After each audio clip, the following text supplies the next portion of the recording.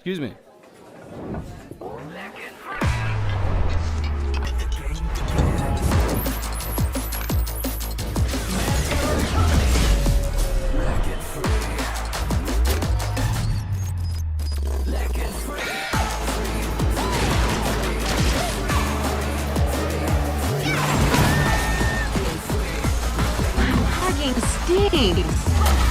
Victory!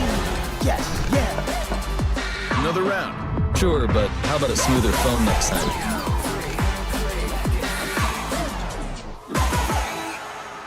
Realme 14. Performance beyond limits.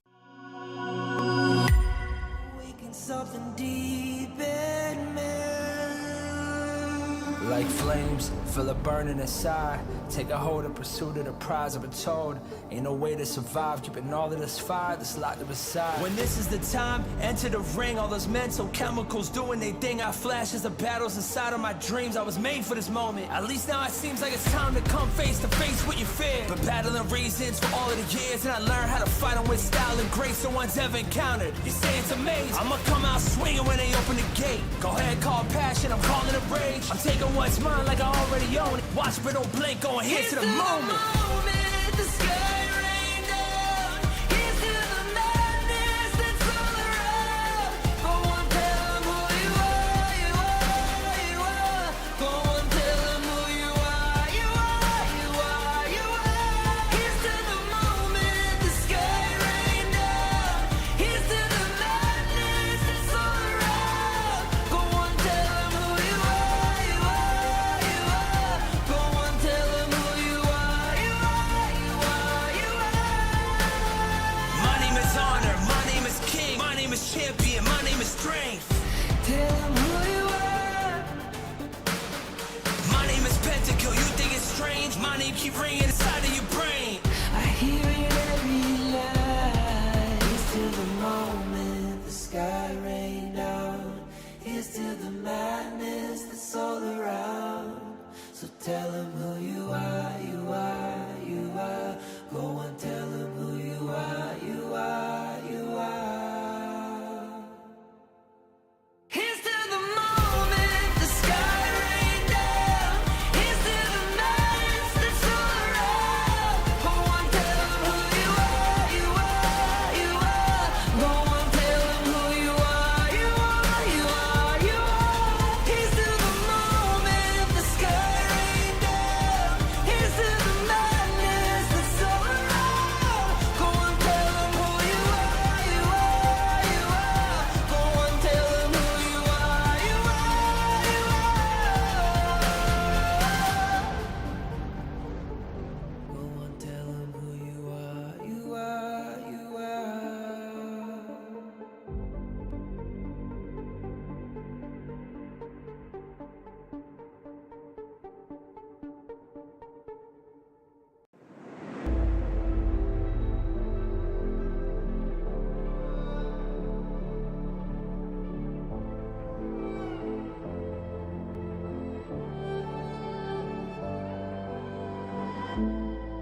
We're no strangers to the fallout. It's what got us here.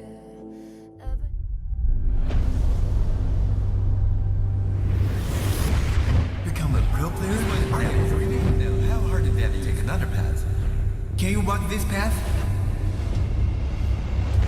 Je me suis déjà posé la même question. Posso percorrere questa strada? Il l'appelle. Le chemin et le champ de bataille vers le plus grand honneur.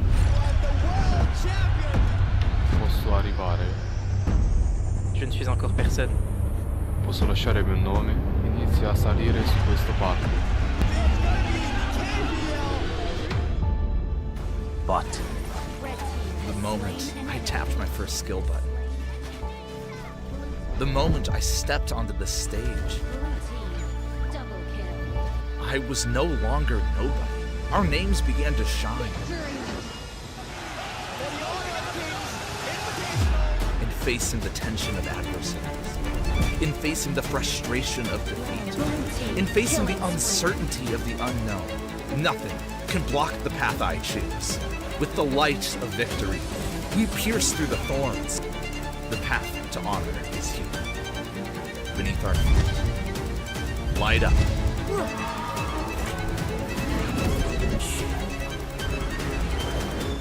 When our footsteps awaken the dawn of the gorge, to walk this path is to walk toward honor.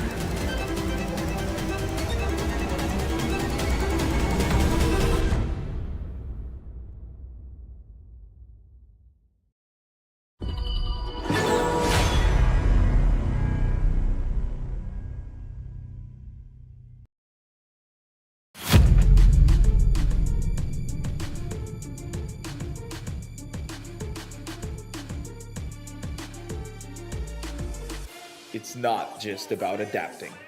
It's about creating your own path. Siamo pronti a sconfiggere chiunque si metta sulla nostra strada.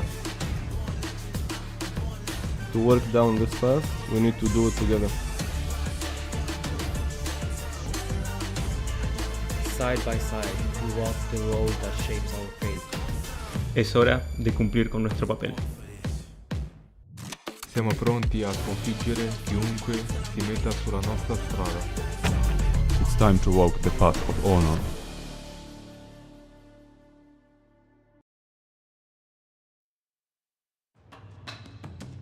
How's it going, everybody? Welcome back to the Honor of Kings Major West League Spring 2025 Day 2. It's myself, Blam, and with me today is not Yikes, it is Yumis. How are we feeling today? I'm feeling great, very excited to watch some competition here. I was watching yesterday, the matches were very intense, and now we're kicking off with a great match here too. Game 1, Koi versus Virtus.pro here. Yeah, I mean, this is a game that's going to mean a lot to both of these teams, right? I mean, this is only the ranking week, but it's Day 2, and these teams don't have a single victory, so they definitely need to step up within this series, right? Someone's going to get a score on the board today. Let's see who it is. Yeah, I mean, this is it as well, right? I mean, other teams are going to be wanting to get some scores on the board as well. We do have, obviously, a fruitful matchup once more. Day 1 was definitely a banger of matchups as well, but a lot of the teams that played yesterday will be playing today. Obviously, we get the first match from the Turkish region team next RÜYA as well, so we do definitely get a little bit of new blood onto the Gorge today. Yeah, yesterday, I think OG has really cemented their place as one of the top teams. And let's see how they extend their lead today. Yeah, speaking of top teams, right? The top team who wins this competition gets that 10,000 USD prize pool. The total is 50,000. Second place gets 8.5. Third place gets 7K. 6.5 for fourth. And then if you range between 5th and 7th place, you still walk away with 6,000 USD. I mean, man, that's definitely a very tasty bit of prize pool, even if you get to last as well. Honor Kings definitely treats their players really well here. The difference between first and last is large, but you get a good amount just for playing. A good amount just for playing, and these are the teams that are participating. We have OG Esports, we have Next RÜYA, we have 9Z Globant, we have AYLO Gaming, Twisted Minds, Movistar Koi, and we have Virtus.pro as well. So we have plenty of different regions participating in the West League, all trying to prove themselves who can be the top dog of the West League. Today, the matches are going to start off with Koi versus VP, as we mentioned. It's going to be followed up by 9ZG versus Twisted Minds. And then OG makes another return here versus NRX. And then finishing off with another Koi match versus AYL today. Yeah, I mean, some really good matches coming up with today as well, right? Like, Day 2 is definitely going to be kind of trying to outshine Day 1, but all these games are going to be played on that global ban pick as well, which was pioneered by Honor of Kings in the KPL since 2018, and now it's officially introduced to Honor of Kings international tournament starting from Invitational Season 3, and definitely upset some of that power balance that we already saw from 2024, right? Like, it's normally Malaysia versus Malaysia, but man, Nongshim came through from the JPKR region, going up against Nova Esports, taking them all the way to the ultimate battle as well. Yeah, this format definitely favors people with wider hero pools. You got to learn all the heroes, all the counters, and it makes for some exciting gameplay. Today, we're not going to see too many picks as it is a best of 3, but as the format goes longer, we're going to see best of 5s, maybe even best of 7s, and then we're going to see a lot of these lower tier characters see play. Yeah, I mean, out of today's matches, Phil, which kind of match are you looking forward to most? I want to see a match where players pick the characters I see every day in ranked. I'm not sure if it'll happen. I'm not sure we'll see any Dachi mids, but we saw some nice matches yesterday. We saw Channel come out, some of the new characters. Very excited for that. But then again, I also want to see players, perform on these really hard to execute characters, like the Luna, like the Guan Yu, which we've been seeing yesterday. Yeah, definitely these heroes that come through with a definitely higher skill roof than some of the other heroes that have been on Earth Kings as well. I mean, we saw quite a few fades come through as well yesterday, which was really cool to see. But we're going to actually go into the Team 8 intro here, so let's have a look at Koi.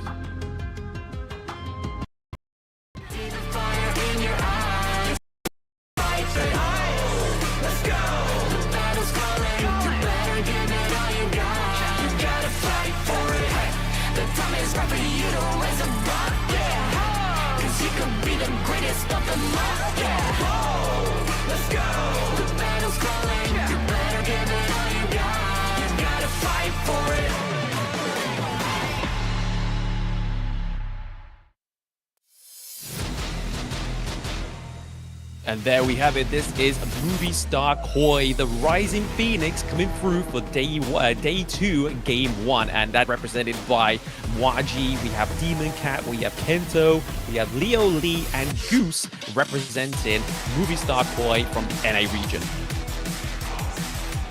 Glam, am I seeing this right? Is Moiji in the Clash lane now? Yeah, Moji's made a little bit of a switch up here. So yes, we're going to be seeing Kento into the mid lane and Mwaji into the Clash lane. So a little bit of a shake up here for Koi, which could be very interesting. Maybe this is what they need, Phil, to actually get onto the winning side of this bracket.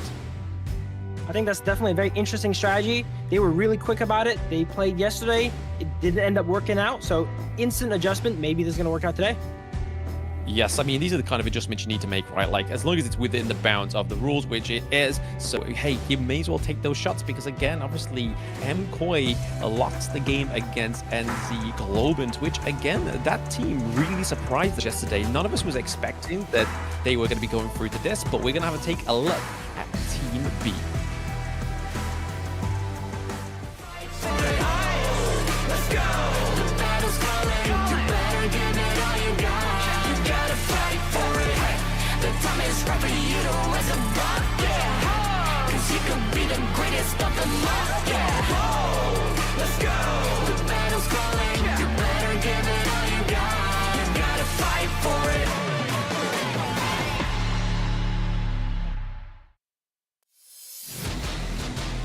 Now let's go ahead and take a look at VP or Virtus.pro. They're in the Clash lane. They have Sishi in the Clash lane, Alim in the jungle, Red in the mid lane, Prince in the farm lane, and Grizzly Q as the roamer here. Yesterday, they also did not have the best performance as well. Not as many switch-ups as Koi, but we're going to see how they fare today. Yeah, I don't think we have any switch-ups here on this team, right? They're going to stick to what they know from day 1 and just hope that it kind of clearly gives them the result that they need today, which is definitely the victory that they're waiting for, right? They're currently down 4 games, right? Not a single win in these 2 series that Virtus.pro has played against. But honestly, when we start to look at the teams that they played against both of the teams from the EU region, right? They played OG Esports and Twisted Minds, which yesterday, from their performance, looked very strong. Yeah, maybe they're not going to be switching up their roles, but we'll see during draft if they switch up their in-game strategies and hero picks, maybe, to switch it up, or we'll see what they do. Maybe they keep doing what they're doing. I mean, I don't think they should keep doing what they're doing, right? If they're going to keep doing what they're doing, they definitely just want to execute it better, right? But again, at the same time, I feel like the way that Virtus.pro yesterday weren't able to get a victory was the fact that they weren't playing reactive enough. They were kind of just going into the games, really hoping that it's going to go in their favor. But unfortunately, they went up against teams against OG Esports and Twisted Minds, which are 2 teams that aren't going to wait for you to make the move. They are just going to go in first. They are going to make the first foot in the tango. Today is going to be a new day. VP yesterday had a hard hand dealt to them first game versus OG. Now the momentum is reset. They're against Koi. They're against another team that has not seen a win. If this is confidence what they needed, this is probably what they have now. Yeah, definitely. I mean, having the confidence come through with this one, knowing that they're going against a team that didn't win yesterday, maybe is what they need, right? I think you pointed at that really well there, Yumas, is the fact that Virtus.pro wasn't quite virtuous yesterday in day one, so make sure that they're putting the best foot forward into day two, because after this one, they've only got another 3 games to play against, right? And I mean, it's against next RÜYA would be their game for day 3, and in day 4 they got to go against N9Z and also AYLO Gaming as well. Yeah, momentum is a concept that I feel like when you get momentum going in a series, you can definitely keep it flowing. It doesn't matter about the draft, it doesn't matter about the picks, you just got to get in the zone. And we're about to get in the zone here with the draft. Yeah, draft coming through for game 1 of this best of 3 series between MKoi and Virtus.pro. So it's going to be really interesting to see what they decide to actually prio ban. I mean, we saw a lot of prio bans onto the Mai Shiranui yesterday, so I can imagine that's going to be a bit of a similar tale that we see today. Yeah, I think Mai's been banned in every game except 1, so that is probably the most favorited ban here. Let's see what they do, though. They are first pick, so maybe they'll want to keep it up and make VP ban. I mean, every game but 1, right? But at that currently, the treasured Mai Shiranui is on a 0% win rate, but has definitely got the appearance rate come through. And Virtus.pro, they played it yesterday, didn't go well for them, so they're going to ban it out because, I mean, maybe Kento, this would probably be the guy, the beast behind the Mai Shiranui pick that they needed, right? But we're going to go for a little bit more of the same kind of ban here. The Jing come through, very high frames, very hard to catch out into the jungle. All these high mobility characters going to ban out here. This seems like they want a bit of a slower game. The idea, while a support, is one of the more mobile ones too. Jing gets banned out. Arlie gets banned out. Arlie also had a very impressive performance yesterday.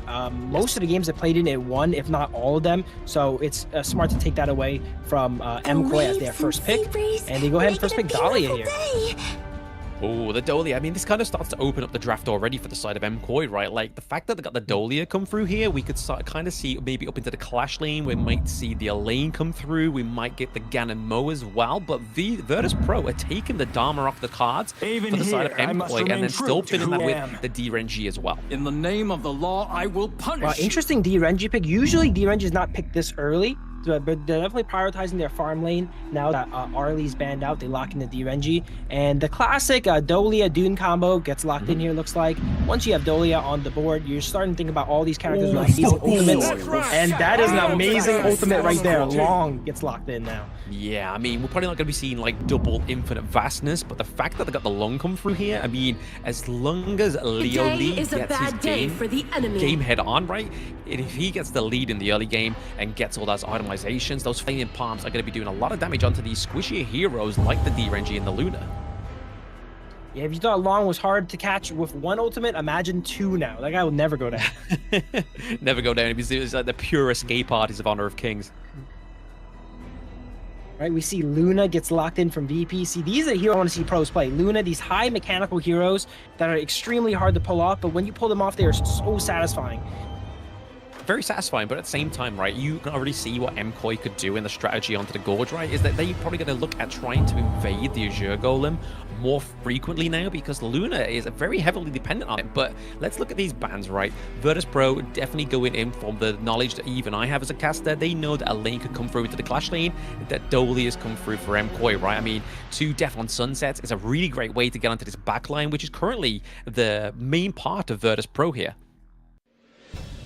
There's 90 members on MKoi that can actually get assassinated by the Luna if you look at it here. Long being the squishiest one, but he gets a get out of jail free card in that ultimate. Dune being very tanky, and Dali being a little bit slippery as well too. So I'm wondering how this Luna pick is going to slot in, and if MKoi actually gives it any targets. Our lives looking. I mean, we for can kind of see here with the belong. Yixings come through as well, right? The fact is that you were just making the point there, Phil, is the fact, like, how are they going to catch them out with the Luna if they can all try and run away? We've got the Unruly Blade from Dune, we have Infinite Fastness, we also have the Ride the Wind as well. If they try and, like, invade in the early game, you're still going to have the ability that kind of just blows away these assassins, which is a really good way for Leo Lee to actually stay alive in the early parts of this game. But the Yixing with the World Is My Board is going to be a great way to control and just kind of define MKoi into a space that Virtus.pro can hopefully then capitalize on. And some synergy between Yixing and Dharma here is you can set up a wall for him, right? That Truth Mantra is going to be a little bit easier to land once they're locked in. You could push him into the wall you create. Yeah, I mean, the Charlotte here, I think, is probably a good substitute for the Elaine. Again, the copious amounts of dashes that this hero has, as well as the self-healing. We can really see this pick coming through up into the clash lane as well. Going up against 1v1 with a Dharma, you kind of want to be making sure you've got more dashes than none when you're going up against the Dharma, because as soon as he gets that dash in, that truth mantra into the wall, it's pretty much a GG go next, right? That's definitely true. You land a good truth mantra, those will end games. Charlotte here, interestingly enough, I don't think is the strongest team fighter here, and Koi has drafted a pretty solid team fighting comp, so maybe they want to put more power into that side laning that Charlotte is able to do. Yeah, interestingly, they've gone for the Hugh-1 into the support role, right? Like, we can kind of see what the utility of this pick is going to be. The Hugh-1 Grizzly Q here is going to have the main priority of trying to kind of just bait out those Unruly Blades. So if we see the Unruly Blades come through from Demon Cat here and try and set up a really good, solid team fight, they're going to be able to use the Unending Sorrow to become untargetable and just kind of exhaust it, but then also give over those healings as well. Outside of Luna, VP's team is pretty straightforward, so it seems like they want to add another pick with a little bit of flexibility here. You do Yuan being able to do a lot of things at once, and being able to go untangible makes it hard for the enemies to just react to their plays. Yeah, I mean, it just gives a little bit more sustain to the team fight, right, as well, because, like, they don't really have a solid front line. The Hugh-1's going to be kind of, like, trying to act as that front line to bait out those skills, as I previously said, but at the same time, she can offer the heals, and she can offer the CC as well. Like, quite a huge range within that circle as well. Maybe they're adding as more of a contingency plan. Early game, she's not going to be that tanky, but as we get later into the game, she does actually round out with more of a tanky build, and that'll make up for Dharma, which is not the tankiest clash laner as well. So out of these two drafts here, Phil, which one do you reckon you're kind of leaning more towards? What's the favorites for yourself? I personally really think I like Koi's lineup. The first three picks they have are so solid, and since this is a shorter best of three, being able to just get one win off the board with all your power picks, I think is very valuable. The Dune, Dolia, and Long, such a solid three pick here. Oh yeah, absolutely, like T0 picks, right? Like the fact that Dolia, I think Dolia actually came through quite frequently yesterday as well in terms of the pick rate. So in terms of her presence, I believe she was definitely one of the more chosen of the heroes yesterday as well. Actually, no, only picked once, banned once as well. So again, not quite given the frequency that she needs to, but she definitely does have that impact onto the Gorge, right? With the Wave Breaker, with the Ode as well, definitely has everything that you need, especially with those dual ultimates. I think Dolia is really good in draft because it opens up picks for you that are not quite tier 0, and Dolia can make them tier 0. Like the Shangwan, for example, is an amazing Dolia combo if the players can play that. It turns a pick that's not very contested and makes it really, really strong. Yeah, absolutely. But we are going to be getting into game 1 very soon, and we kind of take a little bit of a screenshot coming through. Yeah. Yep, as we're going into the game starting up now. Let's see how they do their early well. All forces, move out!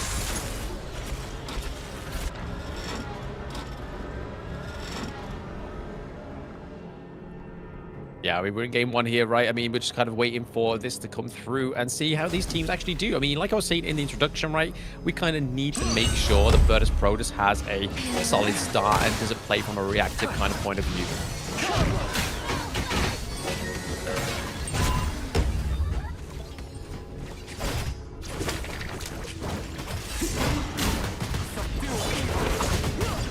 As you can see here already, there's no real action going on for the actual gamers as such right now. We can kind of see that the teams are just trying to take off some of the jungle camps as expected. Just trying to get some of the resources going for the side of Virtus.pro. I also just want to quickly mention that this thrilling season of Major West League is possible with the support of EWC, helping bring top-tier competition to fans worldwide. Yes, the remote phones are definitely going to be the ones that are coming through, and the players are playing on here, so we've been seeing it. They've definitely been providing what they need for these plays as well. But right now, we're definitely getting a very much of a respectful early game. There's no kind of like level 1 invades yet.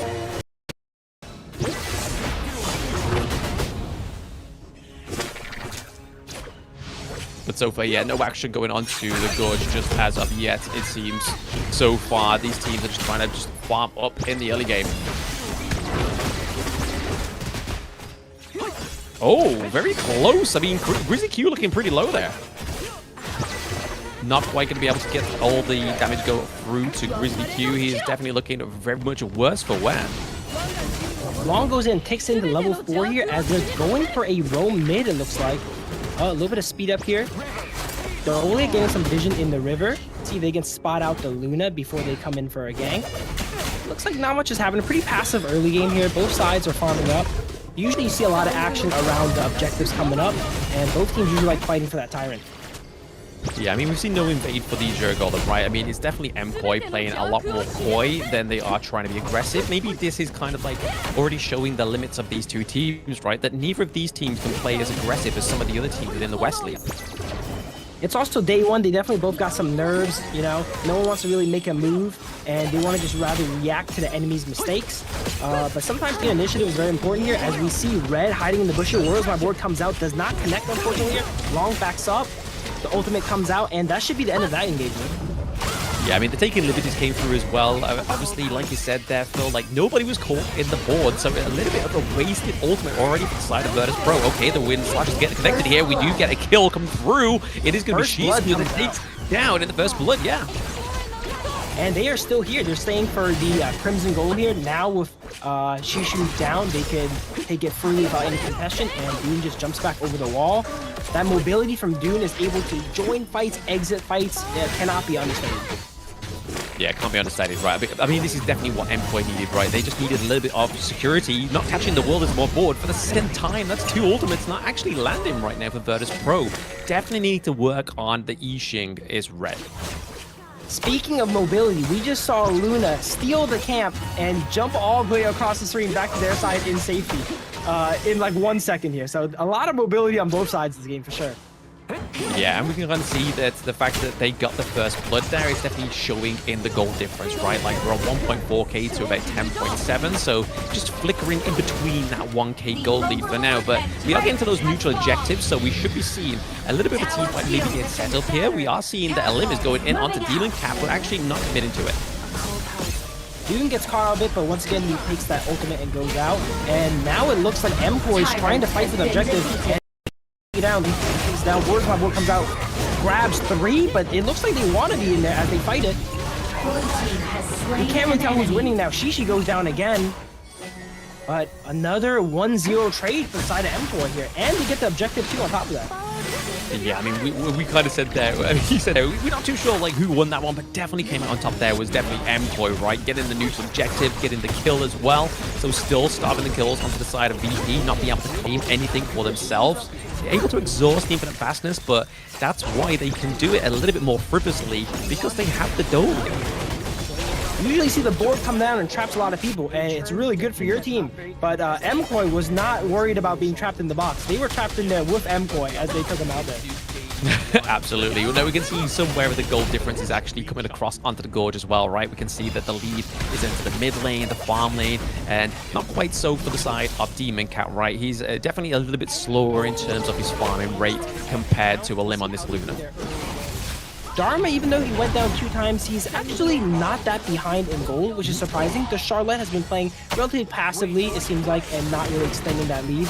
And Dharma's also making plays all around the map, whereas Luna is actually holding the flash lane, as you can see on the map.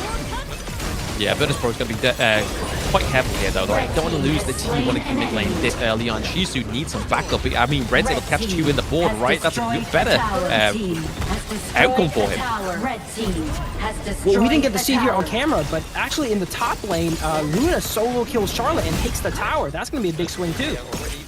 I mean, not only that, right? They was able to get the 2 side lane turrets. They was able to T1 down into the farm lane as well as the clash. So we can kind of see a little bit of a zoned-in tunnel focus onto the side of Koi, and wasn't able to get the objective that they really came for. Yeah, while everyone's playing around mid, a nice little solo kill came out in the top lane. Now Charlotte's gonna have to pick up the pieces here. Luna with the clash lane swap seems to be a good idea. You end up getting a kill, getting a tower, and Dharma's being able to play with the team and threaten that truth mantra there in that combo. Here's a replay of the 1v1. Yeah, wow, it wasn't even close. Yeah, it was definitely a convincing 1v1, right? Like number 1 invade. Very convincing. Luna having the damage and mobility chase down Charlotte and wasn't even in danger of dying, it felt like. Oh yeah, no, definitely not. I mean, she was still like 3/4 health into that 1v1, but right now we can kind of see still the MKoi have got the control in terms of the gold lead. It looks like Primal Bond has faded, and now MKoi is going ahead and looking to set up for this Overlord here. This first Overlord before the 10-minute mark is not too important, but it's better than nothing. It's good to keep position of it and get vision of it so that the enemy doesn't go ahead and get it. But it seems like they don't really want it that much. I mean, is it the fact that they don't want it that much, or the fact they can't really go for it? I mean, there's a lot of pressure down into the mid side of the map here. We could potentially be seeing they want to kind of make sure they keep in hold of that T1 into the mid lane. They've more than likely still got the Primal Bond debuff as well onto the side of MKoi, so it seems like a little bit of a non-starter for me. Yeah, for sure. They're just waiting. Both sides have mid laners that are amazing at wave clearing. So we're going to see this game probably go really late and see scaling come out. Dune here, look at that. Just a brick there. Tanks the full combo. Doesn't even break the shield. And that's the power of Dune. Being able to be so tanky, so useful with minimal resources. Not one of the junglers like Luna, which requires a lot of resources here to make work. Dolly again, a bit caught out. Not much happens. Very slippery there. She is a fish. I mean, honestly, we saw that support 1v1 going on down there. I was kind of like, what's Goose actually trying to get out of this, right? Like, he was just trying to maybe try and bait some of the skills from the Q1, but we kind of saw that Elim was kind of rotating very fast. I was like, mate, you want to get out of there. You don't want to get caught with Luna. Sometimes you get lost in the wet noodle fight, but Deepa has teammates to tell him to back up, because it's not going to be a wet noodle fight for long when they come in. Yeah, no, they don't want to get caught in that one. I mean, the fact that there's like so little kills onto this game one, right? You can kind of see that there's either a little bit of hesitance going into these team fights or a bit more respect from both teams. But the Wolverine board comes down. It does actually isolate the neutral objective as well. We do see that Demon Cat's able to get out of there, but can Leo Lee, and he's able to. Long going ahead, ulting back out. Opposite of the first Tyrant here, VP has great positioning. The second it spawns, basically ripped it down there and didn't give MKoi time to react. It felt like they were a little bit caught off guard with how quickly VP just took that objective off the board. They thought they had some more time to come in and set up, but VP's like, nope, we're just gonna finish it right in front of you. Yeah, no, I mean, this is the whole thing with Elim on the Luna, right? Like, this is a very fast wave clear, a lot of damage going into the jungle, so those neutral objectives, especially the ones that are free 10 minutes, aren't going to stand a chance. Yeah, if you're not set up there early before it even spawns, and needs to take advantage of that here. Dune going in for a little bit of damage on Luna. Luna actually getting a bit low and goes into a 1v4? I was ready to pop off there if he killed everyone. You miss 100% of the shots you don't take, right? Yeah, that is going to be a pretty big shutdown there. Luna has been getting a lot of the farm inside of VP, and being able to get shut down like that by the Dune lets him catch up in resources here, while he has not been acquiring that much throughout the game. But now, maybe Dune goes down as he's caught himself in a 1v4. He goes down to Renji, trading junglers. Another fight breaks out here. Charlotte tries to chase down Dharma. Can Dharma survive? Dharma's on one. No, Dharma goes down to Charlotte. A lot of action here. We're seeing a lot of hero plays from both sides here. 1v3, 1v4s from all of these characters here. Yeah, they're definitely trying to just play a little bit more aggressive, trying to get a best foot forward within these next neutral objectives, right? So as we were speaking about them before, the Shadow variants are now up within the 10-minute mark, but unfortunately for either of these teams, they don't have their jungler on hand. So right now, VP's making the most out of that. They're able to get the Overlord because, I'm sorry, I mean, Elim was back up, sorry, but however, Demon Cat was down. While it was a mistake for Elim to die first in that 1v4, since he was out of the fight so early, he came back to the fight quicker than Demon Cat because he died like 30 seconds later. Yeah, I mean, you can kind of say, I mean, there's not always a good time to die within these team fights, but there's definitely a little bit better placements of when you die with these neutral objectives. It looks like VP, while they did get the Overlord, they don't want MKoi to get this Tyrant here. They can't really take themselves with a Primal Bond, but they're doing a good job of keeping them outside and having great vision of the Azure Golem area in the jungle. Crimson Golem, that's the red side of things. And Luna takes another tower. Both Clash Lane towers were taken by Luna. They have Smite, but that's the true Clash Lane in VP, it seems like. I think Elim is just trying to focus onto these side lanes, right? Especially once they've got the Overlord. I think it's definitely the play they really want to go for. When the pressure here, the Wind Slash does go through. We are using the Infinite Vastness to actually be exhausted here already, and Elim taking a lot of damage. Goose gets caught in a bit of a bind there in between 5 members of VP as they're pushing here now. And while I said this game might go late with a lot of wave clear, look, these fights can easily turn. Once we get a Dragon on tower, once high grounds go down, it's going to be really hard to hold.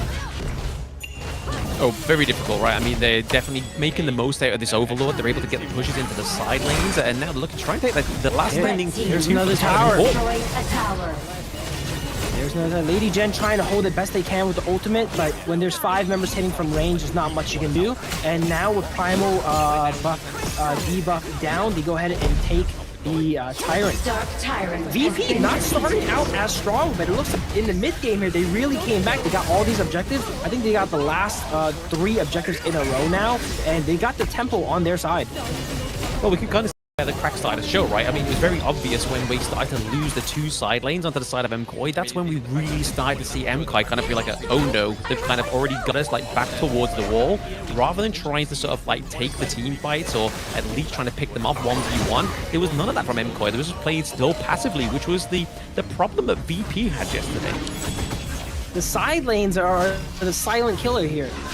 You take your eyes off them for too long, minion wave push up, someone needs to go and respond, and during that time, what do? They group up as 5, push, take an objective, catch you off in a rotation, like Goose was caught rotating bot there, trying to clear the wave, help out, get some vision, and then you get caught in the enemy jungle. Once you have the side waves pushing, you know where the enemy is gonna be. They have to go clear, right? So you can set up an ambush and wait for them.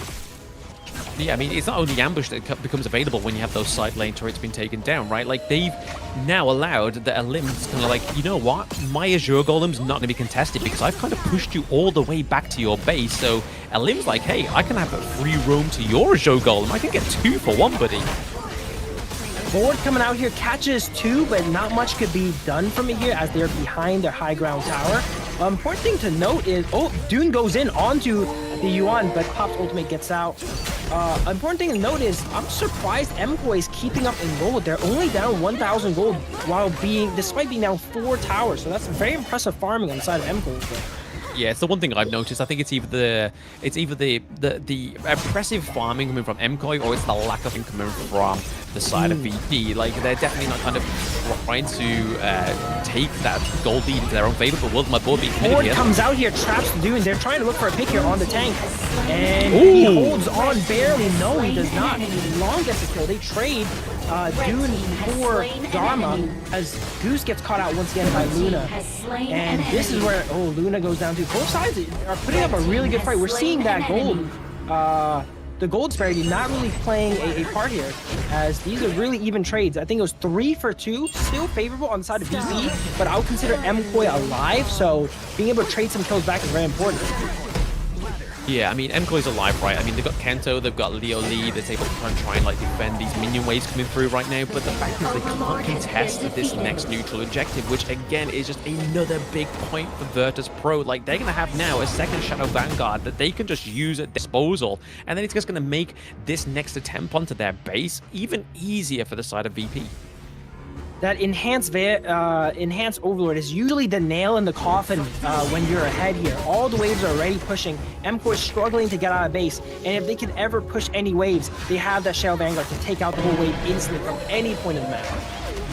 Yeah, I mean, we can kind of see the little bit of itemizations come through here from MKoi. They've got the Starbreaker coming through, so in terms of like the tankier damage, they can try and like put that down onto the Huan. But honestly, there's definitely a little bit more squishiness rather than the tankiness onto the side of VP. So maybe even the Act of Torment probably would have been a better build into this one. But as Demon Cat as well, he's got the Blood Rage. He's got a little bit of a more second wind coming through with that additional shield.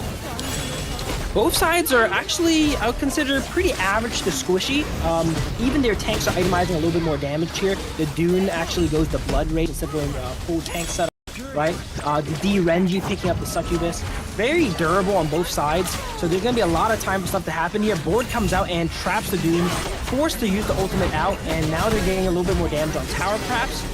No, they're playing a really patient VP side. They zone out the tank, but they barely get damage on tower. They really don't want to mess up this push here. And Charlotte goes on to the Luna, and Luna goes down in the mid lane here. Wow, this could be a bit of a comeback, yeah. This could be a bit of a comeback for sure. You got to be really careful with your pushes, because while your attention is focused on the tower, the defender is usually focused on killing it. She goes down as well too. Wow. Yeah, the Flaming Palms definitely came through for Leoli, right? Like, that's the reason why they're able to force themselves out of their base. I mean, Waji has to go through there and defend the Overlord, though, because they have lost the high ground turrets into the bot side and into the Clash lane as well. So they didn't get away completely scot-free on the Koi, but they were able to actually break free of their base territory. This is such a back and forth game here. Gold difference 200, 100 now. At first it started, it seems like Koi was advantaged, then it threw back over to V. All it takes to throw the momentum back in your favor here. I have no clue who's going to take this one down. I mean, first game of the day, and we're getting almost the Tempest Dragon as well, right? What we're teetering on the edge around about 3 minutes of the Tempest Dragon. If Koi can't close this out here, it could be very troublesome for them to try and come back. Will them aboard has been committed. Koi has completely shifted momentum here. Now they're taking the fight to VP side, and it looks like they're Ward did come out, trapped the Doom, made him lose a lot of health here. A lot of untargetability from both sides here. Long using his to dodge some damage as well. And this seems to be the end of Koi's push for now, as we see some resets go down. They back and clear that Clash lane. We have elite minions going in from there. Maybe VP can take advantage of that. Now that they're down, we can take a fair fight. Another board comes out, barely traps 2. But no, even though 2 gets trapped, wow, amazing Splendor coming out from using, but not enough time there. We see a lot of these boards come out and getting good traps, but Koi doesn't actually mind if they want to stay there and fight.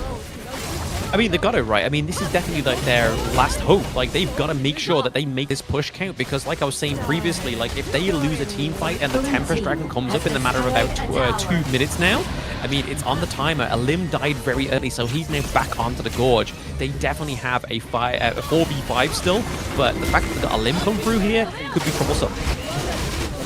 Dharma might be getting caught out here in a 2v1. No. Oh, Flash comes in from long. Oh, gets the perfect bombs. execution there. Oh, that is not going to be good for VD side, as now Koi should have priority when it comes to this Overlord, and this Overlord will set them up nicely for the Tempest Dragon if the game does go that far. And it seems like 1 minute away, it will go that far. They got to watch out though, right? I mean, the fact that Mwaji is having to go all the way back to base, they're already down 1 member, so they're kind of fighting 4v4 here. They got to watch out though. Another board comes out, traps 3 of them. This time seems like more of a disengaged board here. Trap 3, so they could not re-advance, but Yizing still goes down, unfortunately.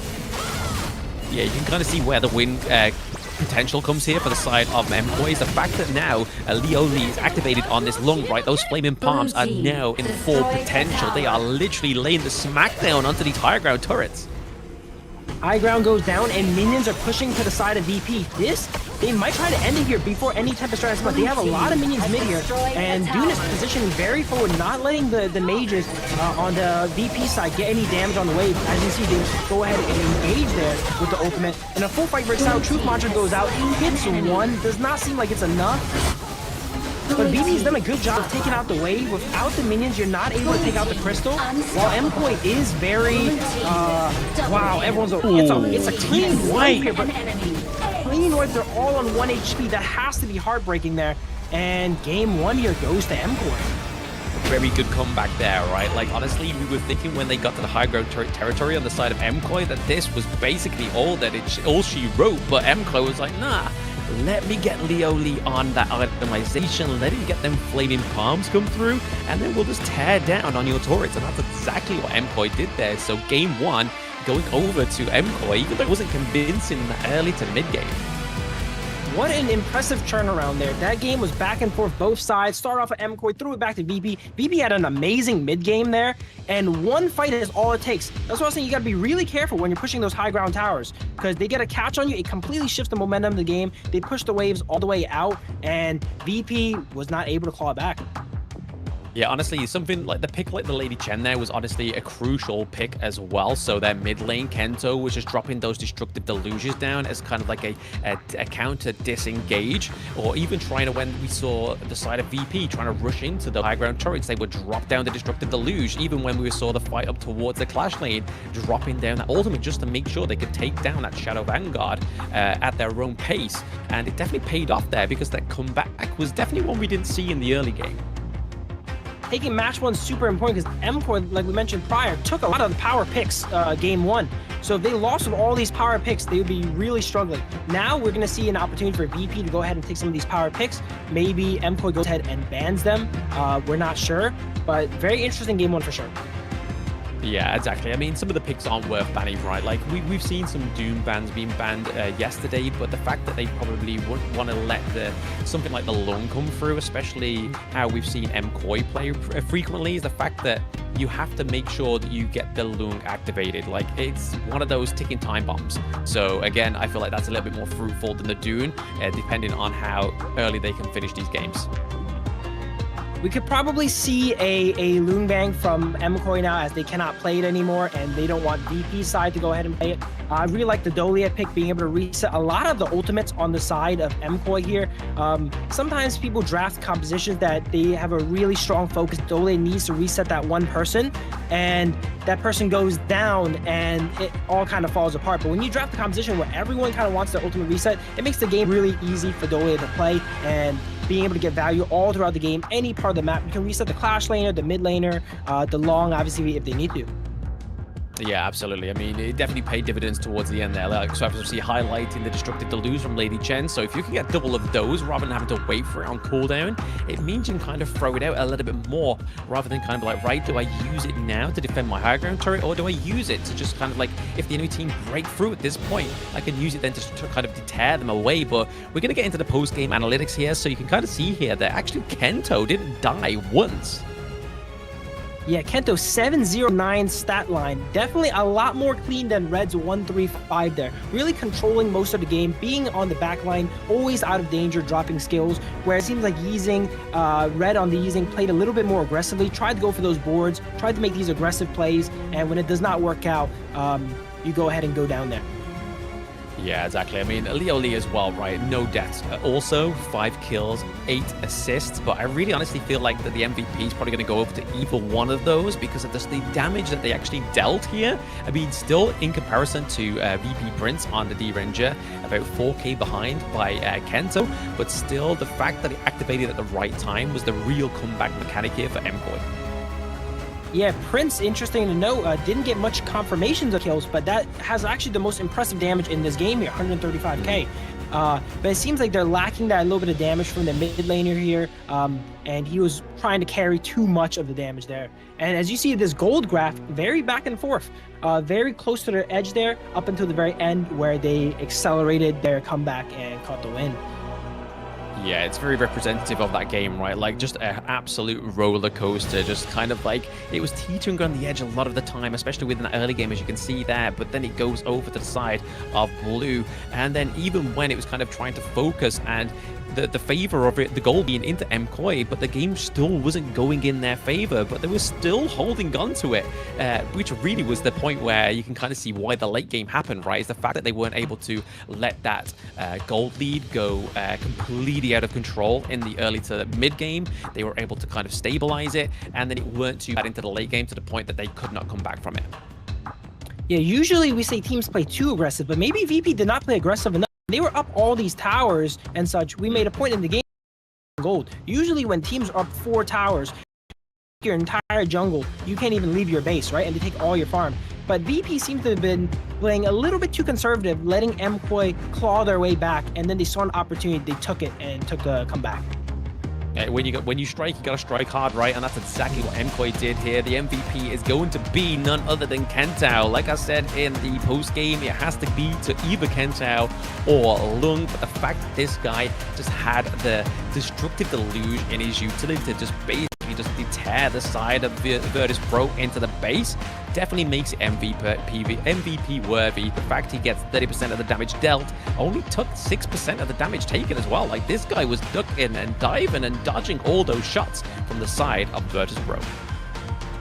Yeah, that's a great point to focus on here. The damage taken. When you play carries such as marksmen and mages, that damage taken score, the lower you can get it to your damage, the positioning is always keeping themselves out of danger here. As we go back into some highlights here, Sushi did not have the best game here.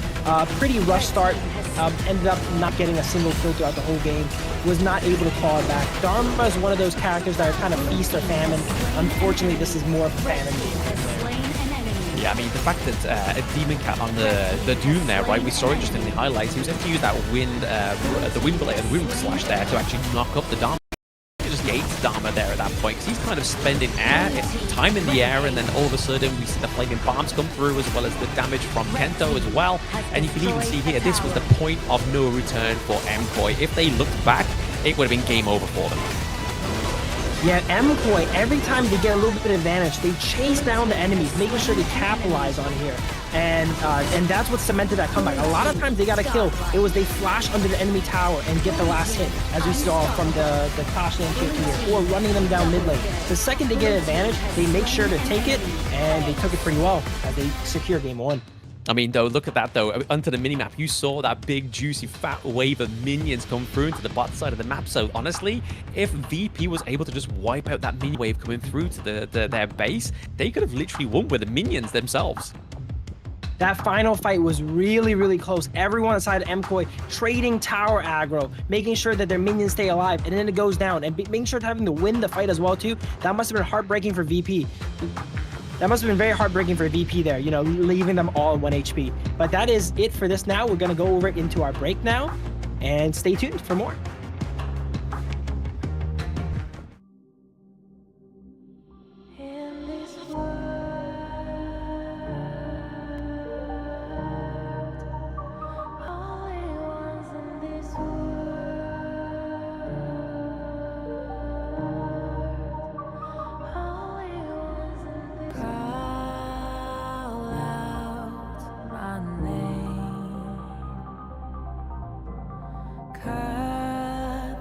Sound of the rain. No matter how I feed the flame, you know I feel the darkness and the pain. All of the ways we tried to break free from the night, you know we made it out, we found the light. I fly so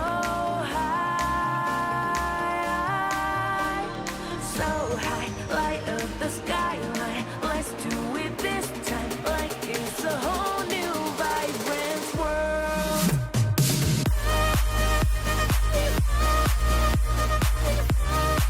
Like we're the only ones in this world.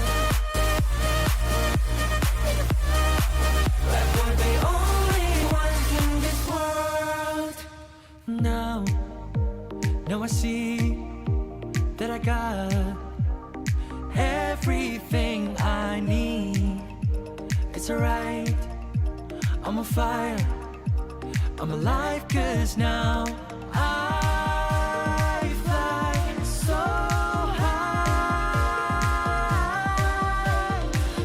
high, light up the sky. Let's do it this time, like it's a whole new colorful world.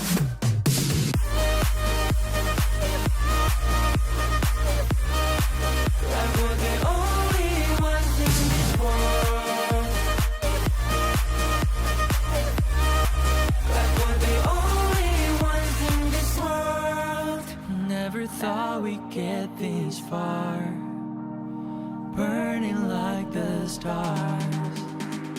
How we get this far, like we're the only ones in this world.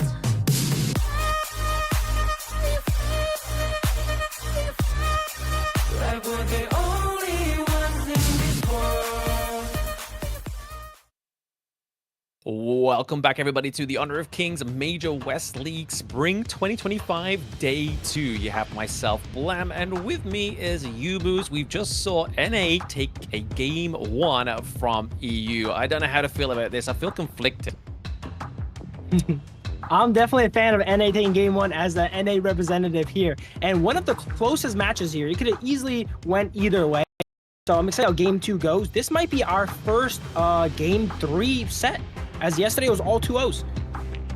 Potentially, right? I mean, the fact that this was so close in game one, I mean, like you said in the post games as well, right? The fact is that this is now going to be a consequence of the global BP. Like, the fact is you can't pick the Lungen onto the side of Koi, you can't pick the Dolly, you can't pick the Dune as well. So there's a lot of picks already exhausted here. And here is the update global ban pick. And we can kind of see a lot of T0 picks like the Lung, like the Dune, like the Dolia. And if we look over to the side of VP, there's not as many being exhausted. Yes, the Dharma gets exhausted, as well as the Yi Xing into the mid lane, and the Q Huan as well, obviously can be flexed into jungle, mid, or support, but they have exhausted it and can't pick it again. So they may ban it out for the enemy team, but they can't pick it for themselves. Yeah, a lot of these power picks is off now. Koi is going to have to switch up their strategy with some different picks now. And draft-wise, they're going to be pretty handicapped in draft, as they need to remove these picks from VP side, as well as remove other threats that they're used to VP having. Yeah, exactly. I mean, like, picks like the Diadeer as well, right? Like, we saw yesterday, the Q actually played the Diadeer in game one, but then it didn't quite go too well for him, especially going up against OG. But this could actually work for the side of VP going into a game with Koi, because as we know, in this game, they were able to actually get a great advantage over the side of Koi, just not in terms of the gold. So, again, just instead of a silver line, it was a golden line for the side of Koi to get that comeback.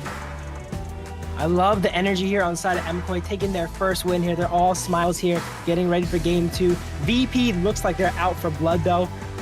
Look at him. If looks could kill. If looks could kill. If looks could kill, they are 2-0 already right now.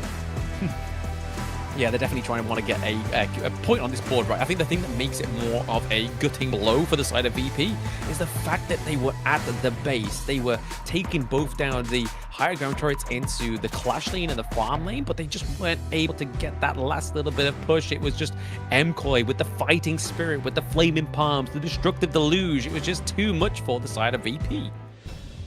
Sometimes it's even worse than getting dominated, to know that you were so close to victory, but you're forced to taste defeat as we get into the draft here. Yes, game 2 draft coming through here. We do see that VP's gone over to the side of blue, so now they do get prior blue, so we could be seeing something like, depending on what gets banned out here in the first part of the banning phase, we could be seeing something like the Diadeer come through. Maybe red will get the Mai Shirinoya maybe play a little bit better for him, but it looks like Koi's like, nope, not anymore. We cut in that one straight out the gate. VP, having exhausted the Dharma, does not want Koi to go ahead and take it here too, as we see it get banned out. Koi, for the second ban, has a lot of options, actually. I'm curious what they ban. A lot of power picks are still available. Luna also banned from VP here, as that's another pick they've expended already. And we see Diadeer end up getting banned. So a lot of power picks for VP are available here. Koi cannot contest, as they've played already. The Ali coming through, I mean, this was one of the picks we were talking about in the part of the stream, right? Like, Ali was one of these picks that came through a lot of the times, picked 4 times, banned times, but has 100% win rate. So honestly, if they can keep that win rate going here for VP, we could be onto a bit of a banger. But over to the side of Koi, they do have another tasty T0 pick, which is the Organ. I really like the Organ being picked with someone like Princess Frost, which is a less economy-focused character. Drop and help out their teammates and feed all that juicy mid-wave farm into the Agron, and hopefully have him go ahead and run the game as one of the strongest picks here.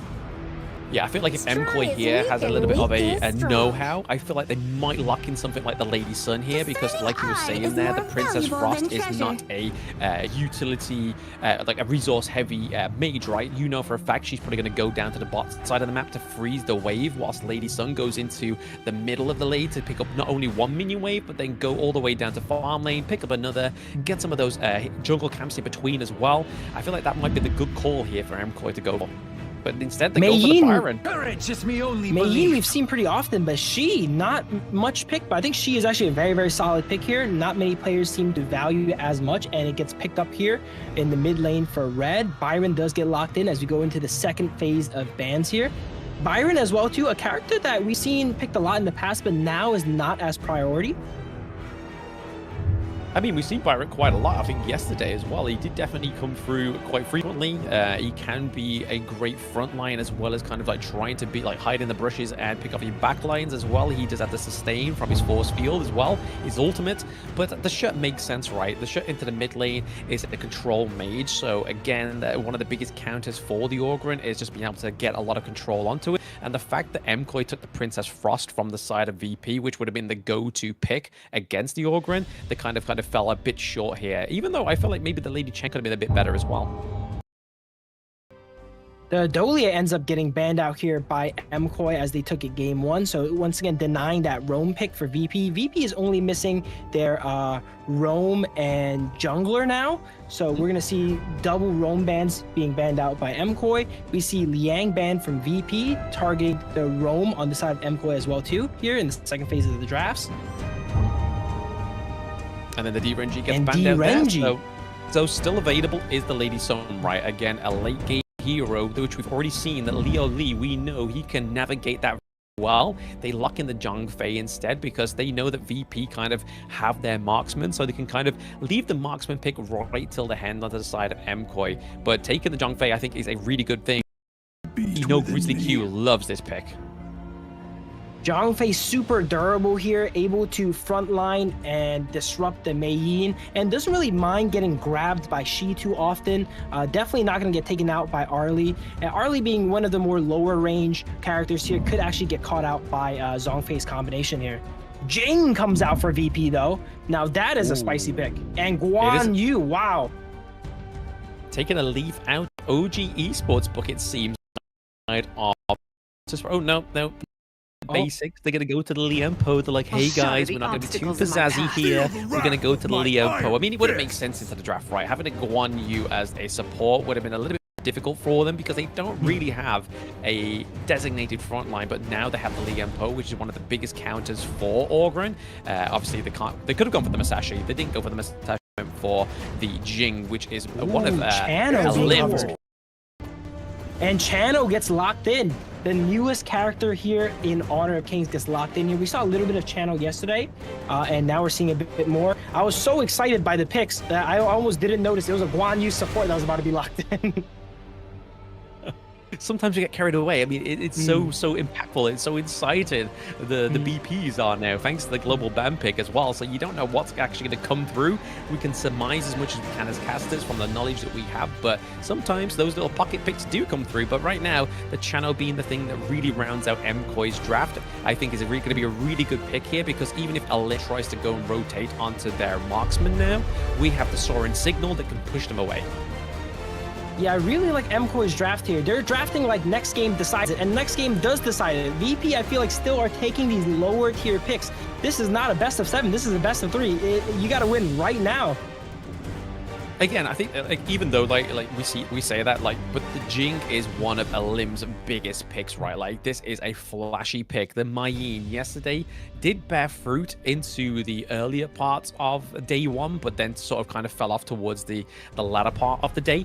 But now that they've got the Mei Yin here, kind of see that Shisu might be having a little bit more of a better time on this one, because again, both Mei Yin and the Jing are very kind of like high frame heroes. They're hard to catch out, and really what's going to be the big thing to try and catch out both of these picks is either the Princess Frost or the Zhang Fei with the Unbridled Outburst. So if they can take Princess Frost off the out of the team fight a little bit early on, then all they've really got to worry about is that Zhang Fei, maybe even the Byron. Enemy minions will arrive. I'm very interested to see how this Shi plays. I'm more of a supportive mid laner here, but able to do some of the most frustrating combos in the game, pulling you 2-3 times, and if that gets chained together on multiple people, that will spell the demise of MKoi here.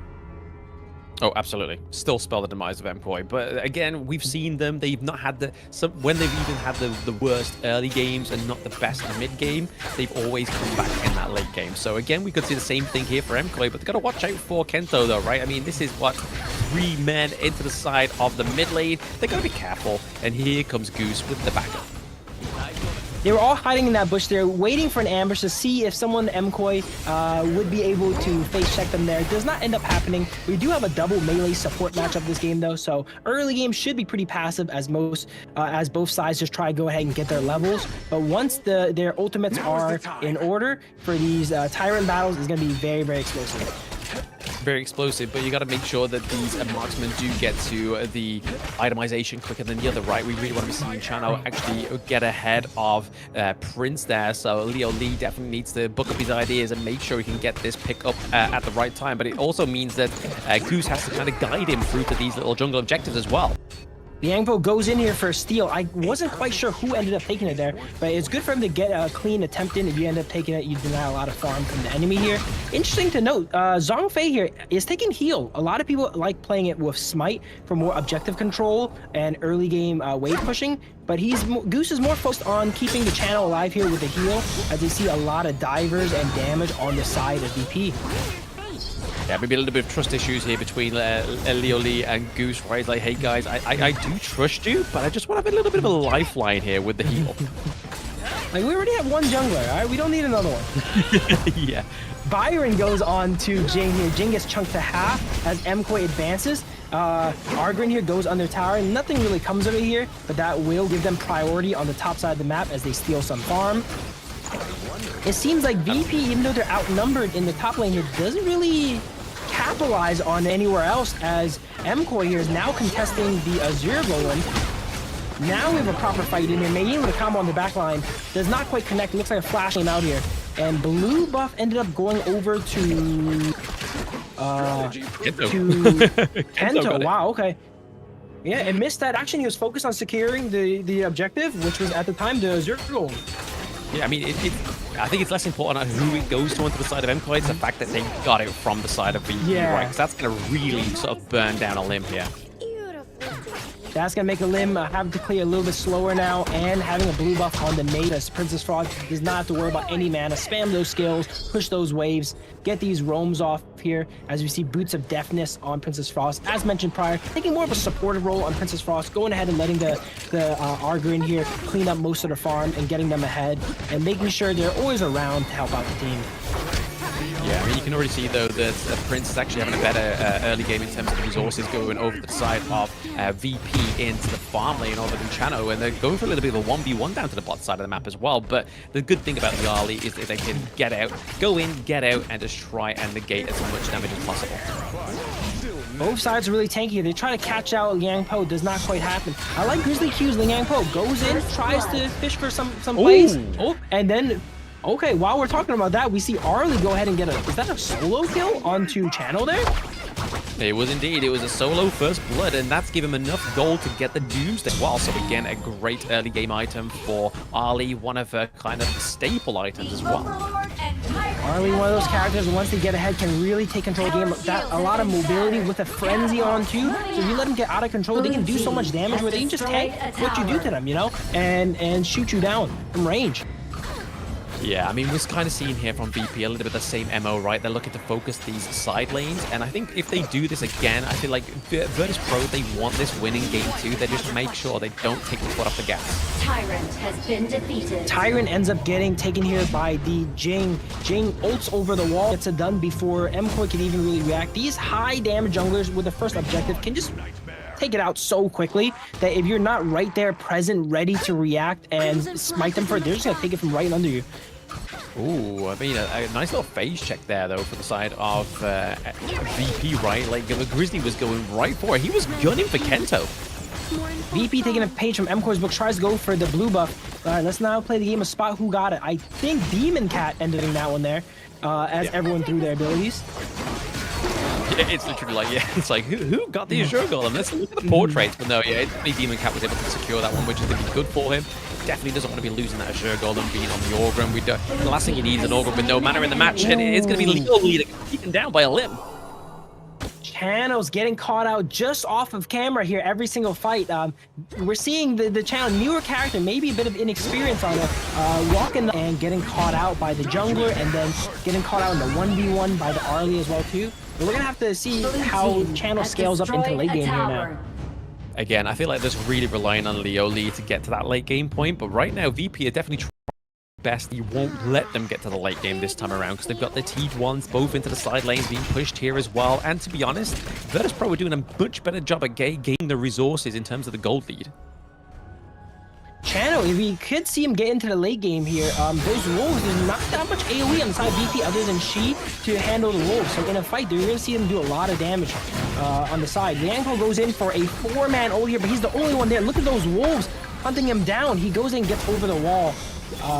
We see is that Byron there barely getting away with 1 HP there under the tower of Mkoi's side. Yeah, barely. Just about right. Like, they've got to watch out, though. They're definitely pushing here onto the side of VP. They're looking to get these minion waves kind of pushed through, maybe even trying to sort of, like, claim this mid T1 earlier as well, because that's exactly what they did in Game 1. So Virtus.pro trying to go for a little bit of the same kind of rodeo from Game 1, because it did work in the early game to mid-game, right? It just kind of just gave too much room over to the side of Mkoi, and they were strong gold lead in the early game, but right now they're definitely at that 2k gold difference, so they're just going to maintain this. Yeah, Byron here, interesting to note here, he ends up getting the Pure Sky really early here. Usually we see Byrons go the Frost Scar and Axe of Torment, but he gets a really early Pure Sky, getting that equipment online. Focus more on doing damage as the side of VP, their carries are all really squishy, the Jing, the Arlie. If he can go ahead and get past the Yang-Po and get on those carries, he can take him out really rapidly. Oh, absolutely. Yeah. I mean, that's his main obstacle, right? Is Grizzly Q, and he is going to be that grizzly bear that's basically the emblem for VP. But they've got to make sure that they don't get caught here, dived in there using the whatevers to escape out of that team fight. But it looks like that Waji is still looking out for blood.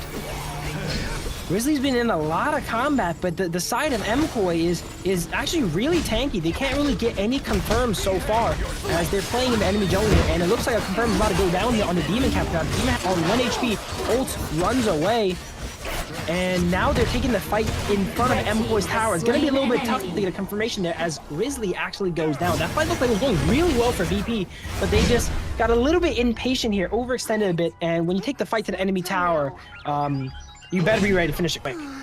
Yeah, absolutely. I mean, they weren't able to claim that T1 into the mid lane, right? But it does mean that VP was able to get a kill onto the board as well. So right now, as well as Mkoi, sorry, they were able to take down Grizzly Q, which is what we was talking about literally moments ago. Is if they can get rid of Grizzly Q and then Byron can try and get into his backlines onto the squishy heroes like the Jing, like the Shur, they could actually start to get some momentum here.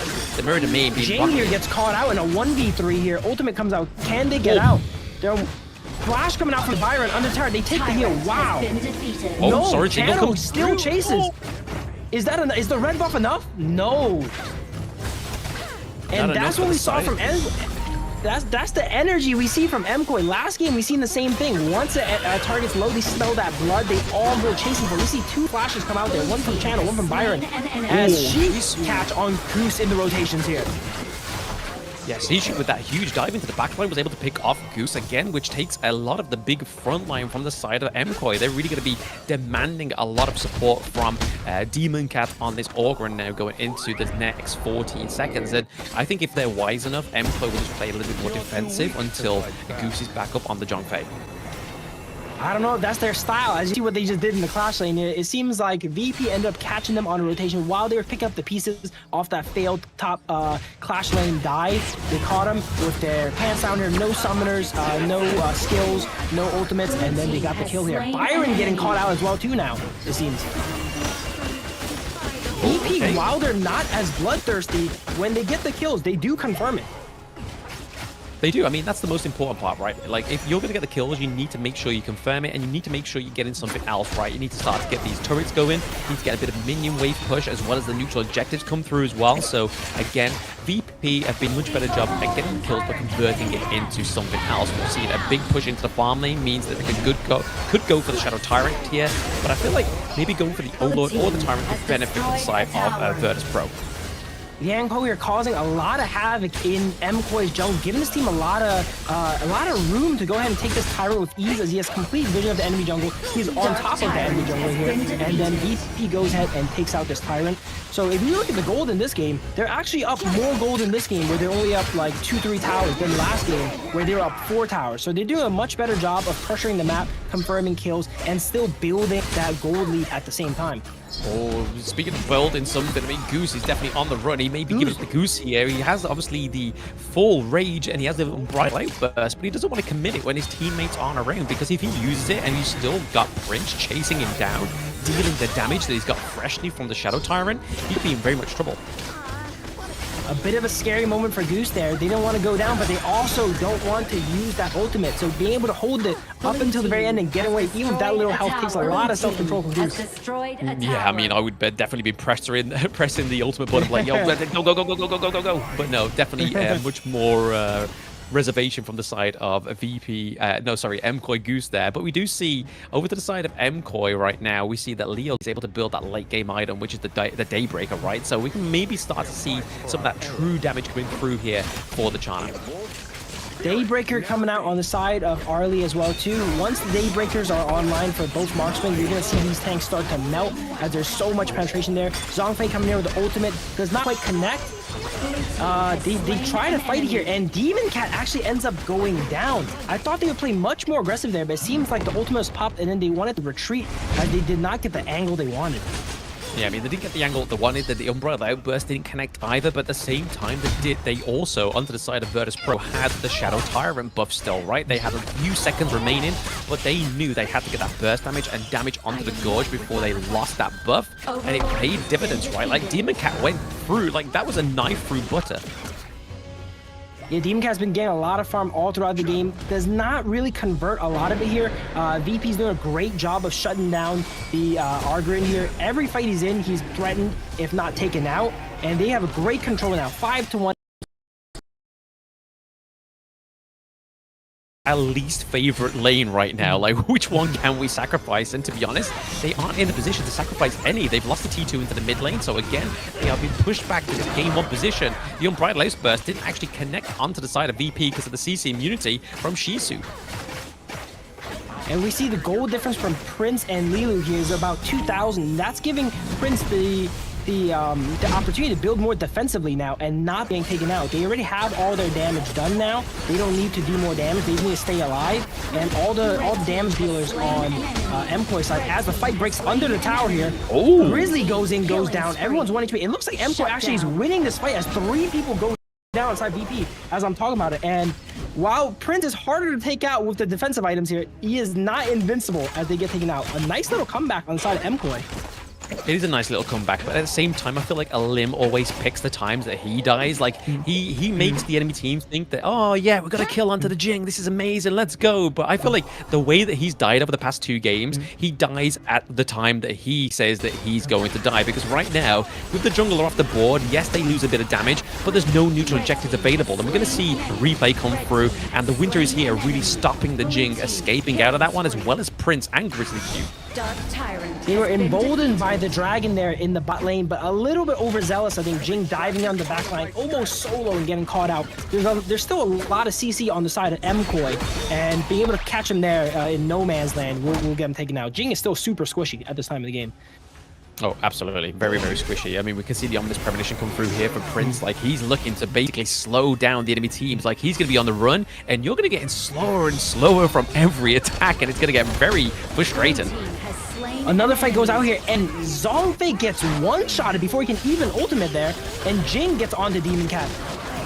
Demon Cat is able to maybe get away. No, he's on 1 HP. They do not seem to want to trade as Shishi here backs up on the Mayin. But wow, Zhongfei died so quickly that he didn't even notice, it looked like. He still has the heal and equipment ready, and the ultimate ready too. Yeah, he just forgot what button to press, right? He was just in as much shock as you were and I were, but this is what I mean with the Ominous Premonition, right? Like, Waji's just been slowed down to a T here, and it's all thanks to Prince. Having a higher damage jungler inside of the EP, once you start face-checking the entire team, tank or not, you will get melted. Yeah, exactly. Like I said before, it's like a knife through butter, and it's not like hard kind of butter that just come out of the fridge. It's literally like, it's melted, it's room temperature, and Jing goes through it like a just clean cut. In a very warm knife. Let's see how they end up coming back from that. It looks like VP doesn't convert much off of that pick here, as they now set up. There's no objectives really up, and then MKoi cleans house here, cleans up all their waves, gets all their waves pushing back in a good position here. But we see they should have priority on the Overlord, but they're not actually positioning for it. They rather clear out the mid waves and have mid position. Now they're going ahead and rotate over to Overlord and setting up now. I mean, it just gives them a little bit more pressure onto their side. It gives them a bit more of a bargaining chip onto the side of VP, right? As we see Jing go in here, take out the Argrin. Can't really get online. Demon Cat's usually one of the first in, and that means you're one of the first out as well, too.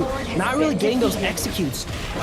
And that mid push, as you mentioned, allowed them to apply that pressure while having the M-Koi, forcing M-Koi to choose. Do I want to go ahead and clear mid wave? Do I want to fight for the Overlord here? And they got some impressive tower damage from the mid wave. They actually end up going down. Wow. Okay. Exactly. It's those moments of hesitation at this late point in the game, at that 7 minutes. It's like, you're not going to take a fight unless those minion waves are pushed. And now you can kind of see the knock-on effect happening here. They have the Vanguards, they have the T3 and the T3 into both the Clash and the mid lane, and now even the farm lane, so they are collecting them like cards. While M-Koi is definitely very capable of a comeback, this is going to be a tough one with all 3 high ground towers. Elite minions are spawning in every wave.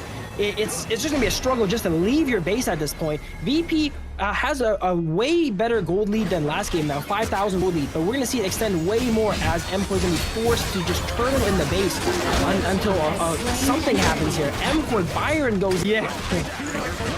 Okay, that fight ended up not going as well as VP may have wanted, actually. With all the minions pushing into base, they still end up taking a 2-for-1 not in their favor. Like I said, M-Koi always has the opportunity to come back, and they're using this momentum shift here to go ahead and get the Tyrant. This is going to definitely help them clear these waves that are going to be permanently going into their base. Yeah, I feel like the pressure's a little bit too much for the side of M-Koi though, right? Like, they've got the Tyrant, they've done this before, right? They weren't able to convert it into any turrets, and right now, that's exactly where they want to be, right? They want to be pushing these turrets and getting some turret gains. They really need to start opening up this mid lane if they want to sort of create pressure onto the side of VP. Yeah, someone's always going to be stuck in base for M-Koi doing housekeeping as they have 3 waves of elite minions going in at them. What I always like to say is towers are forever. Once you go ahead and take out those towers, it's going to be permanently spawning these elite minions, and someone has to deal with it. Those minions will end the game alone if no one deals with it. Yeah, literally, if you leave unchecked, they'll be like, yo, let's bash your crystal down, and you're not even going to notice it within a moment's notice it goes down, right? But we can kind of see here that M-Koi are definitely trying to get pushed here into the mid lane, able to get the T1 as well, but we don't want to see who's get down. Ooh.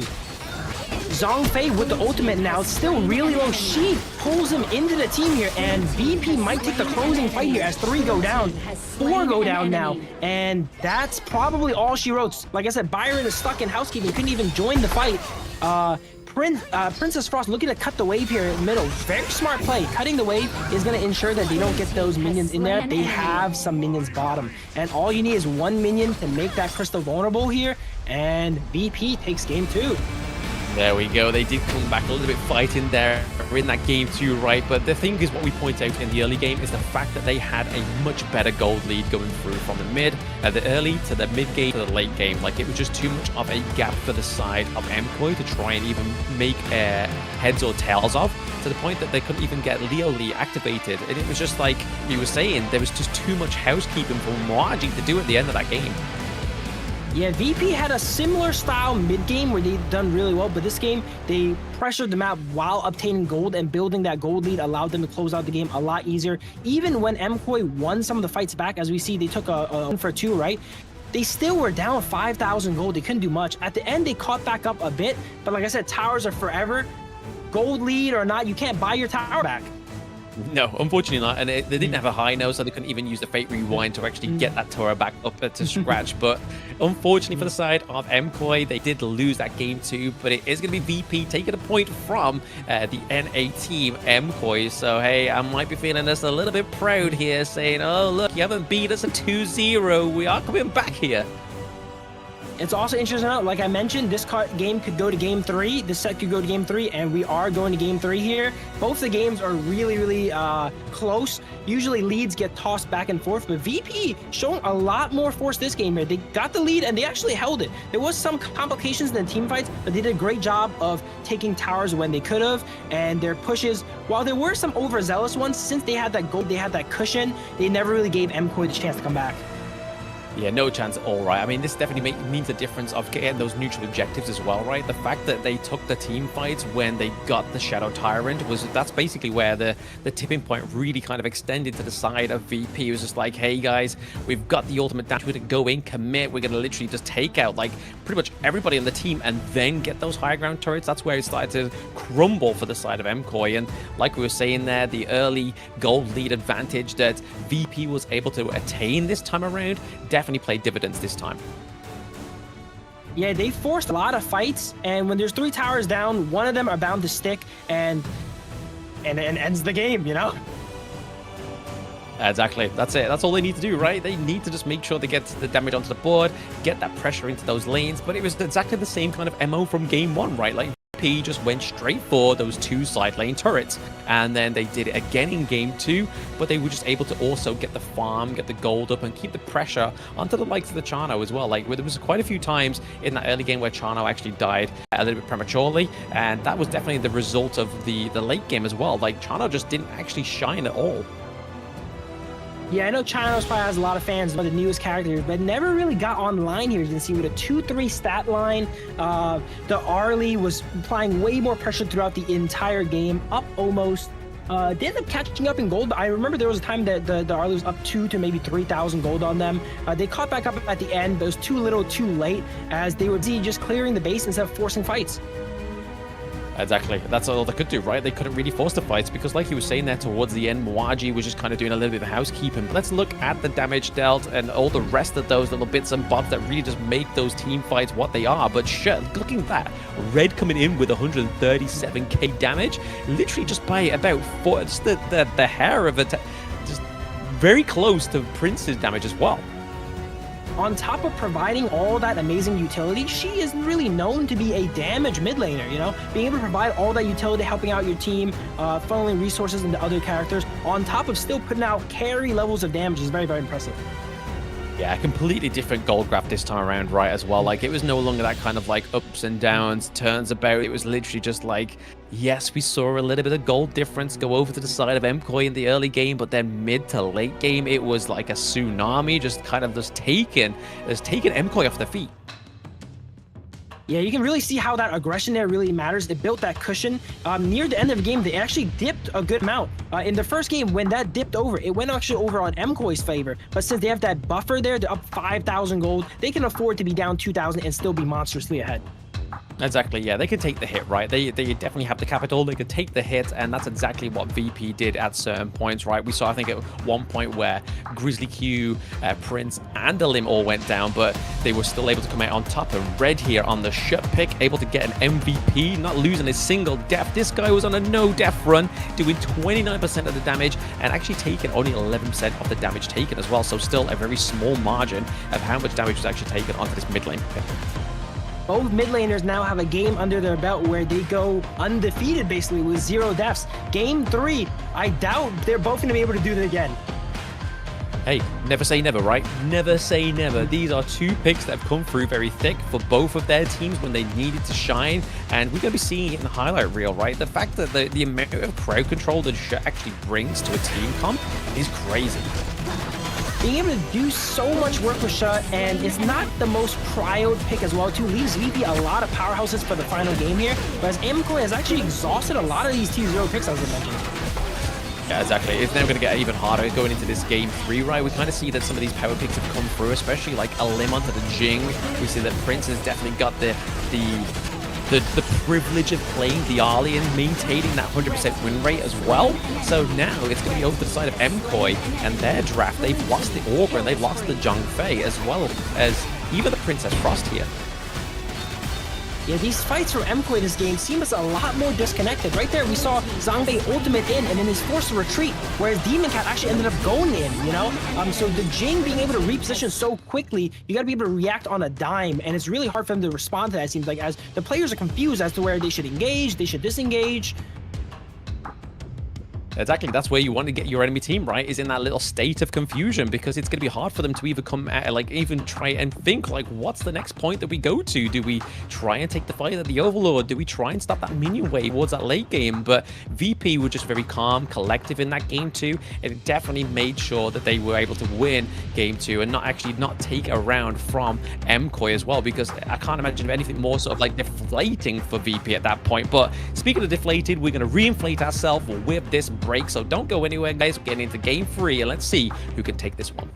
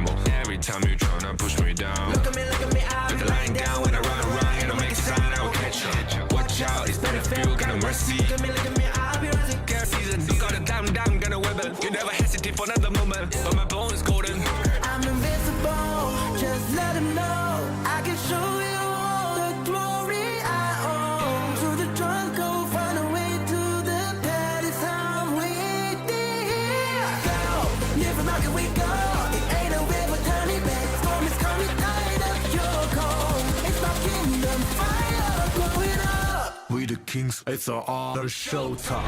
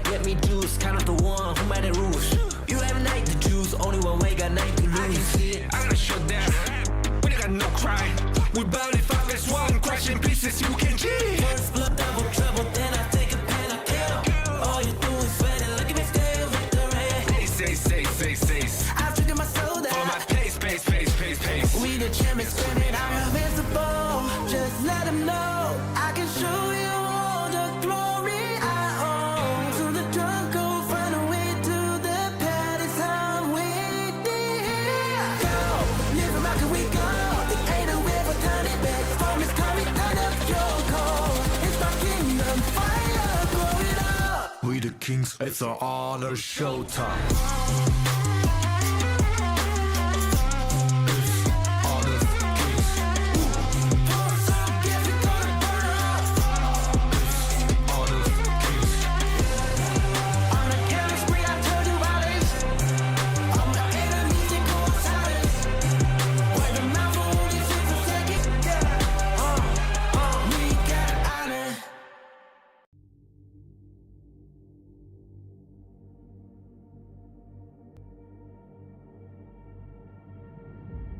I feel it deep flowing through my blood.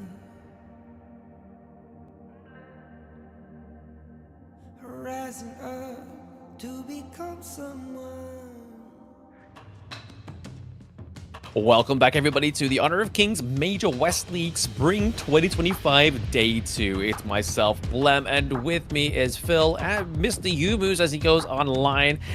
We are going to get into Game 3, our first best of 3, already in Day 2. Yeah, Game 1 of Day 2, and it is already very intense here. Both sides are fighting tooth and nail. Every game is back and forth. Last game, a little bit less so, but M still has a lot of fight left in them, and they're going to need to use it here as we go to match point. They're going to need a hero, right? They're going to need a good pick, a very comfortable hero going into this game 3 for both of these teams, because like we were saying in the introduction of the stream today, is that neither of these teams definitely don't want to lose this overall best of 3, because they want some points on the board, even though they can have a few like different like game differentials going into the actual overall score of the ranking week.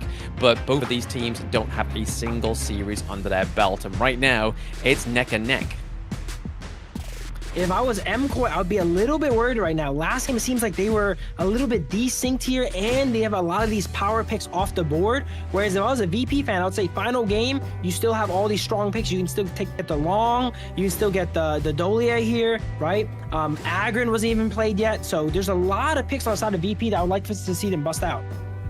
Yeah, I feel like over the side of VP though, if Lim definitely doesn't like these tankier picks, especially historically and statistically. We've been seeing Lim not just only in this competition, but previous Honor of Kings competitions. He likes to go for these very high frame assassin junglers. So we could probably suspect maybe even Alarm coming through here in this game 3.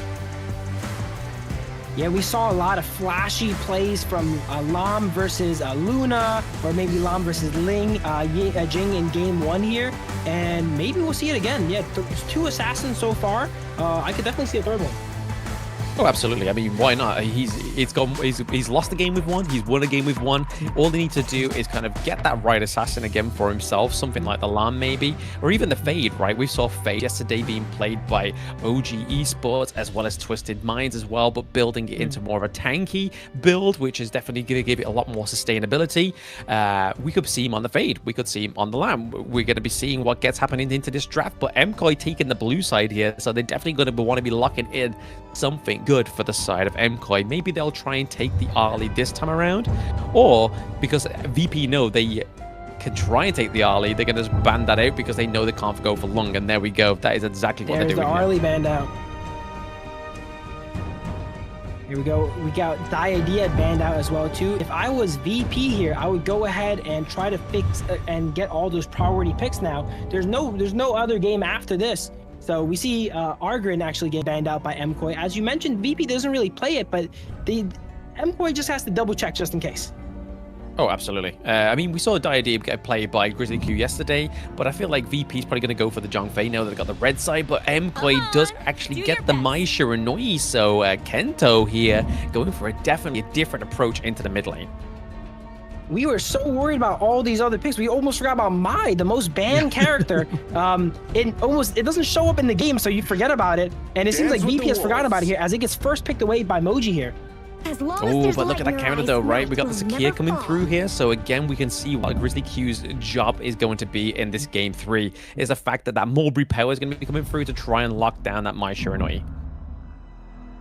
Guan Yu might get locked in this time, and not for roaming. Guan Yu, Lady Sun being hovered by the side of MKoi. MKoi has to work with a little bit more lower tier characters here, but they've spotted a few diamonds in the rough here with the Guan Yu and Lady Sun that I've actually not seen play this match yet. Not seen play this match yet, but again, I feel like the Lady Sun probably should have come through in the last draft. I feel like it fitted very nicely into that last game, and they just didn't go for it. They went for the Chano, and the Chano just didn't quite activate. So now VP's taken the Chano, and now they've got the Agudo. So they've not only got the Spirits of Wolves, they've got the little critters that are coming through as well. So there's going to be a lot of kind of like little micro mobs coming through onto the side of Virtus.pro. A lot of minions on the side of VP here. They're going to try their best to mop him up with the Guan Yu. Lady Sun is an interesting pick. Some teams really prioritize it. They first pick it and first ban it. But it seems like MKoi and VP don't really mind it as much. We didn't see it banned. We didn't see it picked. It's a little bit under the radar for these two teams in particular. Yeah, very much so under the radar, but I'm honestly thinking, well, I really hope here that they managed to do my Agudo a little bit of justice, right? I mean, Agudo has not had a single win yet. We've seen it being picked once, banned twice, but not taken a single dub here. So I'm really hoping here for a limb here to get the Agudo and make some magic happen. Masashi and Liangpo being banned out by the side of VP, they want to protect their carries, don't give them these easy engage tools here. Agudo got a little bit of a rework. Now it could be played in the marksman role, but we've seen people traditionally just keep it in the jungle. Keep it in the jungle, build it tank, so it's definitely got the sustainability. It still does a lot of damage as well, right? Like, especially towards, especially in PKL, the Philippines league that we've been seeing recently, is that they kind of go for the attack speed boots, but then go for like the Giant's Grip as the jungle item. So there's a lot of like tankiness as well as the Frost Scar's Embrace, which is going to be great for slowing down the likes of the Guan Yu, the Mai Shiranui. So you can already see what the ideal is behind this.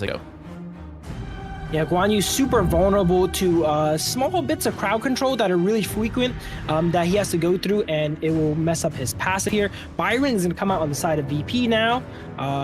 And the picks we're missing here on the side of MKoi is Jungle, and it looks like Jungle and Roam as the missing picks here, yeah.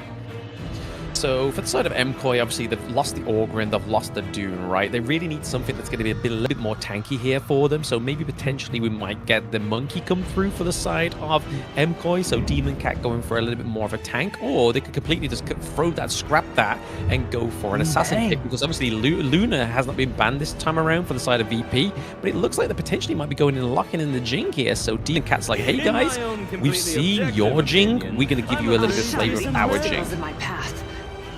They're going to use a Liu Bang here to supplement that durability of their squishy teammates here with the Guan Yu and the Jing. That ultimate being able to shield anyone at a moment's notice will turn them into from a bruiser to a tank. And we see VP with the true last pick, counter pick here with the Lady Jen. Always a solid pick, always a very reliable pick. It's not really bad into anything, and it's amazing in some things. Oh, exactly. I mean, it's another kind of counter-engage mechanic onto the side of VP, right? Like, they're going to be able to kind of use the Mulberry power to try and stop those high-frame heroes onto the side of MKoi, but then they've got the Destructive Deluge and the damage coming from Lady Chen. And we've already seen that Red has displayed that he can do the damage on these Enchantress sub-mages, these utility mages into the mid lane. And Lady Chen is definitely one of the best at terms of doing damage. You may not be getting the kills, but you are definitely laying down some kind of, like, counter-engages with the Destructive Deluge. MKOI's lineup is very feast or famine. They have 3 characters that are really high frame, really mechanically intensive. If they play it perfectly, they are almost impossible to deal with. But it is impossible to play it perfectly. Yeah, I mean, I think my main concern for MKoi here is the fact that we haven't seen them play aggressive in the early game, or even into the mid game as well. They've really played these early games not into like trying to take dominance onto the Gorge. They kind of just like, let's see what our enemy team's doing, and then we will react to that. But last game they reacted very much late, and then game 1 they only pretty much got that kind of Hail Mary play, right? They was able to kind of just push away from their high ground territories. Yeah, we have a bit of a theme here with these teams and compositions here. MKoi has more of a dive in and kill the enemy team composition, whereas VP has more of a protection composition. So attack versus defense here. Let's go ahead and see which is stronger. Here's all the lineups, all the picks here. Yeah, so here is the last lineup between this best of 3, right? Like, we'll be seeing that either one of these teams are going through here to the ranking weeks with just a little bit more of a weight lifted off their shoulders, right? I mean, MKoi still have a game today that they have to play, but Virtus.pro, they're not going to have a game until the following day. Yeah, both teams are definitely going to want this momentum, want to get a match on the board here. Mai comes into the mid lane now, and no, actually goes up and is getting the blue on the side of VP as Mai tries to sneak it here. Interesting strategy from MKoi here. 3-man, they get spotted, but there's not much they can do. Let's see if VP counter invades, and they do. They react appropriately. They notice, okay, you're taking our blue. We'll go ahead and we'll 3-man your blue as well. Exactly, yeah. VP definitely having the reactive play here. A little bit of push away from Waji here onto the Guan Yu, but they are able to get the... No, it looks like Lioli got it. Or did Lioli get the enemy's Azure Golem? Yeah, I think they did end up trading here. Agudo did get the blue from that, if I'm correct. Yeah, because they still have blue on the side. Yeah, Agudo ended up getting the blue. So ends up being a trade, 2 buffs on each side, but both teams, you know, you can't fault them for testing here. Channel struggling here in the early game, it seems like, as the Lady Sun being able to out trade the Channel. I mean, with the rolling raid in the early game, especially with Grenade as well, definitely Lady Sun does a lot more damage than the Chano in the early game. He's really relying that Lioli is going onto these traps and activating them. Mai in for a bit of damage here. Not much comes her early game. Mai doesn't have the damage to really secure these kills. They're jumping around. Oh, here's a fight coming out, and wow. Huge. Took so much damage so quickly there. We see the furball come out, the skill 2 from Lady Jen here, and just like that got deleted. Literally, the damage came through from Red, like I was saying in the actual pre-game, right? That Red it plays these utility mages, like the Princess Frost, like the Lady Chen, like the ship, but does so much damage. Another fight comes out away. Guan Yu with a push. Does Red get away? Red barely gets away 1 HP. Can they turn it into kill? Does not turn it into kill. Guan Yu's one of these characters. They can test. They can roam around the map. They can test for a gank. If it doesn't work out, we'll just run away. Just run away, go back to his lane. I think the thing that they need to do on the side of MKoi here is make sure that the clash lane goes into the favor of Mwaji, right? Like, they definitely need to get that T1 taken down into the side lane, just so it enables Mwaji to have such a way more free roam that he's already having at the moment. Yeah, Guan Yu's strength is definitely being able to move around the map and help in these team fights and flank and such, whereas Byron is a little bit more solid in the 1v1, so he's going to want to force and keep them in lane here. We see Byron with a little bit of a gold lead here, probably because Byron's focused on staying in his lane and getting up his farm, but Mwaji coming in right behind Byron here with Demon Cat. Let's see if they can get a pick here. Byron with a huge shield from the ultimate. Is it going to be enough? Jing ultimate comes out. It is barely enough. Wow. They invested a lot of ultimates there.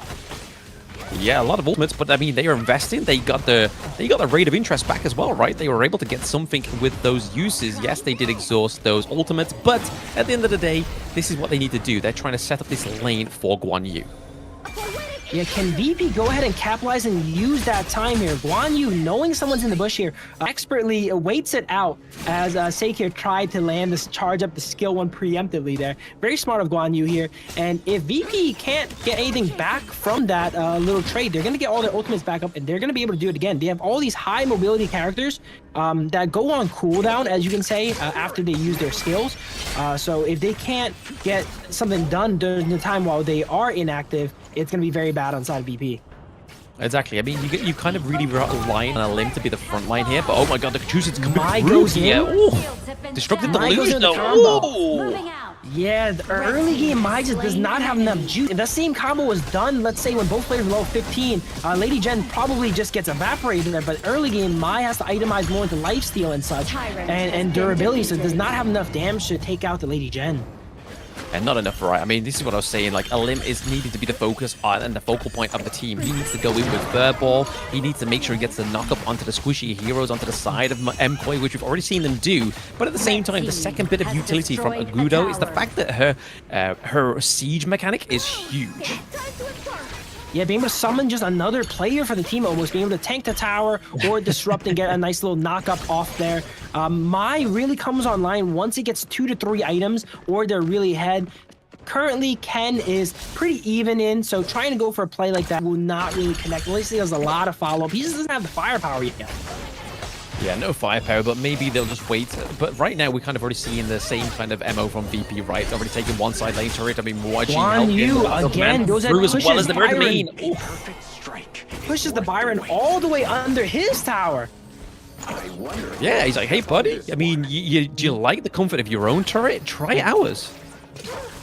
Yeah, they're definitely investing a lot of resources in the Guan Yu's lane, trying to open it up so he can move around the map. Byron is not having fun in the top lane game, constantly 2v1, 3v1. No, the other time it was a 3v1 as well, too. Hey, if it works once, why not try it again? Yeah, Shishi's going to be a little bit more timid coming into the lane now, probably not going to be pushing up that far, knowing at a moment's notice, Guan Yu's going to call in for backup and take him out there. Yeah, exactly. You're always going to be like looking over your now, and the Chisu's been taken out twice with a 3v1 gank. But looking at this, though, we can already see that the gold disparity is going over to the side of the jungle, onto the side of MKoi. But at the same time, we're seeing that Lady Sun is having that great game. So Leo Lee having that lead in the early game with the gold. Just need to maintain that. The Destructive Deluge actually just get placed down here to try and stop the T1 getting taken out into the mid lane. Grizzly Q's got to be careful. Lady Jen, one of those characters that are not flashing, always do their job. Red getting a steady gold lead, now anti-heal being hard. Just a consistent mid laner, able to clear waves here, apply anti-heal now, and disrupt in these team fights. Not as flashy as the Mai, but it gets the job done. Guan Yu here with a 1v5 engage? Holy, with a 3-man push here. I thought he was going to get erased instantly. He ends up going down, but he does a lot of damage to the side of VP. And that did not go too well for the side of MKoi. He had a great engagement. His team was not quite in range to follow up. Hits a 5-man ultimate there almost. Almost, right? But I mean, it wasn't enough. They don't have enough damage onto the side of MKoi, right? Like you saying, Kento needs at least 2 or 3 items before he starts doing a lot of damage. Leoli, exactly the same kind of thing, right? Like early game damage is great, but as soon as you start to build a little bit of defense, Lady Sun's kind of damage only scales with those items. And right now they have the Agudo, so a limb is just that kind of push and lane pushing mechanic, that force that's so great here, right? They push all the the T1, sorry, in all 3 lanes. They just need to maintain this pressure for the side of VP. Not a single tower on the side of MKoi. And as an initiator, usually sometimes you see a very good engage. You know, you can't help but take it. Maji there saw a great ultimate opportunity, but unfortunately, he didn't have teammates available to react quick enough. If teammates were available, that would have been a clean wipe. Wow, as Mai goes in and gets shot down all the way across the map almost from the channel here. The channel starting to get online with the damage there. Skill 1 following Mai and getting that disruption. Yeah, all things considered, right, we're kind of seeing here that P are definitely trying to get a bit of a push here into the T2 as well. We see the Mirror Domain being used a little bit like defensively, but it's not going to be enough. That push into the backline thanks to Furball as well, putting a lot of pressure. We've seen a lot of, we saw just 2, not 1, but 2 fast cars embrace. That's a lot of slow coming through, but the ultimate shell connected. MKoi still looking for these fights, trying to get anything they can here. They end up taking out the Seiki here, but not much more after that. Guan Yu is not going to be happy these 2 frost scores getting picked up as well. I mean, that's a lot of damage taken off the side of MKoi, though, right? Like, that's Loli down for at least another 16 seconds, as we saw that Virtus.pro was able to get the T2 into the mid lane. So, yes, they were probably a little bit too greedy, a little bit overzealous there, but they are ahead in terms of the gold, and they are ahead in terms of kills as well. Let's try and get their next Agudo staying with 1 HP. Can Guan Yu take him out? No. As now Chano looks to hunt down the Guan Yu. Wolf versus Horse. Horse has to run away. I mean, I think I'd rather have a wolf riding a wolf rather than a horse. I mean, just biting the legs of this horse, I think that's a little bit more fatal than a horse maybe trying to kick me in the head. But we can Soaring Signal, we can get to the sky. He's not going to kick me in the head at any time. As we mentioned in the draft here, MKoi's composition really feast or famine. And unfortunately, it's looking like more of a famine here. These assassins can't really get rolling. They are looking for fights. It's not like they're playing passive, but they just can't get anything to stick. They can't get any of these confirmations on the Mai. They're hitting combinations, but it's just not enough for them. They need to find a really good angle where everyone is in sync and get that gold lead back drawn closer here, as they have a 2K gold deficit here. I mean, Guan Yu's lane's just been completely decimated now, right? Like, it's all the way to the high ground turret, so he really needs to rethink his decisions in these match, right? Like, Mwaji, his whole point was, yes, they got the T1 into the clash lane, so they could basically allow Mwaji to be a free spirit, but right now, he's now kind of being pushed back to his lane. He can't quite do that. He's kind of being used as a phase check thing right now. MKoi invested a lot in that Guan Yu, and unfortunately, it's not really paying off here now as Byron starts to catch back up, has almost a 2-level lead on the Guan Yu. A fight breaks out. Guan Yu once again in the back line. This time, it does seem to be enough damage as they take out Channel. Everyone on VP side is running away. But no, they're counter-engaging here. They have noticed that they left Goose lacking. Everyone went back to clear the objective, and Goose was sticking around a little bit too long as they catch him here for a nice little trade back. I feel like a Goose there was kind of like the deterrent. Like, he was like, hey, take me, guys. They're trying to fill the neutral objective here. So again, I think it was just like a sacrifice play there by Goose, and it was a very good sacrifice because they were able to get the neutral objective.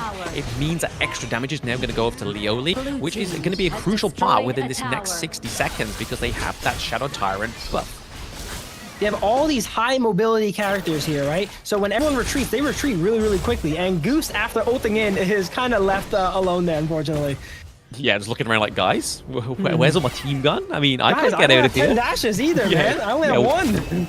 Yeah, where's the Chow? I need to teleport back. Take me back, baby. And now MKoi's kind of shifted the momentum a bit, just like I was mentioning. They closed up that gold lead, and now they actually built a gold lead of themselves. This is exactly what we need for these assassins to get online. Yeah, I mean, when Sun has the damage, those rolling raids are the exact thing you need to take down these turrets, right? And we're seeing it being displayed, able to take the T2 down into the farm lane as well as the clash lane. So this is definitely a steady comeback here for MKoi, and they're able to take the dominance in terms of the gold lead. Ooh, okay, skill catches there. Mida does not quite convert, but we see on MKoi side, there's a lot of mobility, even in the farm lane. They're able to react and engage and disengage at a moment's notice here, and that's gonna make it really tough for VP to you really hold them, lock them down for a solid 5v5 fight. Yeah, I mean, I think this is where it's all going to kind of brew up here, right? But we do have, obviously, have still the Primal Bond onto the side of MKoi, so they're going to be careful about this Shadow Overlord. Maybe they're just going to use it as a bit of a bait mechanic. Yeah, something's definitely going to happen here. Byron goes in, he's going to knock up onto Demon Cat, and wow, instantly he goes down here, as everyone on MKoi is able to respond just as quickly as he's here. Wanyu goes in for engage here. He's getting pretty taken out. He has a pretty charge. Not enough disruption here as he's forced to go away here. And 2 KOs going back over to the side on VP. Channel doing a good job of taking out these high frame heroes with his, like, he has auto attacks, but they're really long range, high damage auto attacks. And they're like heat seeking missiles on these fast characters. Yeah, I think Mwaji was just a little too fast with that engage there, right? Like, the rest of his team was just poorly situated around that, and this could really cost them this fight here because they're trying to approach his high ground turret. We've seen that Kento is only there to defend it, as well as Goose, but we can see that Demon Cat is trying to get the bigger picture, going for the Overlord, because they'll be able to wipe down his minion lane, so now they kind of have to reset 0 on the side of BP. That was a bit of a risk here, but Jing, being one of the fastest heroes to clear it, clears it really fast, summons it mid, and clears it. If they're not able to clear fast enough, they could have easily lost off that push. Oh, absolutely, yeah. I mean, they had 3 men into the mid lane, right? And Demon Cat was nowhere to be seen. He would have had to recall, and at that point, they probably would have lost 1 or 2 members of their team. I feel like I'm saying this a lot in this set, but once again, it's anyone's game. The gold is dead even here. 40,500 or 40,500. The next play will likely decide it. As the games are getting later, the death timers are getting longer. Both sides are getting a bit nervous. As you can see, they're trying to set up more ambushes instead of more proactive plays. The Guan Yu, as you mentioned earlier, tries to go for these engages kind of without the team sometimes. They are good engages, but they're a little bit more in sync. And once they're in sync, it's going to be really bad for side of VP. Oh yeah, they definitely just need to get that timing correct, but at the same time, Chano, Prince here is definitely having a much better game on Chano than Lioli did in the last game, but Lioli is still lacking that Daybreaker. Like, they definitely, obviously, almost full itemization, which could be troublesome for the side of VP, but at the same time, Chano's almost there as well. Sunpool being picked up, really long-range auto attacks are going to help Channel go ahead and damage these assassins before he gets into a lethal range of them too, which is nice. The ultimate coming out from Channel for a little bit of vision, it looks like, as the wolves walk around and see everyone here on MKOI's side. They take out the wolves, and they are not bothered, though, as they go ahead and take the Tyrant now. It seems like VP sees that the waves are not in a good spot here. They need to clear these waves before they want to fight for anything here now. Yeah, I mean, MKoi is just kind of trying to do the same thing what VP did in the last game, right? Just make sure that they've got too much housekeeping so they can take these neutral objectives with absolute ease and very much low contesting. We saw that Mwaji was trying to take the Crimson Golem this time around, but just wasn't quite hitting at the right time. He was having to try and compete with a smite. But right now, like you said earlier, Phil, is the fact that this last team fight could be, I mean, this next team fight could be the last team fight between these two teams. We gotta keep our eye on the Guan Yu. He's very proactive with the engages, sometimes almost too proactive. So this next fight is gonna really dictate how it goes down. If it's a perfect engagement with everyone around, it can seal the game up. But if he once again goes in a little bit prematurely before people have follow up, that could also spell their demise. Seen the Void Staff come through here for Kento as well, so again, much more damage, great magic penetration coming through as well. We can see that the, hey, I mean, here we go, Mwaji into the back line. In the back here. And here we go, but once again, people are not there to follow up. Goose tries to follow up with that ultimate there to help him out, but they're the only two in there. As you see, a little bit premature. They're not really ready to follow up. The Mai's not ready. The Lady Sun's not in position to drop the combo. I think it's not only down to the MKoi though, right? Like, you can see how VP actually navigate around these team fights. They know when Mwaji's coming into the back line, so they always put a Gudo towards the back where their squishier heroes are. So it almost kind of deters away Kento and Lioli because they've got to now try and take down this tank that is a Gudo. So Alim playing very well around his teammates, and Prince having the Sage's Sanctuary makes them having to second guess these team fights. Yeah, just as much props on VP here. They are positioning in a way that they are not caught out in a position where the enemy can capitalize on here. Guan Yu, once again, alone here in a 4v1. He's really quick, but I don't know if he can go ahead and get out of this. Maybe. They're expending everything for the Guan Yu. Guan Yu even gets leave angle with it here. But he ends up getting out, but that invests another crucial ultimate move there. Yeah, I mean, that was a good investment there for the side of Mwaji, right? Like, he was able to actually expend a lot of those ultimates from the side of Virtus.pro, but they do still have that high ground turret lacking down there, like, for the side of Virtus.pro, so they always have to have Shishu into the base, trying to do some housekeeping here. It looks like they're going to try and take the Overlord, and they do. Alim gets it. That went ahead and gave the tempo over to VP side as they take the Overlord, and now they're the ones looking for fights here.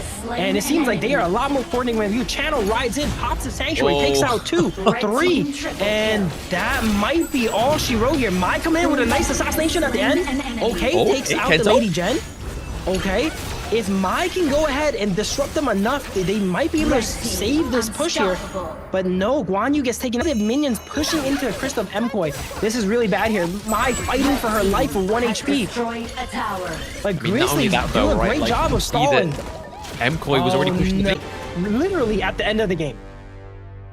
Yeah, unfortunately. I mean, we saw that Leoli just wasn't activating right. Like 1 kill, 4 deaths, 6 assists. There just wasn't quite the need for Leoli there. Like, he wasn't just living up to what he needed to do. He needed to get the late game, needed to activate, needed to do the damage, which we saw towards like those 2 T2s into the side lanes. Able to pick those off, but other than that, we didn't really see much come to fruition from the side of Mkoi, and now Virtus.pro takes their first series in the Major West League. I was a little bit worried for VP there. I was seeing that game was kind of similar to Game 1, where they had the lead, and then there's a time where Mkoi caught up, and they have all these assassins, they caught back up. But no, they were not allowed to have twice. They ended up getting the lead back and sealing up the game.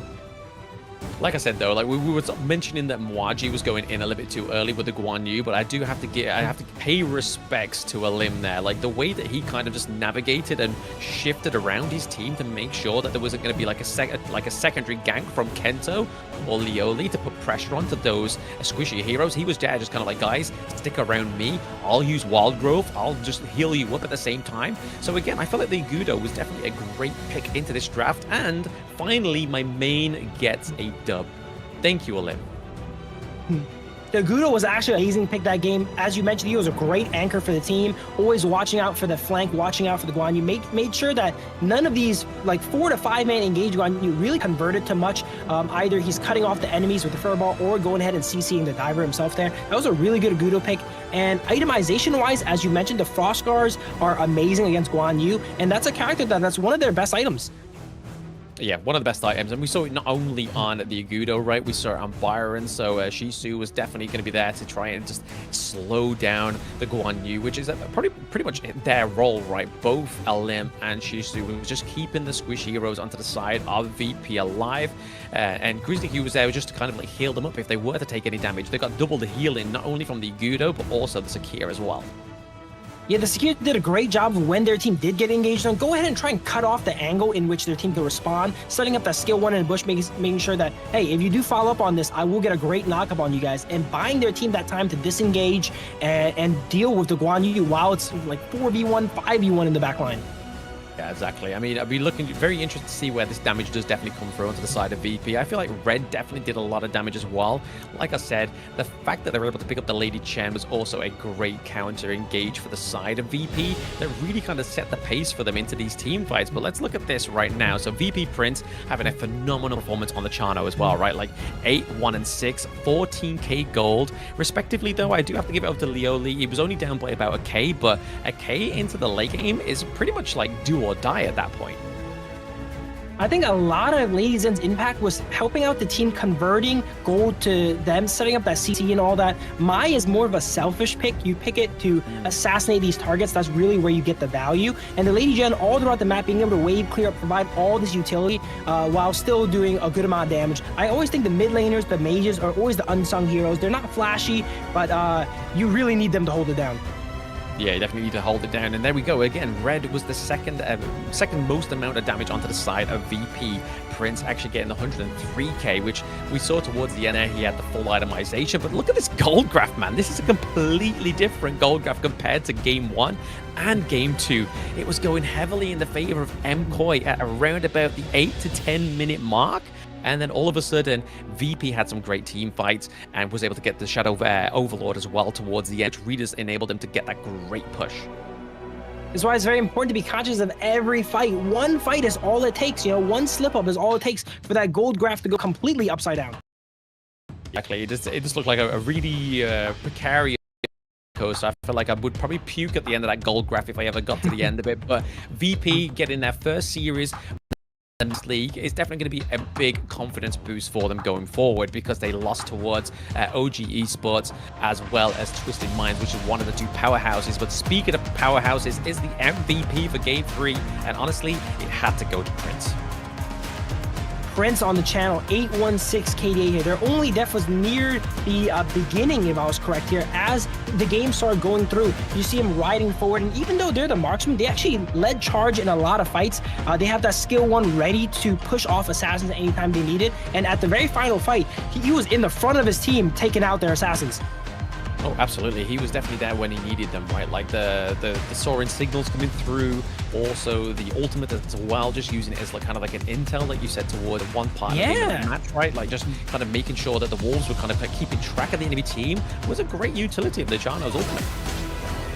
Yeah, not a way that I thought of using the ultimate before, by using the Wolves to scout out vision. They're kind of like mini wards that walk around. Here's that engage we've seen from Guan Yu here. 4 or 5 man engage, try to push them, but not quite enough. Amazing disengage on the side of VP here, and it converted what would look like a nightmare situation into a win.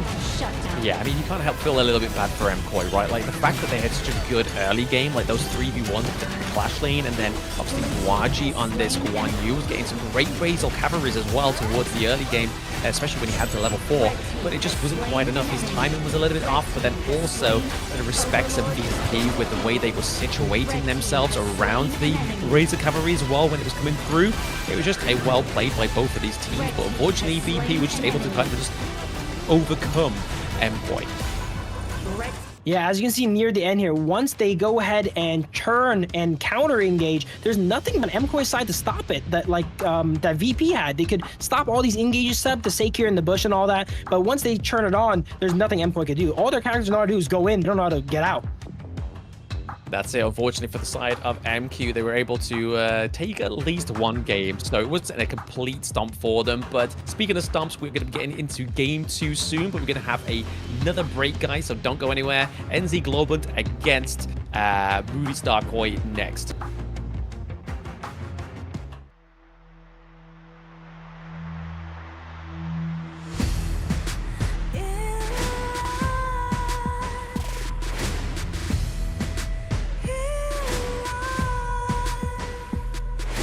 What's a life without its worth? Compromising with what hurts inside. When you let fear decide your fate, you don't choose which path to take in life. In life, I'm finally letting go of everything that still holds me. I'm against all odds, but I won't give up, 'cause it's my time to shine. Standing in the spotlight, can no one let me down. Destiny is calling high.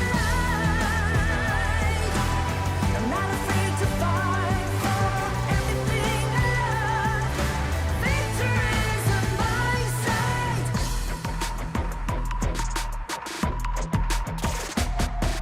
The more we lose, the more we gain.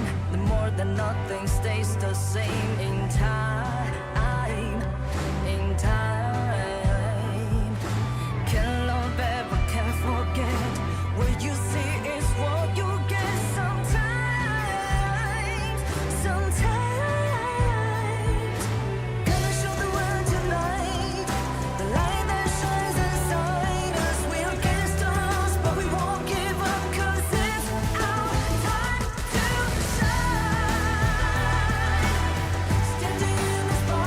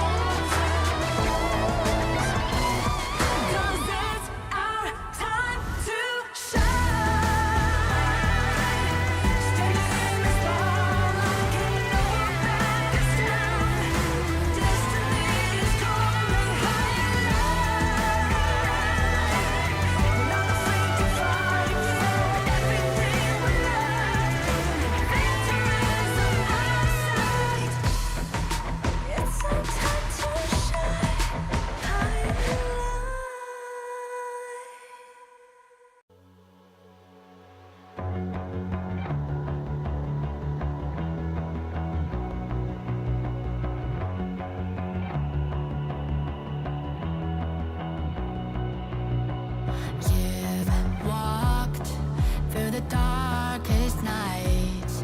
You've heard the crowd, felt the blinding light. You were standing there when your heart comes alive. It's a dream of a hat, and it never dies. Right here, right now, give it all, get it out. Never surrender, I fight and never fail. I am a contender, a challenge I can feel. The smallest lies become the brightest enemies, relentlessly. And even if you fall, you gave it everything to be a king.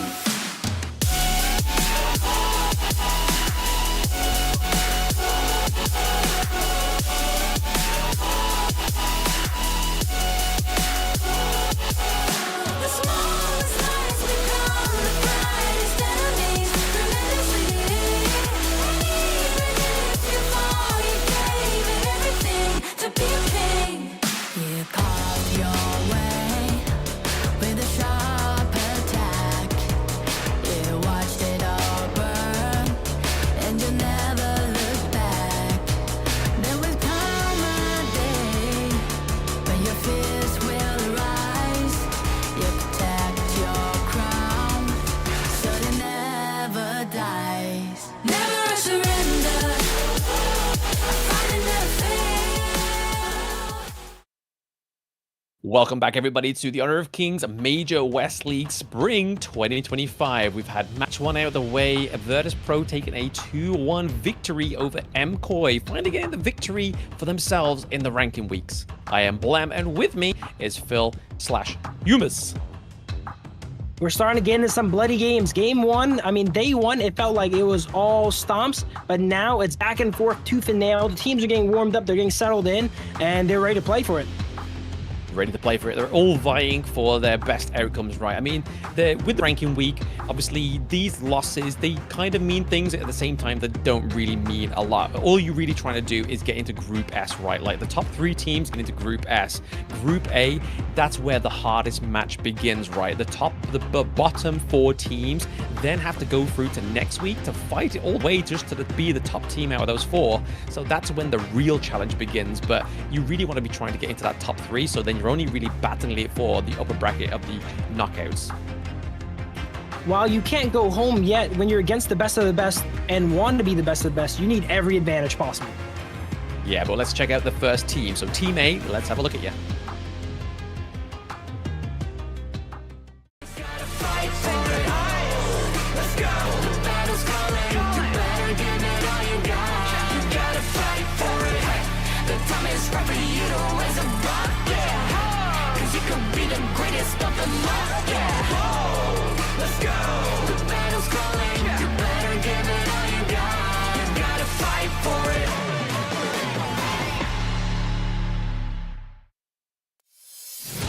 So this is NZ Globant, the team that got 2 victories yesterday, and this is who represents them. You got Angra1 into the clash lane, you got Sick, who has been a sick jungler, you've got Moon in the middle, Destro into the farm lane, and Caposipa as their roam support. This team definitely surprised me yesterday.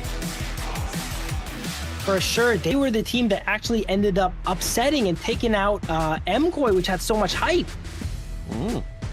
Yeah, they were the first kind of dampener on Koi's kind of hype that we've had going into this competition. I mean, definitely they have the experience, right? Like a lot of these players have played within Chuck BR, not managing to be like one of the top 2 teams, but they all have definitely showed their flavor in the West League. Yeah, they definitely seem to play the game a little bit differently on their style here, and we're going to see another team that plays a bit differently here as we get into Twisted Minds.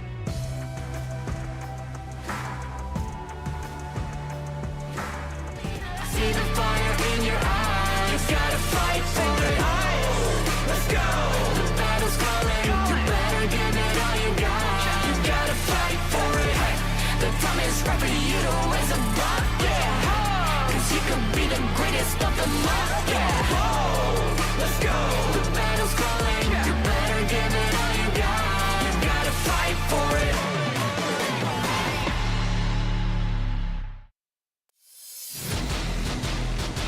All right, going into Team 2 here, we have Twisted Minds. As you can see, they have 6 players. They have their sub on there too. And if you guys have been watching some Honor Kings, you guys know that a lot of these players used to be on Team Vitality, a very, very seasoned team.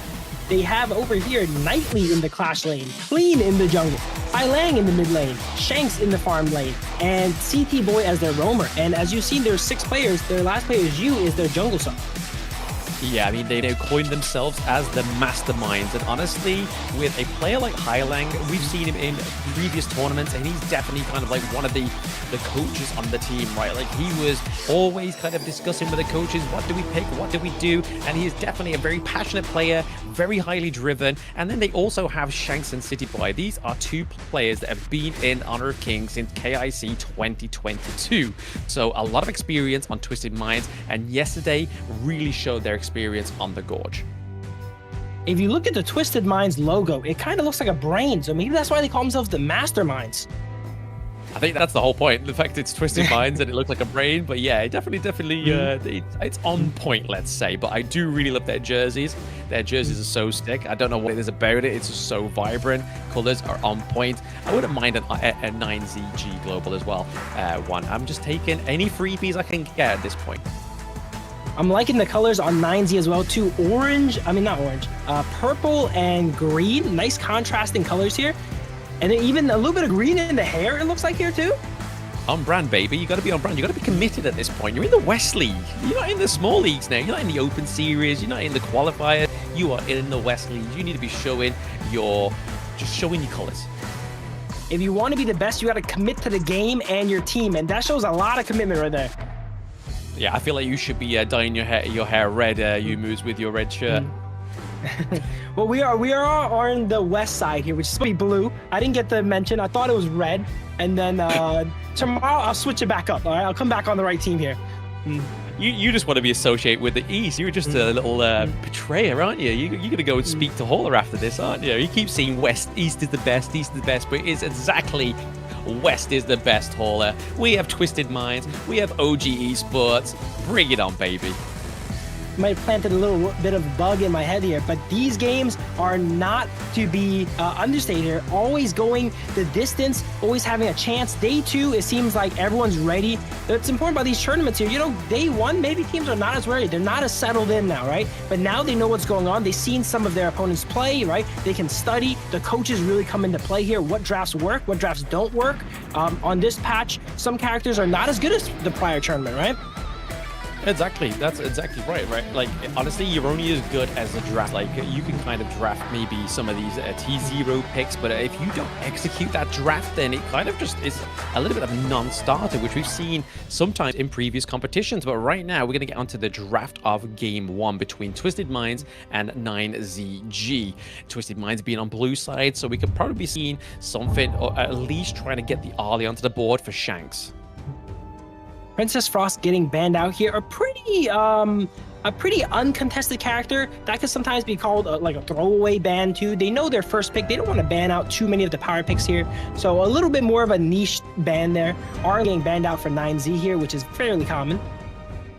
I mean, it could be a bit of a throwaway ban, but at the same time, there is a lot of utility within Princess Frost, right? Is this kind of a little bit of a telling tale? Is Twisted Minds trying to get the Orgrin through in Game 1? Because if you get rid of the Princess Frost, you get rid of the Winter is Here, which is a great counter to the Orgrin. Yeah, and perhaps their mid laner doesn't really want to play that style. That's not what they got in their plans right now. And they got Long picked up here in their plans after the Dolia ban. My getting banned out is pretty typical as well too, because if they don't ban it, it'll immediately get picked up on Twisted side. But Mai has not won yet, even despite the respect everyone gives it. Exactly. Mai has not won yet. We've been banning it, but can the players even play it? It's been banned, and can the players even play it? That's the funny thing that we're kind of seeing right now. There is the Orgrin getting picked up. There is the Orgrin as well. Yes, it does come through here. I mean, the banned Princess Frost, maybe they're going to try and bait the Orgrin through here onto the side of Twisted Minds. Maybe try and lock in the Masashi or something like that for clean, because now that they get the next 2 It should be able to get it right here, yeah. Yeah, they could get the Masashi here. They end up picking the Yeez in. Maybe they're taking all of these other priority picks away. They know 9Z has their jungler already picked, and maybe they want to make them use the ban on Masashi to further out their draft and pick it later on. But if you don't pick it now, yeah, there's a good chance it gets banned out. Oh, there was a very good chance of this ban there, to be honest, because he's now on to the next banning phase after this next pick for the side of NZG. But honestly, the Yixing makes sense, right? Like, it's not a Princess Frost, it's not a Lady Chen, but there's a lot of control there that Twisted Minds are necessarily missing in this draft. But if we look over to the side of NZG, they have the solid front line, they have the pick off of the Mei Yin, but now they have the burst from the Ganemo. Ganemo, most similar to Lady Sun in the last match, is one of the characters that some teams prioritize so much, and we didn't see it at all last match, not picked or banned, but the teams that know the power of it know it is a huge threat. Oh, massive threat, right? I believe, yes. It was picked by NZG in the last match that they played yesterday. Obviously, the one offline, I'm not too sure if they played on that one, but they did also ban it in their second game of they played up against Koi. So it's definitely a pick that they sought for, because again, it just provides so much damage, and I'm pretty sure Moon even got MVP on it. And 9Z is actually giving the Masashi over Twisted Minds here. Maybe they have a plan for it, but Masashi seems like a great pickup here, being able to lock down the Arn and the Ganemo. And they still have their jungler available. Let's see what they end up picking up here. Yeah, I mean, the ban at the Pei, right? So Pei, again, is another big pick for Clean, so they definitely don't want that early game invading, harassing pick that is the Pei. And obviously, Zhongfei, once more, is a great control. Obviously, the Unbridled Outburst from City Boy, one of his best performances yesterday, actually, was on the Zhongfei. But it looks like NZG are going to lock in the Sakia, so looking to try and maybe lock down the Lung with the Mulberry Power, but also gives over a great amount of healing to the Ogryn.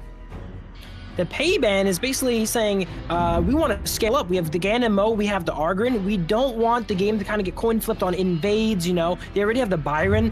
Twisted Mind has a very, very strong early game. They want to be able to shut that down, not give them the option to play full aggressive early, and removing that priority pick for Clean, as you mentioned.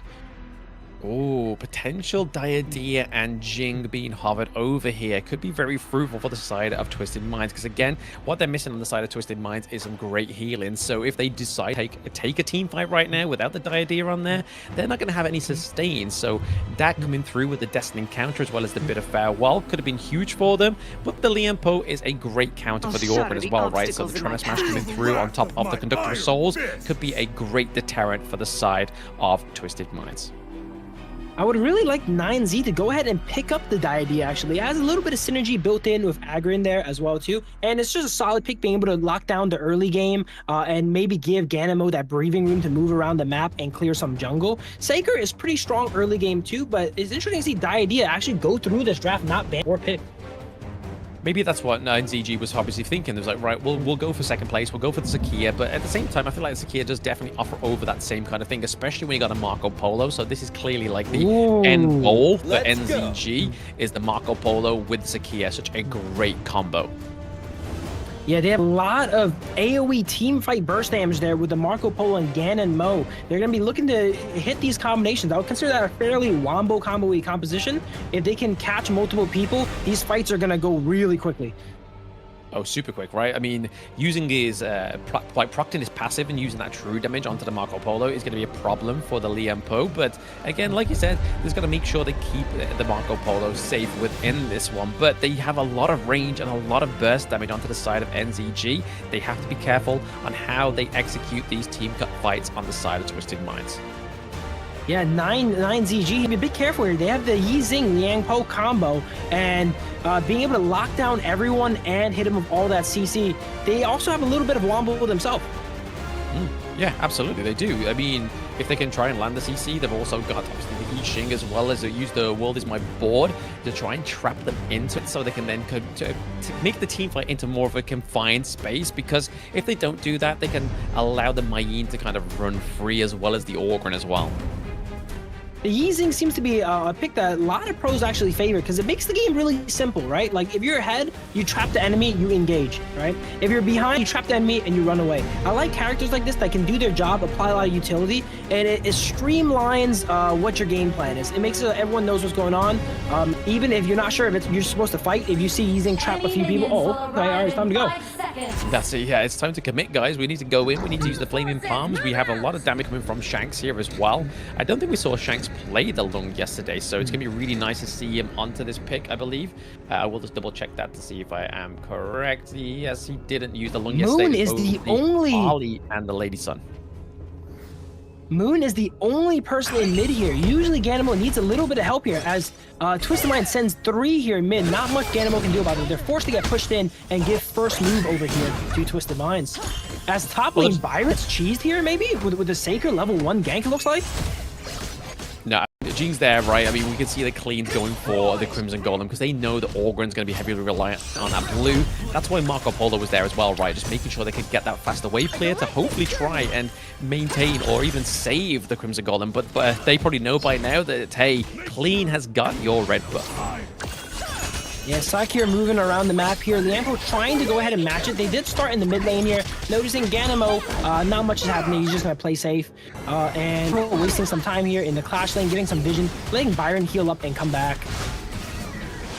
I can kind of see that Sick is just trying to like help himself to the enemy jungle as well. He's able to take the balls away from them, maybe even the fire beat here as well. Moon coming in with a rotation, trying to catch out not Highling there, but whoever got that camp, we are yet to know, but it does look like NCG definitely do have to lead the gold for now. Ganimo known for stealing the enemy jungle here, and then with the help of Agron to soften up for him, he can just safely take it from range here and neutralize the early game, get us gold, and hopefully scale up to be a monster. Yeah, I want to see some of these crucial kill effects as well, right? Like we saw there yesterday. Oh, 90 getting the 1v1. And solos the Mayin there. Byron, one of the strongest early in Clash laners, and then we see that go down here. He's not to be messed with 1v1. Nope, he shouldn't. Don't proc the don't prod the bear. He will basically bite that stick out of your hand, and that's exactly what Nighty did, right? I mean, he had a lot of health loss him when we first saw him up to the Clash lane, but now he's able to come back with that 1v1 takedown. Playing to his strengths here. Great job from Twisted Minds here now. Now they're going to be able to get teleport priority here if Byron does want it with the wave shove. He's standing on the teleport. He looks like he's waiting here. Doesn't actually end up going for it. We have Yeez and Roam here. Can they catch Mayin again? Probably not. A little bit far apart. But they clear up all these neutrals. Maybe perhaps they will go steal some jungle afterwards. Looks like they're just going to go ahead and protect their own jungle from here. Yeah, I mean, the side of Twisted Minds don't want to get too over, right? I mean, NCG have definitely shown themselves that they can take some rounds off of the other teams within the West League, so Twisted Mind just needs to kind of get the feelers out right now. The Hang put a combo onto Marco Polo here, forces that, was that Flash or Skill 2? I wasn't quite sure, but he had the dash away from that one. Yeah, he doesn't have the dash on here, he has the Purify. Oh, he has Purify. Oh, that's absolutely the dash then. But yeah, I mean, definitely rendering the common skill useful, but again, we're coming out going down here. Zig kind of got himself in a bit of trouble here. Alone in mid lane, trying to clear the wave here, gets trapped as Twisted Mind collapses on him and takes him out here. Teams are getting really good at actually controlling the R grid we've seen so far. Well, the thing, Orgron really relies on the itemization, right? Like, if he doesn't have, like, either Phoenix or the Blazing Cape, he's kind of, like, very squishy in the early game. I mean, yes, he kind of, like, slow burns the damage onto you, but if you're not in a team fight, it doesn't matter.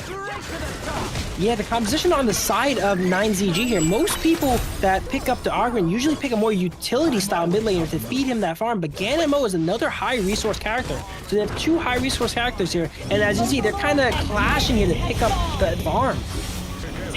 But now they are anyway, yeah. I mean, XP lead in terms of both of these teams. We can see that Clean and Sick are pretty much on the same kind of score, but it looks like the Tyrant is going to go on the side of Twisted Minds, which is going to be troublesome for Orgron, because we've already seen him being melted down already. Now that Clean has the extra damage and movement speed, it's going to be a lot more ferocious. Yeah, Orgron died at a time where he kind of basically had to run straight back to Tyrant to even contest it, and then that would mean he would skip out on half his jungle, so very opportune for Twist to go ahead and take that down, knowing the Orgron just respawned here, and they do not have time to set up with everyone there. Shanks ahead with the gold here. Oh, we can see Capo Sifa go down as well. Oh, into the backline. The Flaming Palms do connect onto Destro, but it's not going to be enough. They cannot close the gap. Marco Polo barely escaping 1 HP again here. Board goes down and seals the fate of Saker there. These boards, once you get someone there, everyone hits the go button, especially if you're ahead with the Tyrant buff too. People will go down really, really quickly. Oh, absolutely. I mean, imagine the Tyrant onto Moon, right? Like, if Moon had that Tyrant with a freshly forged a couple blades, he would be slicing apart the side of Twisted Minds. But right now, he's not had the prime moment to shine. We've seen a lot of Ganimo steal objectives in the past, but he needs to have that vision to be even attempt it. And last objective, they could not get anywhere near the pit there and could not give him the vision to go ahead and steal it. Ganimo has a lot of burst. He just needs to see the health of the dragon. Yeah, we can see the Blood Rage coming through here for a Sick as well, so he's going to have a little bit more sustainability thanks to the shielding coming through from the Blood Rage, but he kind of needs to start building into these tier 2 items for the Blazing Cape as well as the other Phoenix, but oh, Destro looking like he's getting caught out. Yeah, he escaped death 2 times. Third time is the charm here as they go ahead and take him out and push the tower now. Jing should clean up this tower real quick. They have amazing control of the top side jungle of 9ZG here, and they can barely walk up. They might push another tower here since everyone's here. Looks like they're going to end up retreating and maybe kiting back and securing the Overlord perhaps if their primals run out. But no, they end up deciding to push mid here instead. They have a lot of options. But yeah, a lot of options using the Trevor Smash into the backline as well onto Capacita, trying to keep out this here onto the T-fight, but we're seeing Sick here taking a lot of damage as well. Oh, Highland jumps into the backline there and barely gets the kill on him. He was almost out. Deadly Reflection times 10. I don't even know what that call is, but he did it 10 times. He reflected times. I mean, yeah, that's basically what he did. Okay, so there's some hero-specific feats there, and clean was real clean apparently because he achieved it. Clean. I mean, it's like it says it on the tin, but at the same time, we're seeing here that Twisted Minds are 21k over the 17k on the side of NZG, so definitely where they need to be to try and take a very good game, a clean game from the side of NZG, and it's definitely looking like a very different NZG today. Destro's been Destro's been had a lot of resources invested against him. Every time I see him on the screen, he's run away 1 HP. He's constantly to go back to base and not have time to farm. So we should see that Shanks has a good amount of gold lead on him here, and Long only gets stronger from there. Oh, absolutely. I mean, the Flaming Plum's got that. Oh my god. Wow, look at that. Health. Almost one-shotting Moon there. I thought it was Moon's job to one-shot people. He's getting one-shot now. This is the problem when you don't have that early game lead, when you don't able to sort of like establish yourself in the game this early on, the Ganimo starts to struggle. Yeah, Ganimo scaling off of kills and such as well, and as they only have 1 kill. Board coming out, goes in and traps Argon. One again, Argon gets trapped. Sekir goes down here, Argon goes down, double kill, triple kill for Jing there, maybe triple kill coming out. And then they barely get out. No, they don't. Clean is you can tell the bloodthirstiness. I mean, he got the triple who he wanted to go in for more. Speaking of bloodthirsty, Shanks dives the tier 2 tower and takes out Destro there, I think, at the high ground tower. Destro goes down, the T2 into the farm lane goes down, the minions are going to do the T1 themselves. It's like, Twisted Mind's like, hey, you're the 6th player on our team. This is disastrous on the side of 9Z here. Complete tempo shift of the game. They were pretty even a while ago, but once Twisted got a foothold on the game, they are running with it now here, and they're taking out the whole jungle here, cleaning up the monkeys, the red buffs, everything. They're going to try and fight for it, and Twisted Mind actually opting to, you know, say, okay, we got enough, guys. Let's go ahead and back up. Let's not throw here. Let's not give up our lead. Yeah, I mean, they're just trying to kind of shift the focus for 9Z into the position where they want them to. By trying to contest all these jungle camps, it kind of forces them into Twisted Mind, like, hey, look over here, as they're trying to kind of like fate like a punch somewhere else. But you can see that they're trying to into the lane as well, taking the T2. If we go ahead and look at the score that was up here a second ago, Ganimo is actually up gold on Yizing, even though he's 2 kills versus Yizing's 3 kills and 6 assists. So very diligent farming from Ganimo here. He's trying to get to the Ganimo late game. They just need to hold off, not lose too many towers, not hemorrhage enough for him to get there. I mean, it's already getting to that point, though. It's very shaky for the side of NZ, because they're already down a high ground turret as well. But I mean, the path of passing here is getting committed onto the 90 here, but he's just trying to just force them away.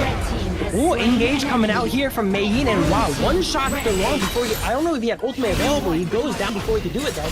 And they trade back Mayhin there. The tower is maybe going to go down soon, no, as they clear the minion wave and miss that fight. 9ZG is trying to find what they can here. Good catch there. Usually when teams are ahead, the carriers are not really too cautious in their positioning, as you see here, as Byron gets run down by 3 maybe. No, does not quite get him there. Looks like he went end up flashing away at the end there, can you tell? He just used his dash, didn't he? He just used his dash to get out of there, but at the same time, it's a good trade for the side of NC, but they've got to try and convert it into something more. Yep, once again, they are contesting that Crimson Golem here, and it looks like GZ's forced to run away. Board comes out and traps the Augur in here. Jing ultimate, getting some reflections down, does not quite kill this time, but they got what they want. They got the red buff, and they're slowly choking out 9Z and taking all their resources away. Yeah, putting those circles around the squares and not actually getting anything from it, because we saw there that Sick was able to kind of go to the very near corner that was closest to his teammates. So even if Clean was going there was a lot waiting for him around the corner. You obviously have the couple blades, you have the Fever Barrage, the splendid revolvers coming through, but right now it looks like the Twisted Minds are gonna go for the Tyrant this time around. Yeah, since 9Z's so behind, as you see, they don't really have the tanks to go ahead and face check and get vision.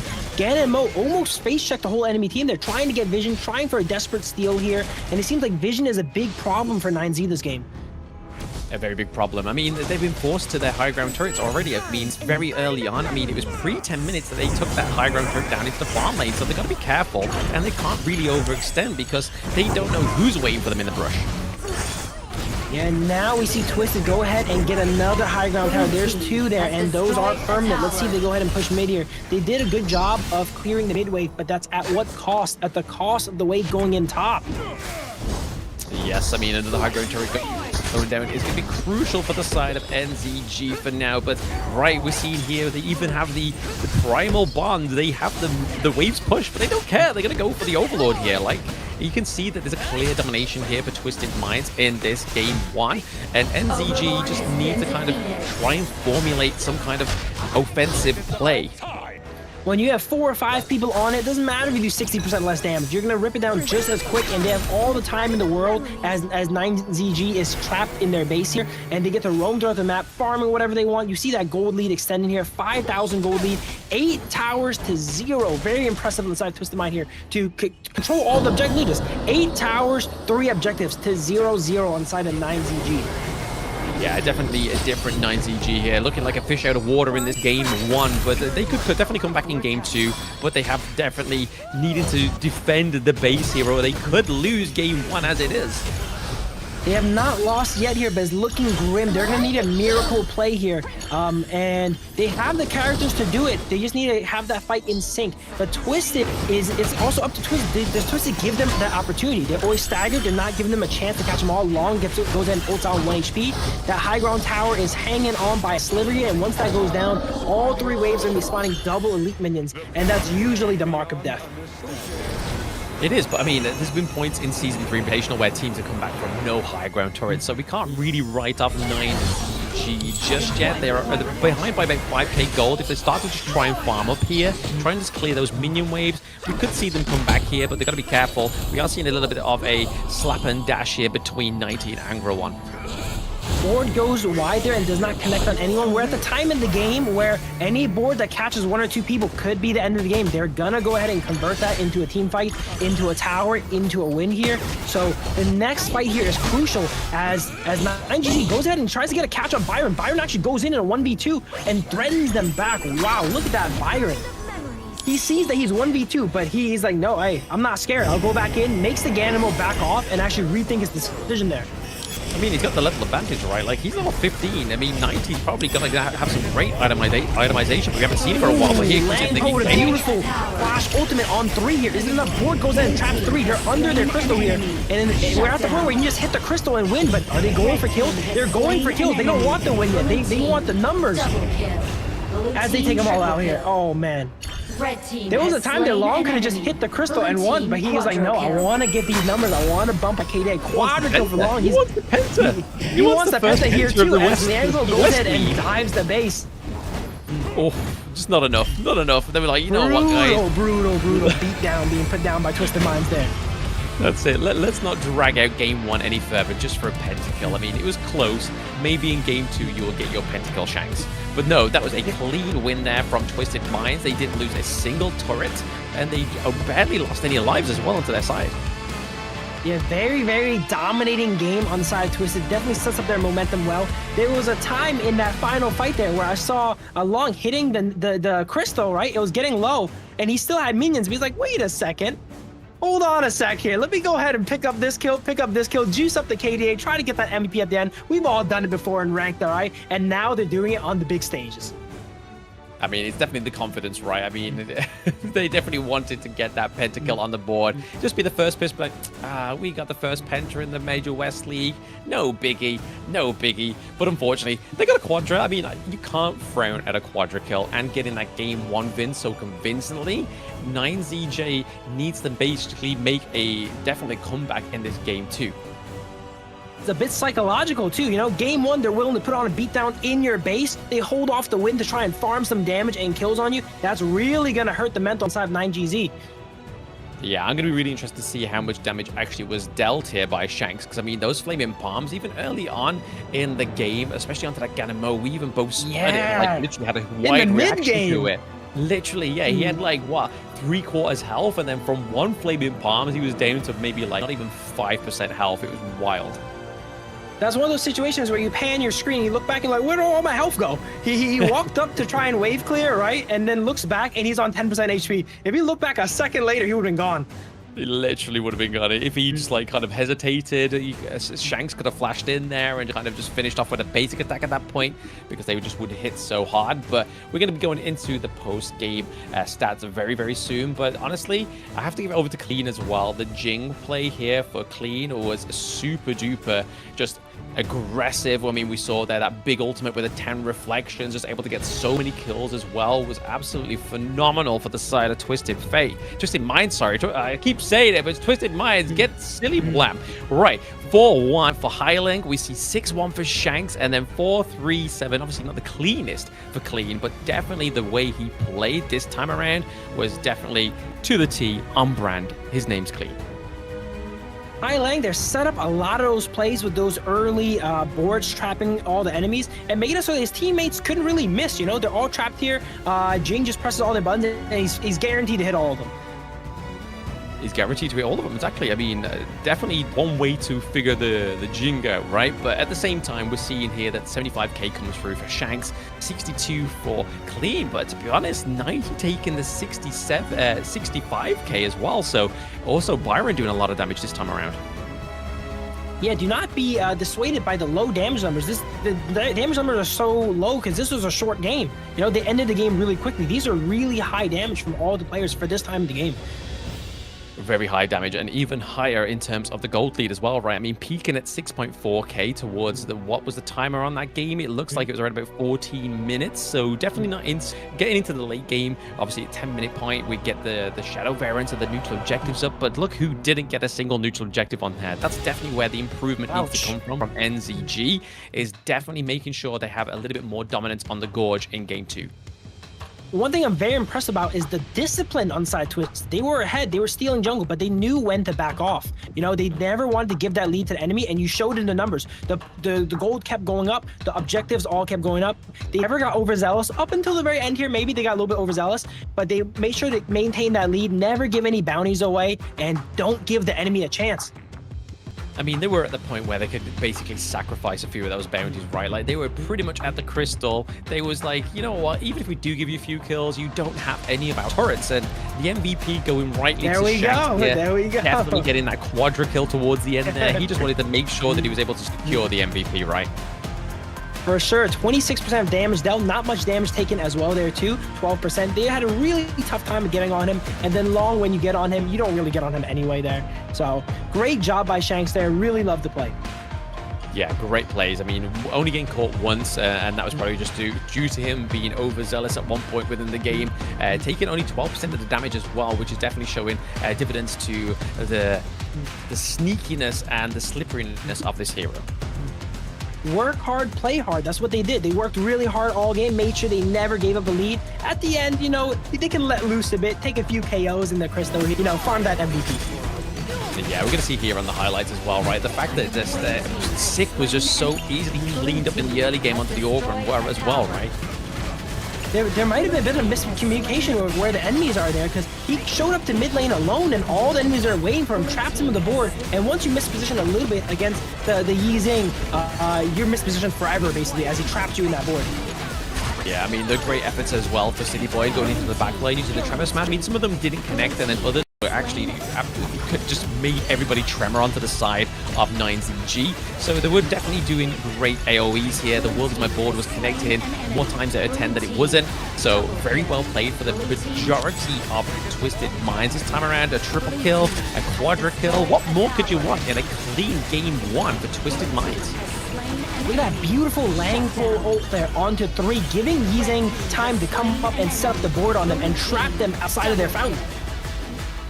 Yeah, I mean, here we go. We saw that moment there where we could have been seeing Lung trying to get a pentakill rather than trying to close the game out. So Shanks was just like, you know what, I'm going to have a bit of fun here. But there we go. Game 1 already written onto the board for the side of Twisted Minds. So like I said there, 9ZG need to go back to the draft, look at the BP, and look at how they're going to decide to play this next game 2, because they need to make sure they bring their A game, which we saw in day 1, right? Like, they were completely dominant on the Gorge, but they're going to have a bit of a breather. So are we. Taking a break, guys. Don't go anywhere. Game 2 coming soon.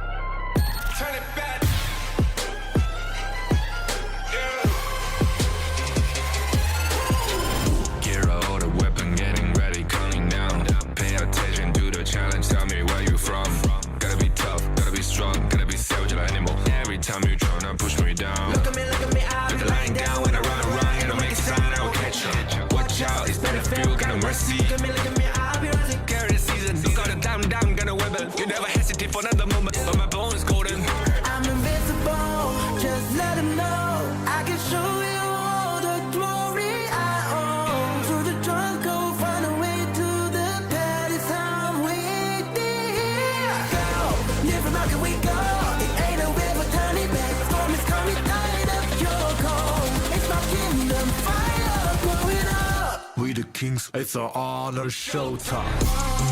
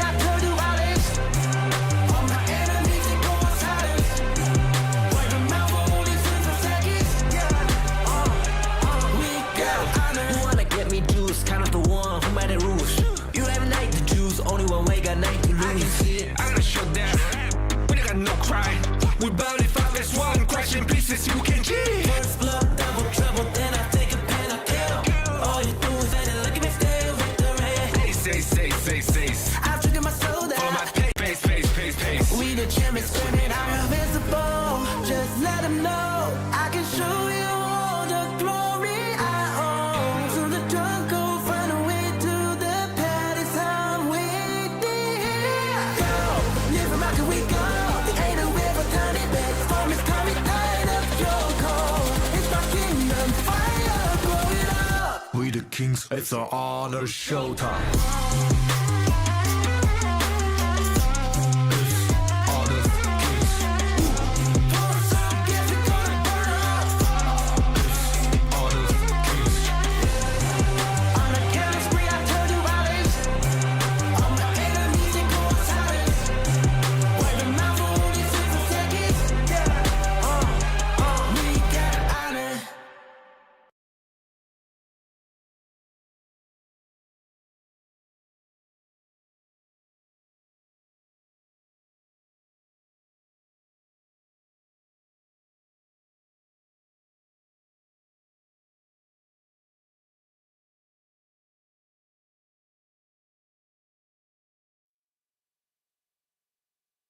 Welcome back, everybody, to the Honor of Kings Major West League Spring 2025 Day 2 of the Ranking Week. I am Blam, and with me is Jumas, and we just saw a very clean game from Twisted Minds. What do we feel like NZG needs to do in this game 2, Phil? I'm not personally sure what they need to do, but they need to not do what happened last game as Twisted Minds put down quite the beat down on them here. They do get a lot of priority picks now available that they couldn't last time. If I'm correct, they don't get the Agron anymore, but I've seen that teams have adapted and they're pretty good at dealing with the Agron, it seems like. It's such a priority pick that a lot of teams have the ability to study against it, maybe bust out something that they're not ready for.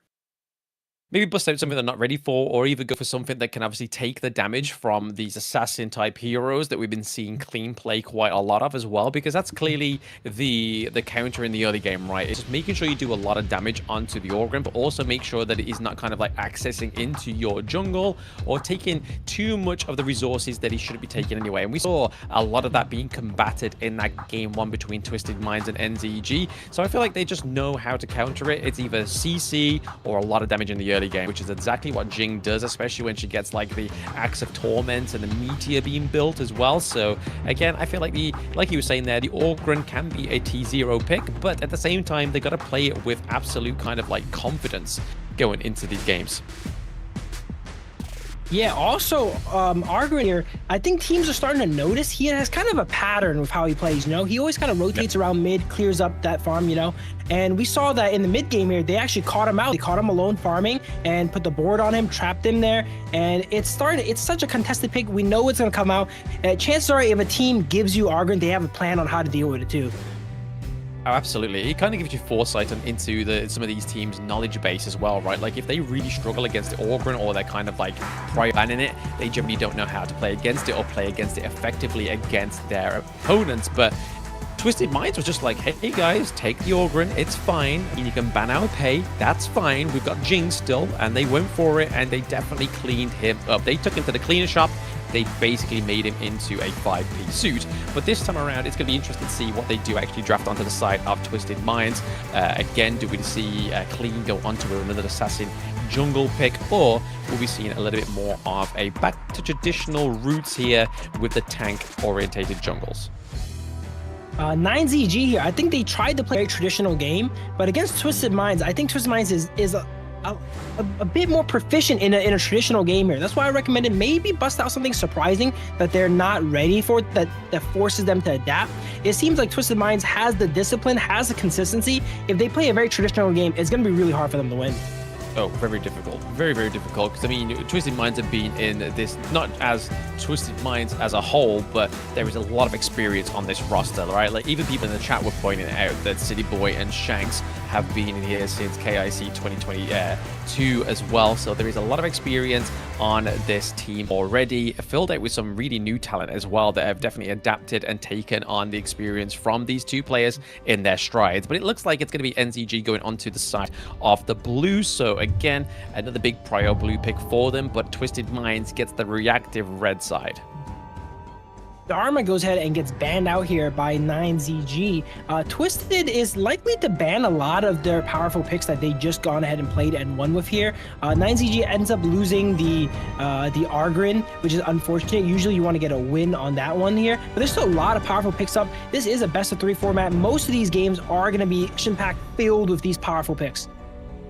Oh yeah, absolutely. I mean, Daba being banned out here as well as the Mai Shiranoye. We see the NZG are banning out the Orgren because they feel like Twisted Minds might actually even go for that. But I feel like it's probably not their sort of like go-to or suited playstyle that we've seen so far on the side of Twisted Minds.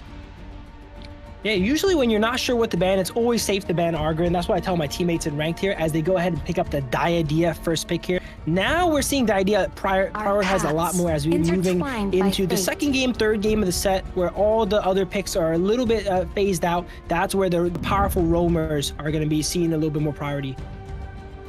Oh, absolutely. I mean, here we're seeing the Diadea come through, which is an interesting one here. So again, going to be great for picking off those kind of like high frame heroes if we do see it come through. But there we go. Twisted Minds winning with the Dolia and the Elaine. So this is something obviously we were kind of giving light to in the first series of the day. We saw a Dolia come through. We expected Elaine, didn't quite land. But now we are getting those double Death on Sunsets. That's the power of second pick. You get to pick two combo pieces together, so you make sure that they're never alone. They pick the Dolia and the Lane. Lane's such a staple and competitive. I'm surprised we're not seeing it more, actually.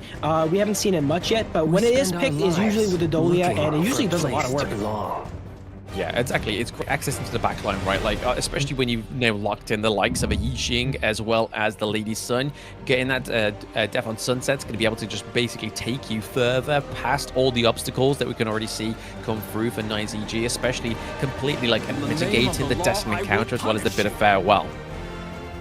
Yeah, those picks I'm a little bit questionable about because, as we mentioned, Clean likes playing more of these assassin-y type characters, and it looks like they just picked 2 prey characters for him here. Potentially. I mean, we could even see him revert to a Kaiser, right? Like, Kaiser with the Dolia combo is a big sort of like staple pick that we've been seeing for quite a while. Doesn't always come through in competitive, but it's still a very good matchup between these two. I mean, we could even see Highland onto a Shangguan, right? Normally when we see a Dolia come through, it's normally the likes of the Elaine, Ganemo, Shangguan coming through. So again, one of his biggest picks from KC 2024, as well as EWC as well. Yeah, when you add more targets to the team for Dolia to, you know, combo with, it definitely makes your team a lot more consistent. When the lane goes down and goes a little bit too deep out of range, you can't help them. You have someone else to go ahead and reset. And it looks like Twisted goes in and bans out some of these problem characters for them. Ban out the Guan Yu and the Byron. They want to make sure that the enemy team does not get any tankier here so that they could, I'm predicting, lock in a great assassin pick here. Yeah, I mean, up into the Clash lane, you'd probably be looking at something maybe like a Charlotte that's left remaining, because obviously they've already used the Mai Yi and they've banned out the Dharma for themselves. Byron's gone, Guan Yu's gone. So maybe use something like a Lu Bang as well, because they're already lacking like a bit of a tankiness coming through here for NZG. So something needs to kind of be picked a little bit differently here for the side of blue. Yeah, if I was on 9ZG, I would definitely start to shore up my weakness in that tankiness department, something that can go ahead and protect my carries, or just play Lam and kill them first. You know, they can't attack your carries if they're dead. Yeah, I mean, it's definitely an aggressive playstyle that NZG is going to go for here, but it's actually Twisted Minds going for the Hue 1. So again, we're going to get we could get 2 Unending Sorrows, some great ultimates here coming from the Hue 1. A lot of healing from both the Dolia as well as the Hue 1 is going to be great staying for the side of Twisted Minds. And like I said there, Charlotte is probably the only like logical one to go to other than the Lu Bang. But in terms of tankiness, they don't really have a tank here onto the side of NZG, but Twisted Minds do. Ooh, Dune. I would have liked Dune get picked up on the side of 9ZG here. One of the best tanks left out there. But you see this trap that Twisted go ahead and set up in their draft. You know, they pick these characters that can dive, and then they ban out these tanky characters, forcing them on like the Charlotte. Maybe they know that they couldn't really get a good Dune locked in here too. So they take ahead and they force 9ZG to draft such a squishy composition. Yeah, it's very squishy, but at the same time, it could be very well, if it's well executed, it could be very aggressive as well, because obviously, like you were saying earlier, with Lalam, if you don't pick a tank, you pick an assassin that you try and just kill out their carries before they kill yours. So diving into the back line, we're probably going to be seeing a wide array of combos coming here from Sick. We've seen him on the land before, and it was very impressive. Yeah, if I was 9ZG, I'll definitely focus on getting that early game locked down. Early game is so important for them, because once it goes late, I think their characters kind of fall off a bit. Lam does not scale the best, right? Lady Sun later on, that early base damage does not scale very well. And they don't have a tank. Once in the late game, you have a fully itemed front line. It's like a wrecking ball through your squishy team. Yeah, I mean, and that's going to be doing onto the side of Twisted Minds, right? Like, he's going to be able to Unruly Blade in there. We can see Dolia actually give over the Celestial Melody over to the Dune as well, to give him the Unruly Blade to get out as well. So, again, there's a lot of, like, play styles that they could go for here on the side of Twisted Minds. I mean, you could even look at it in a way that Clean's been playing these jungle picks, being so aggressive. If he's gained 2 Unruly Blades, he could be having great access into the back line, and then that's paired up with the Death on Sunset, Death on Sunset from the Elaine. So again, the knockup is going to be huge for the engages here for the side of Twisted Minds. So really, we're going to be looking at trying to see something here for the side of NZG that's going to be the counter engage, which is more likely going to be the Destiny counter from the Diadea. Yeah, I would love to see some early game invades or maybe cheeses come out from the Diadea here, because once they get a foothold on the game early game and end the game early, I think that's exactly what they need. They do not want the game to go very long. Yeah, not long at all. I mean, they finished the last game off in 14 minutes. I believe their matches yesterday for the side of Twisted Minds were very quick as well. So I feel like this is probably the frustration that NZG had, right? Like they had a good day one in their stride, and now they're going to try and beat Twisted Minds in this game too. And I feel like they could do it here. Yeah, we see Idea come into mid lane here. Does not quite go for an engage yet. Really holds off. Ends up using the abilities to last hit the farm here as Twisted Minds neutralizes the early game here for them. Yeah, just a bit of a contest here into the mid lane, right? They're just trying to get the Lady Sun just fed up in terms of resources, as seen here. Like, Yijing wasn't able to kind of like freeze the lane here so that they would have a second bit of minion waves for Destro, but at the same time, AYLO coming in here. Yeah, Yuan and Dolia ends up pushing that wave first, which gives them first move to the bot lane here. A little bit of trades going out, but it's really hard to kill anyone at this thing game. Both people are diligent. Both sides are diligent here. Just mainly focusing on coming down there, clearing the wave, helping your teammates so that they can go ahead and move.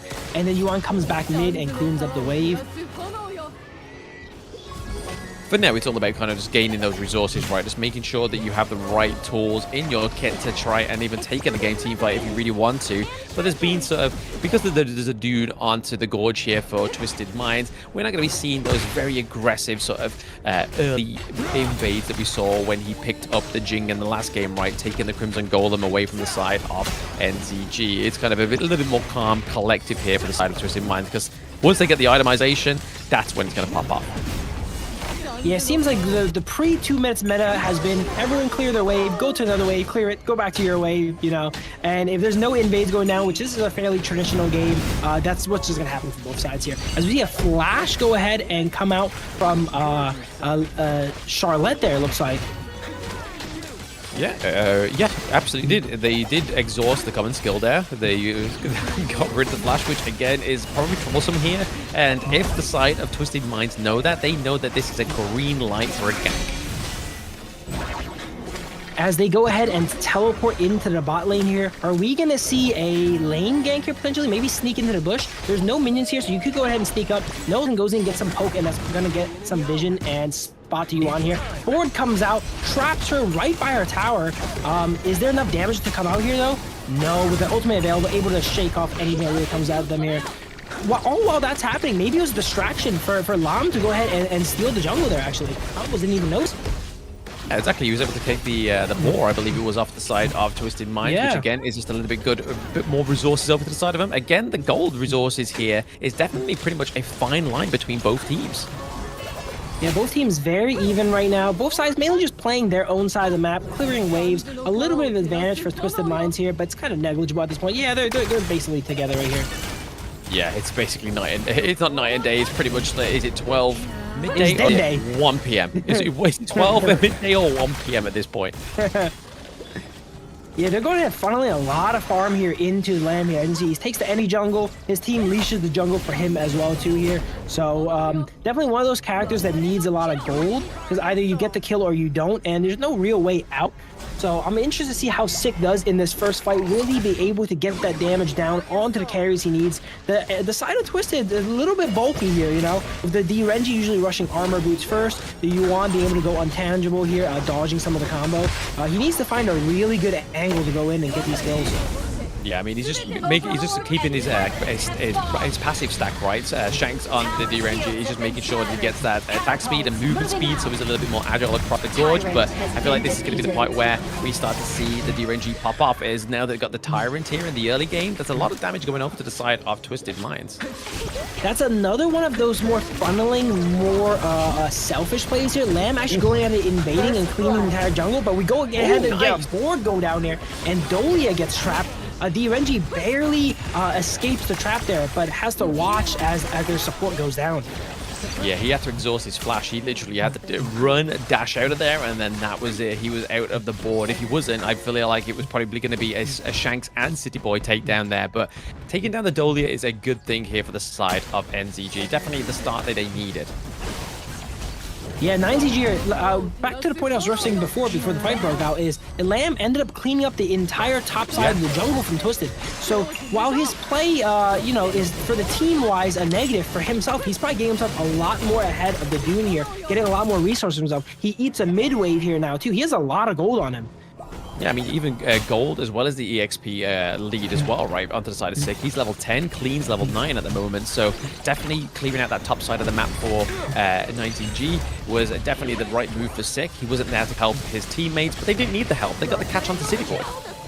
Yeah, if you can get that investment up and running and it pays off, it's amazing. But he's gonna have to be really careful when you funnel all these resources in yourself. You gotta be careful on the fight because the enemies are looking out for you. Looking out is Yuan going in here with the ultimate stun onto 2, but not much follow up. And they actually end up getting themselves caught out a bit. But that ultimate able to refresh there. Wow. That was such a back and forth fight there. It looked like they were winning, they were losing here. The Yuan ultimate definitely be able to change the fight there with the untangibility. Yeah, we saw the teleport as well come through from 90, so he was just down into the mid side of the map, just trying to clear out the minion wave as well, give himself a little bit more gold, but right now he needs to focus up there into the top side so he doesn't lose that T1 as well, because again, kind of like the Guan Yu, you want to make sure that you have a great lane priority for the lane. You see the Blade of Glory, I think that's called, the component coming out for Yuan. So that's going to signify going more of a bruiser build in the mid lane, a more supportive bruiser, applying those slows with the Frost Scar coming up, not as much damage going out. Yeah, exactly. I mean, right now we're just looking for the sustainability for the side of Twisted Minds, right? I mean, they have the tankiness from the Dune, but right now they just need to make sure it kind of spreads across the rest of their teammates. But here we go, Sick going straight goes in here. Chunks the Renji to half, goes in, has to escape 1 HP. Ooh, and he goes down here. And like I was saying before, you have all this investment on the jungle, you funnel all that gold, and you go in and you go down, you give it all back to the enemy. Yeah, the Death on Sunset there was definitely a cleanup for the side of 90. Just able to just dive straight on top of Sick, just land back on top of him, deal the damage. But right now, is not done though. They go back in for more, it looks like here. As they push down this tower now, board comes out, traps too, but they might not mind. They will stay in the board and just take out the tower. Yeah, it was more of a defensive measure rather than an offensive. They were able to clean the T1 up into the Clash lane as well, so they are trading across the gorge. That is the first turret though for 9ZG, so they have to try and just dominate more on that. But right now we're seeing Twisted Minds are just not giving up onto that farm lane. And then we see a little bit of a catch here on the D-Renji. D-Renji, I don't think has flash at the moment, but it's not enough. Lam goes in for another play here. Doesn't quite have enough firepower. The side of Twist is just so tanky that there's no one for Lam to really kill here, seems like, in these fights. Yeah, he needs to be sort of going onto a team fight that's already damaged. Like, that's the point of Sick at this point, because there's just so much sustain onto the side of Twisted Minds. And speaking of that, though, the gold lead is still pretty much, it's very close. Yeah, we'll have to say 9ZG is doing a great job compared to the first game here in keeping it close. They are just a hair down to 100 gold maybe. So that is already miles better than the first game where it felt like they could not get a foothold at all in the game. Lam goes in once again, board does not connect, but D-Renji this time goes down. He cannot survive all those fights. And they take 1 kill and get away. There we go, we're getting on the board here.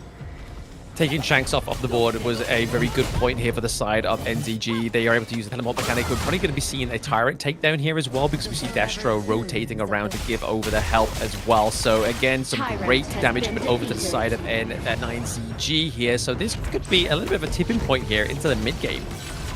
9ZG is doing a great job of splitting up these fights. They don't want the all-out 5v5, you know, where the Dolia can reset and get these big wombo combos off multiple times. They're splitting the fight. They're putting 2 people top, 2 people bottom, you know. If you guys pressure here, okay, we'll take a Tyrant, we'll take a tower. And that's how they're able to keep up that gold. And now they got ahead, actually. They're up 1,000 gold now. Up 1,000 gold. We see the Mask of Agony coming through for the I Ching there, so Moon's damage is now going to be a little bit more explosive and boosted here as well.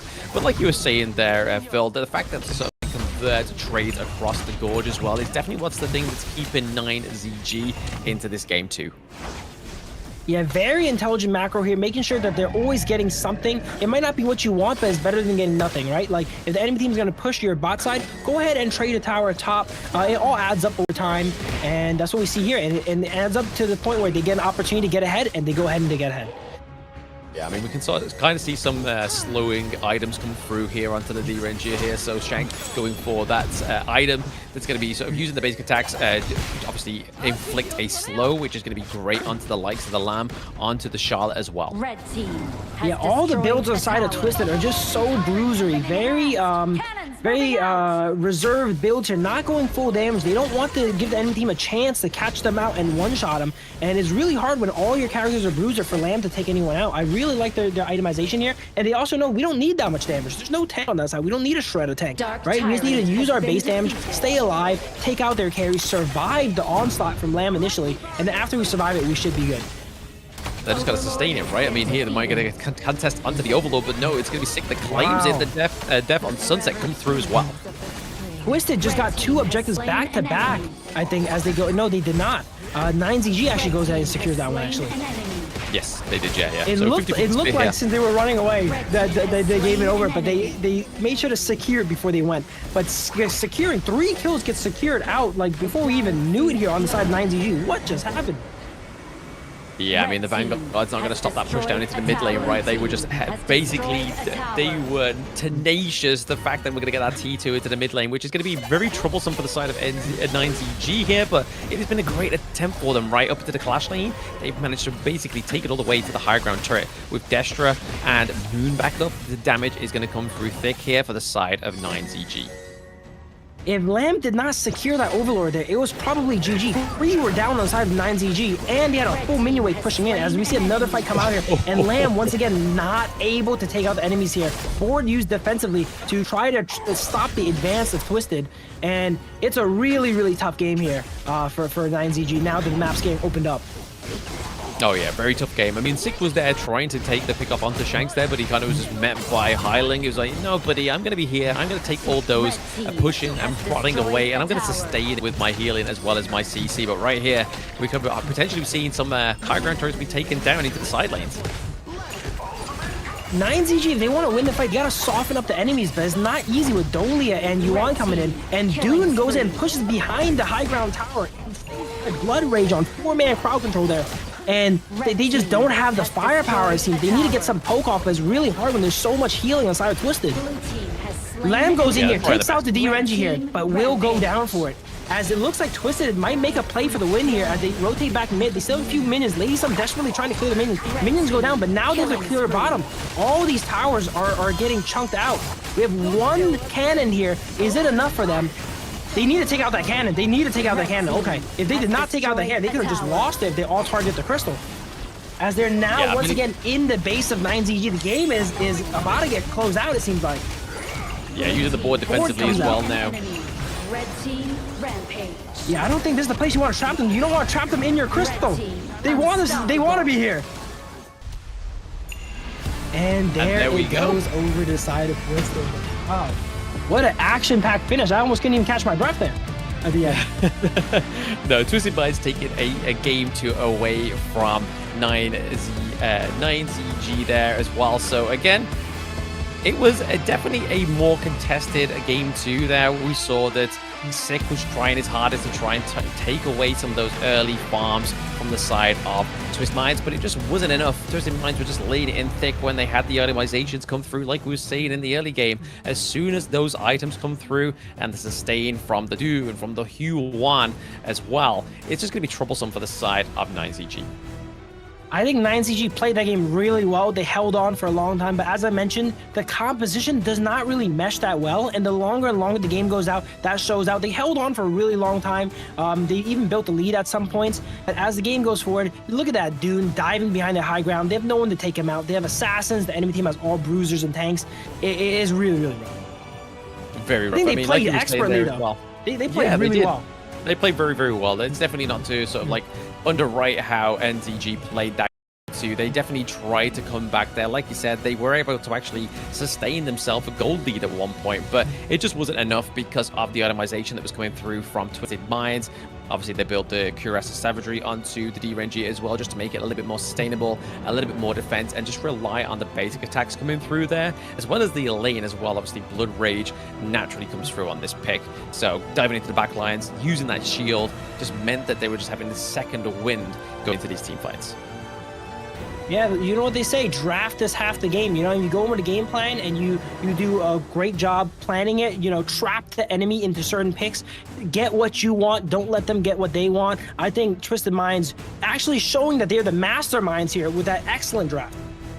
I mean, that's the title that they gave themselves, right? They self-proclaim themselves as masterminds, and they clearly showed it on the Gorge in that one, just due to itemizations, the way that they handled those team fights, the way that they handled the fact that 9ZG was able to take a little bit of farm away from them, especially towards the top side of the map, and they were able to actually get some turrets this time around as well onto the side of 9ZG, but it just wasn't quite enough. But it's still a valiant effort from this team. Yeah, I am now a believer in the masterminds as they go ahead and 2-0 9GZ. It all really ended near the end there. They held on for a really good time. So you see the scores are pretty even around the board here. I want to highlight Yuan here with a 1-0-10 stat line. Amazing support for the team. Built Bruiser applying those slows and then sustaining up the team, making sure that they do not get softened up and get into that lethality range of the Lamb. Lamb tried really hard to take him out, but it's so hard. After they're tanky, they get sustained, they get pushbacks. It feels like he has to jump through like 6 hoops to even get a kill. Yeah, exactly. That's it. He needs to kind of just do double. He needs to dive, dip, dash, dive, and dodge to try and get onto the back line. It just wasn't enough for the side of NZG, because even when he did able to actually gain access into the back line, the rest of his team just was not there, because they were kind of just like, what are you doing? Are we going to go dive in? Do we need to be there? Do we need to use the world as my board to actually contain them first? But most times out of 10, that world as my board was being used very defensively. Yeah, they couldn't get a good foothold in the early game. While the scores were even, it was not to the point where they didn't just board down and go ahead and force an engage. I do want to mention here in this graph, this is one of the flattest graphs we've seen today, you know?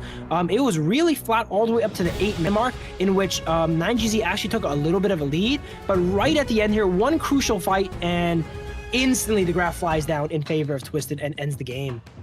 Exactly. I mean, this is the kind of like the seeds that they sow when they get those great sort of like tower pushes into the early game, because we saw towards the very early game there where we saw Shanks pushing the farm lane all the way to the higher ground turret, not actually claiming the higher ground turret, but it was literally just laid bare. So they knew they had kind of like access into the enemy's base when the right time was just like there and then.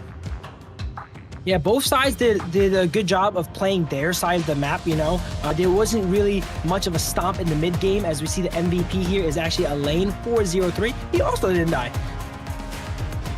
No death run for the lane 90 coming through here, like it was night and day. Like the kills were the day and the deaths were the night. There was nothing to it, taking 60% of the damage. So obviously being a little bit of a front line there, we saw quite a few times where the death on Sunset was used very aggressively to get into the, not only claim the kills onto the likes of Sick on the arm, but at the same time to be used as a very aggressive deterrent, trying to kind of zone away the enemy team. There wasn't actually too many big team fights, so we didn't see the Dolia Elaine combo come out too often, but that's the benefit of having a lot of characters on a team that can make use of the Dolia here. Here's the first kill here, ends up being taken out by Yizing as you go to some highs. This fight was really crazy here. We thought that 9Z was actually going to win it, but they end up getting dove in their tier 2 and getting taken out. A great bait by a Highland there with the Yuan. Yeah, again, it's like they had just so many kind of like AoEs coming through, right? They had like the untargetable AoE from the Huan, they had the healing, but they also had the Death and Sunset as well, which was just such an aggressive like circle AoE coming through there, just able to just zone them out, seen in this highlight reel so many times. And there we go. As well as that, you had the Unruly Blade. It was just kind of just very punishing for the side of Twisted Minds. And all of these, you don't know when they're going to get a reset. You think Yuan is vulnerable now. They just ultimate. Nope. Dolia goes ahead and resets it. Same with Lane. Oh, he just died me. Okay, I can focus him now. Nope. Gets a reset. It makes it really hard to just lock someone down and catch him. No, very difficult. Very difficult when you've got that Celestial Melody coming through from the Dolia. And it was just kind of the right pick, right? As soon as we knew that got locked in, and as soon as we knew that Twisted Minds had that red side, reactive red side, they locked in a very vital pick like the Dolia, as well as the Elaine, which is always something that synergizes very well within competitive. But that is Twisted Minds picking up another 2-0 for themselves. First victim was Virtus.pro. This time it's NCG. But we are going to be taking a break between this next game, so it's going to be OG going up against next RÜYA. So again, we're getting a bit of EU flavor, so don't go anywhere. We'll see you very soon.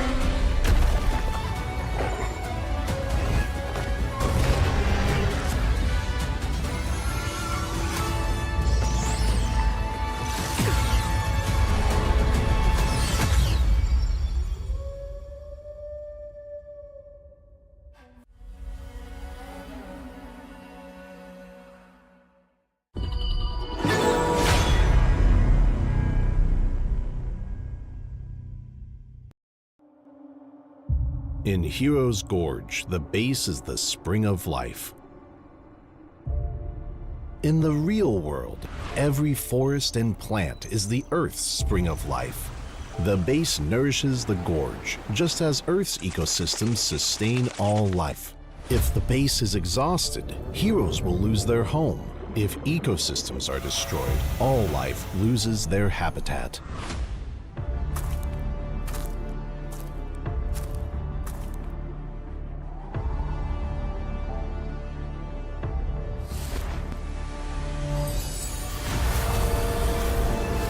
Honor of Kings is working with players worldwide to support real-world environmental causes and protect our planet's future.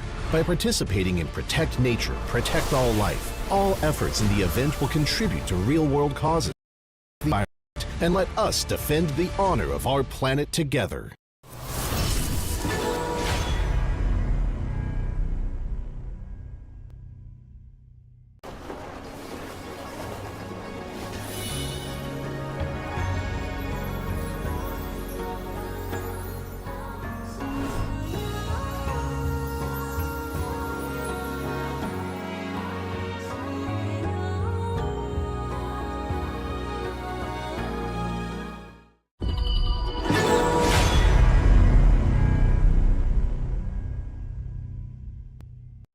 Excuse me.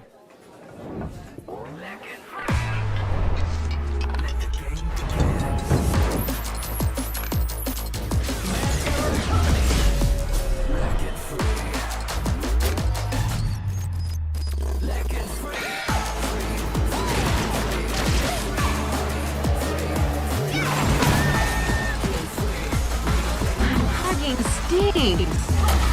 Victory! Yes, yeah. Another round. Sure, but how about a smoother phone next time?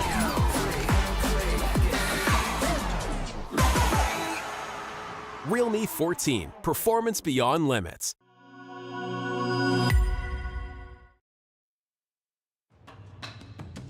How's it going, everybody? Welcome back to the Honor of Kings Major West League Spring 2025, and we're already on Game 3, so halfway through the day, and it's going to be OG Esports going up against Next RÜYA. Next RÜYA, this is their first game of the West League, so again, very interesting to see what they can bring to the table, right, Phil?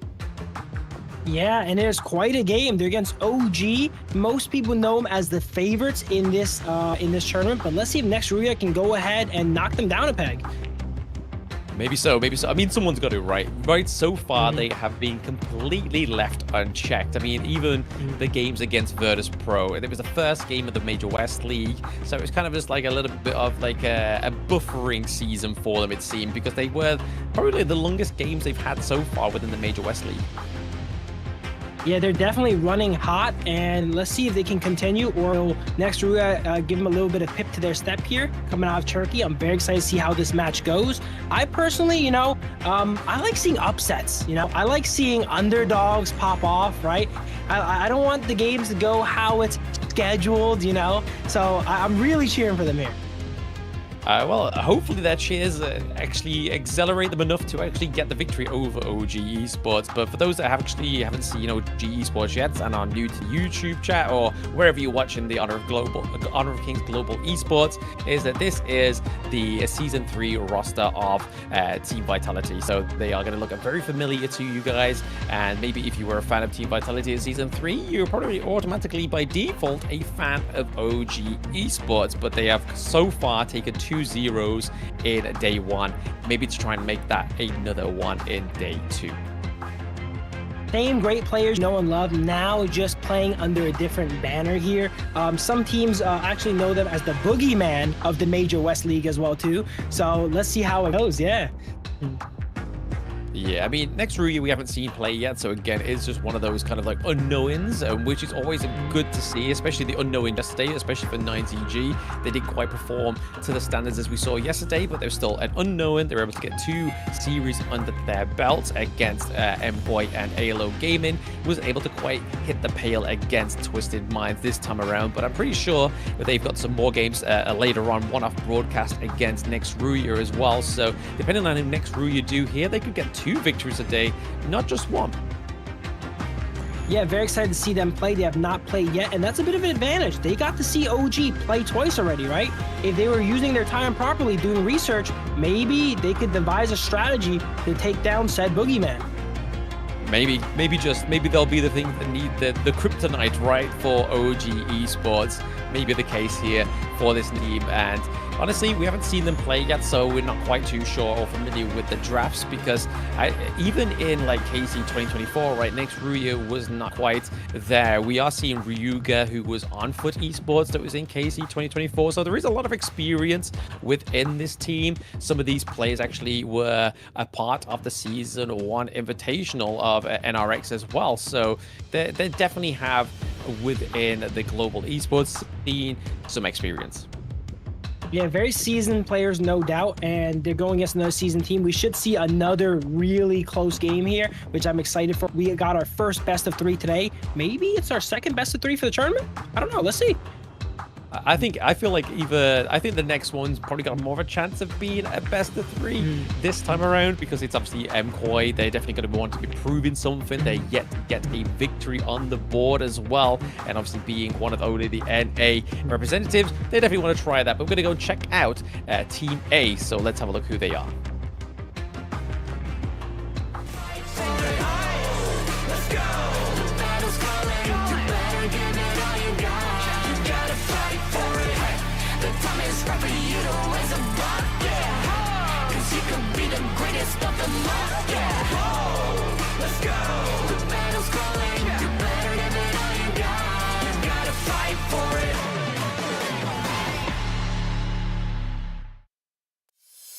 So here you can see it is OG Esports on your screen once more, and representing them is Keke into the clash lane, Dodo in the jungle, Wen in the mid lane, An in farm lane, and Muchin into the support role. And I just love their poses they have for this video. It's just completely comical, but it definitely just suits these guys to a T. They all look very serious, but from what I know about these guys, they are very, very fun, very friendly players. But when they're on the gorge, they are a different breed. Those are the most dangerous players. You know, you think they're all fun and games, and then it's game time, and they really show up, and there's no more laughs. No more laughs at all. I think Dowdow's learned his lesson from yesterday. He was having a little bit of mess around with his chair and reclined a little bit too far back and almost fell off. So hopefully no concussions for him today like yesterday. But yeah, like you were saying there, these are some of the players that will probably be the most frightful, right? When they seem very friendly, very sociable, but then when it comes to the push comes to the shove, that's it. It's kind of like game over. They are here to basically do business. But we're gonna go check out their vital teammates, enemies, sorry, which is next RÜYA.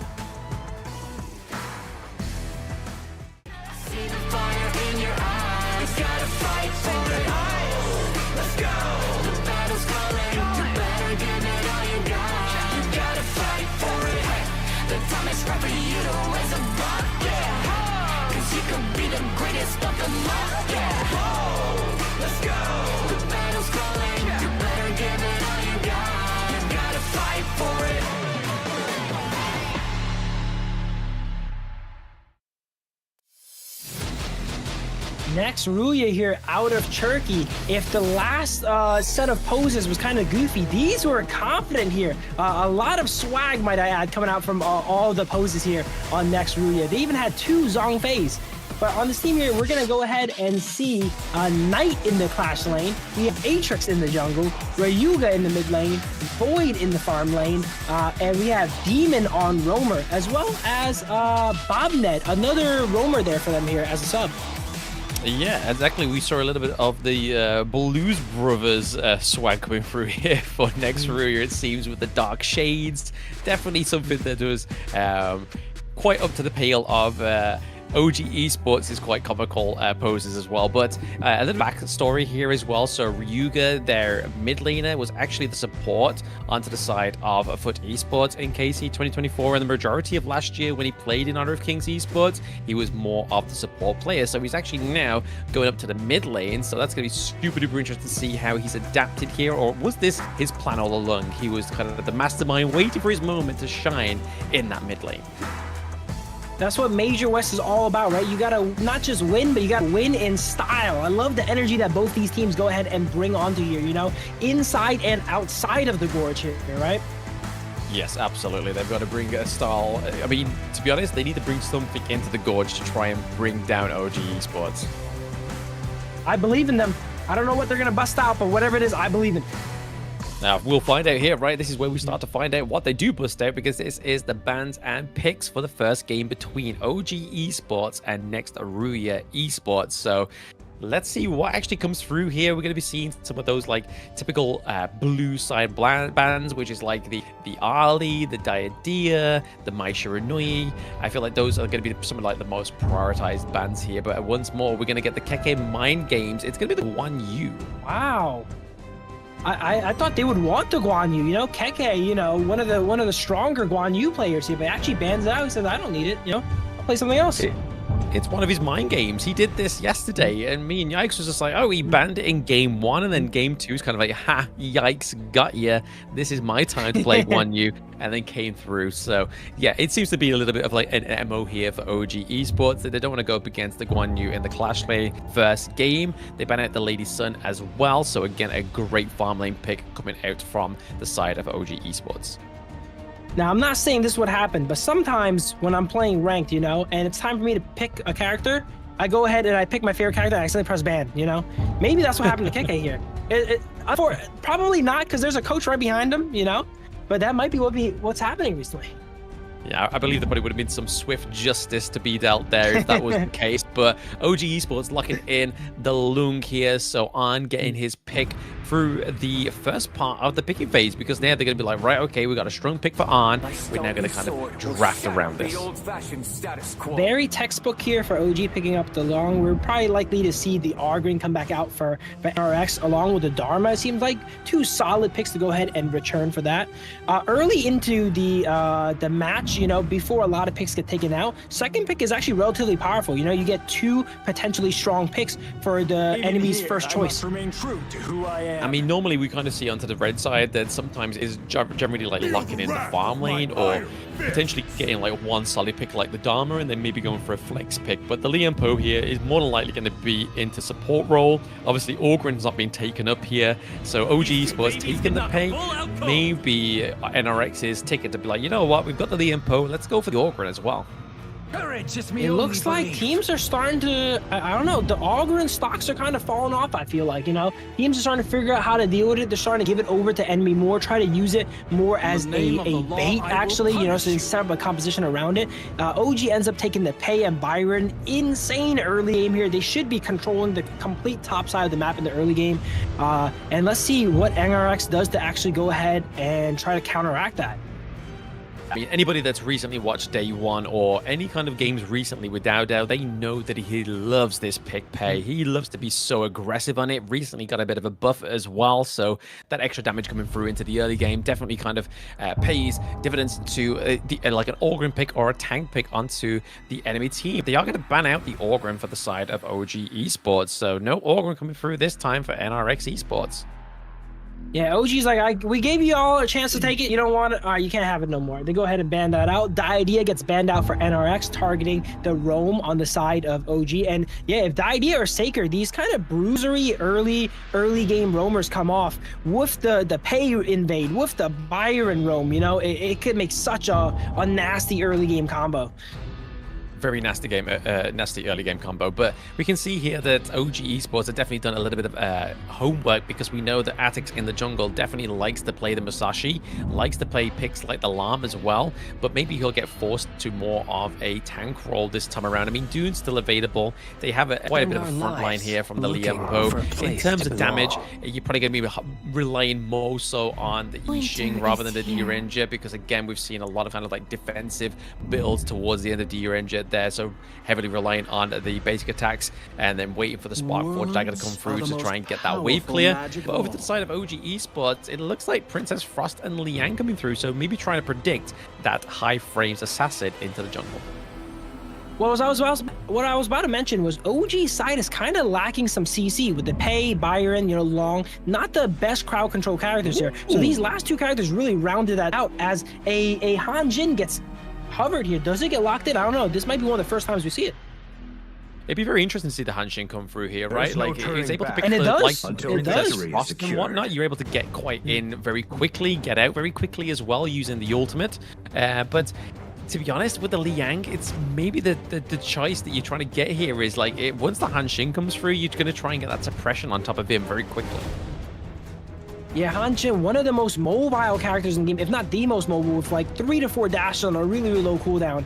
He's going to have to use those to maneuver the roadblock and the spike strip that is Liang waiting for him to jump in to catch him.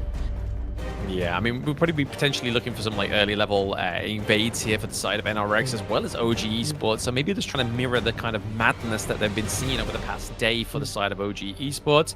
But at the same time, they could be either using the suppression to try and take down the Yixing as well. Because if you think about it, using the world is my board is going to make those battlefields a little bit more confined for the side of OG Esports, which means that it's kind of becomes like a bit of a killing floor for the Hanshin, right? I think that the fact that they picked such a strong early game OG side, they were forced to pick someone that can kind of answer it here in the Hanshin.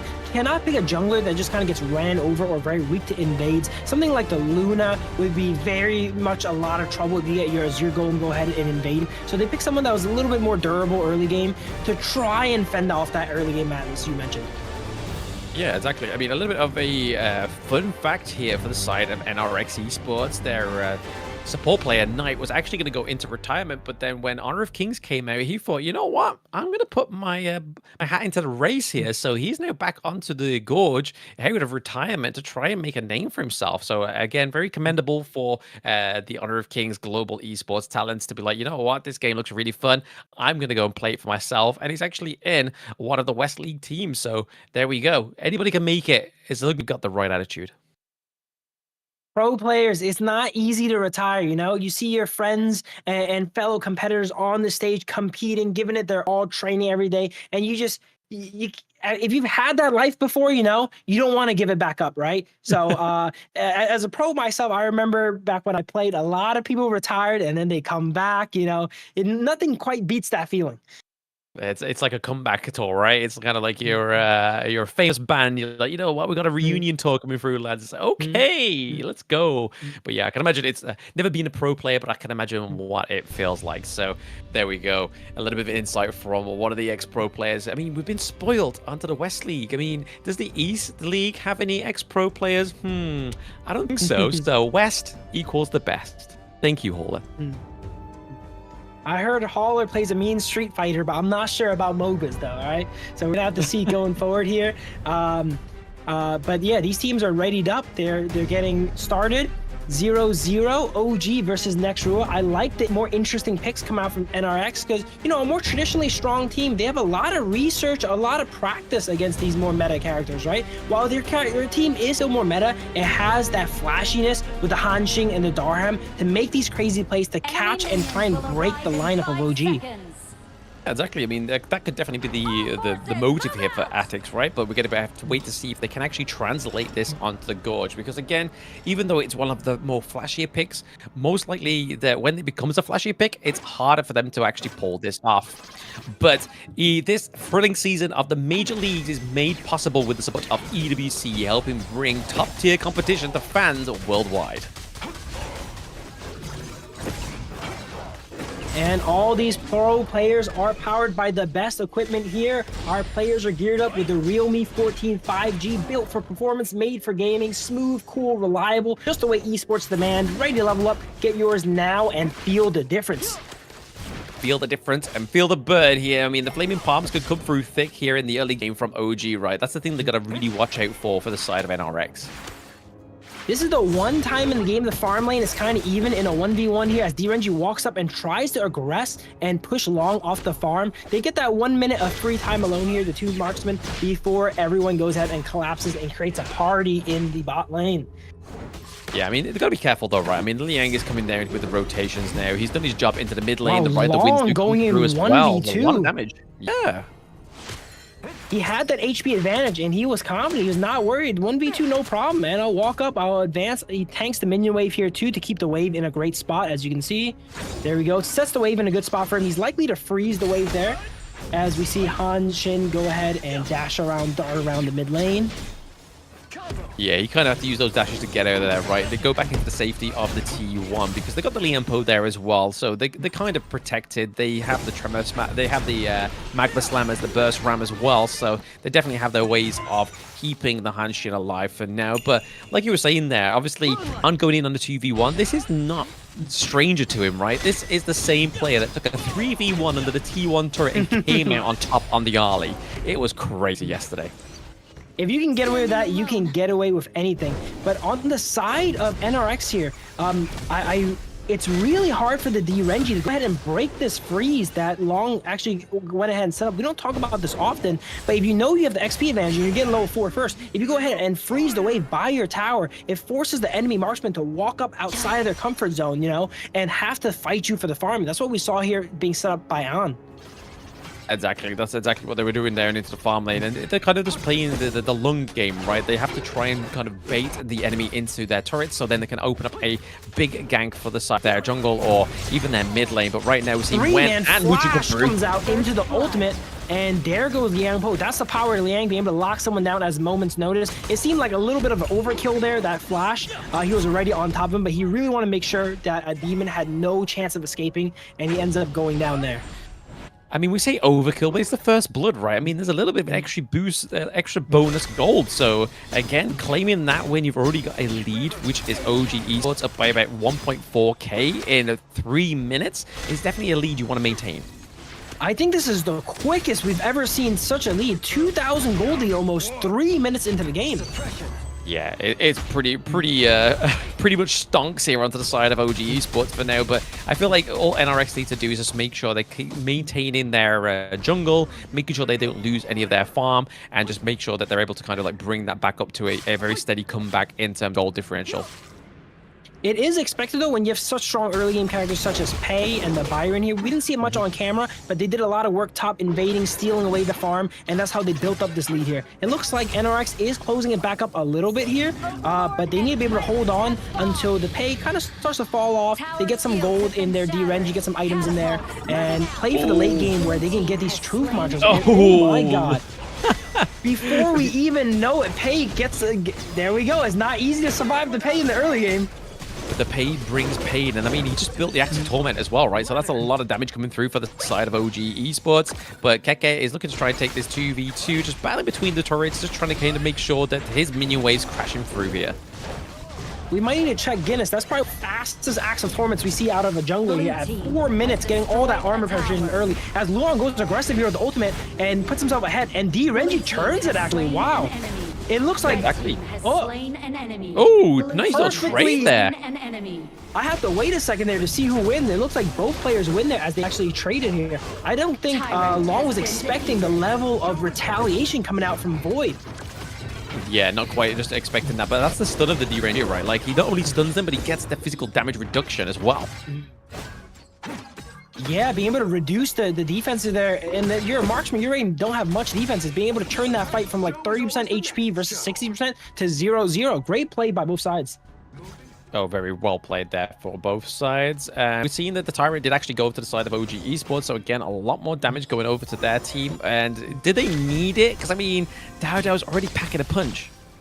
There's so much going on everywhere in this game here that we watch one thing and we miss another. Somehow OG has climbed up to a 3,000 gold lead, got the Tyrant off screen as we've seen here. There's just fights going on everywhere. The Byron Pei, like I mentioned, is terrorizing the early game here. Complete control of the enemy jungle. They're not allowed to walk up, and Pei is really good at taking towers as well too, being ranged and pushing these leads. Byron on their backline behind the tier 2 tower, and Look at the aura right there. He's just standing behind the tower menacingly, forcing the enemy team to go back in the base.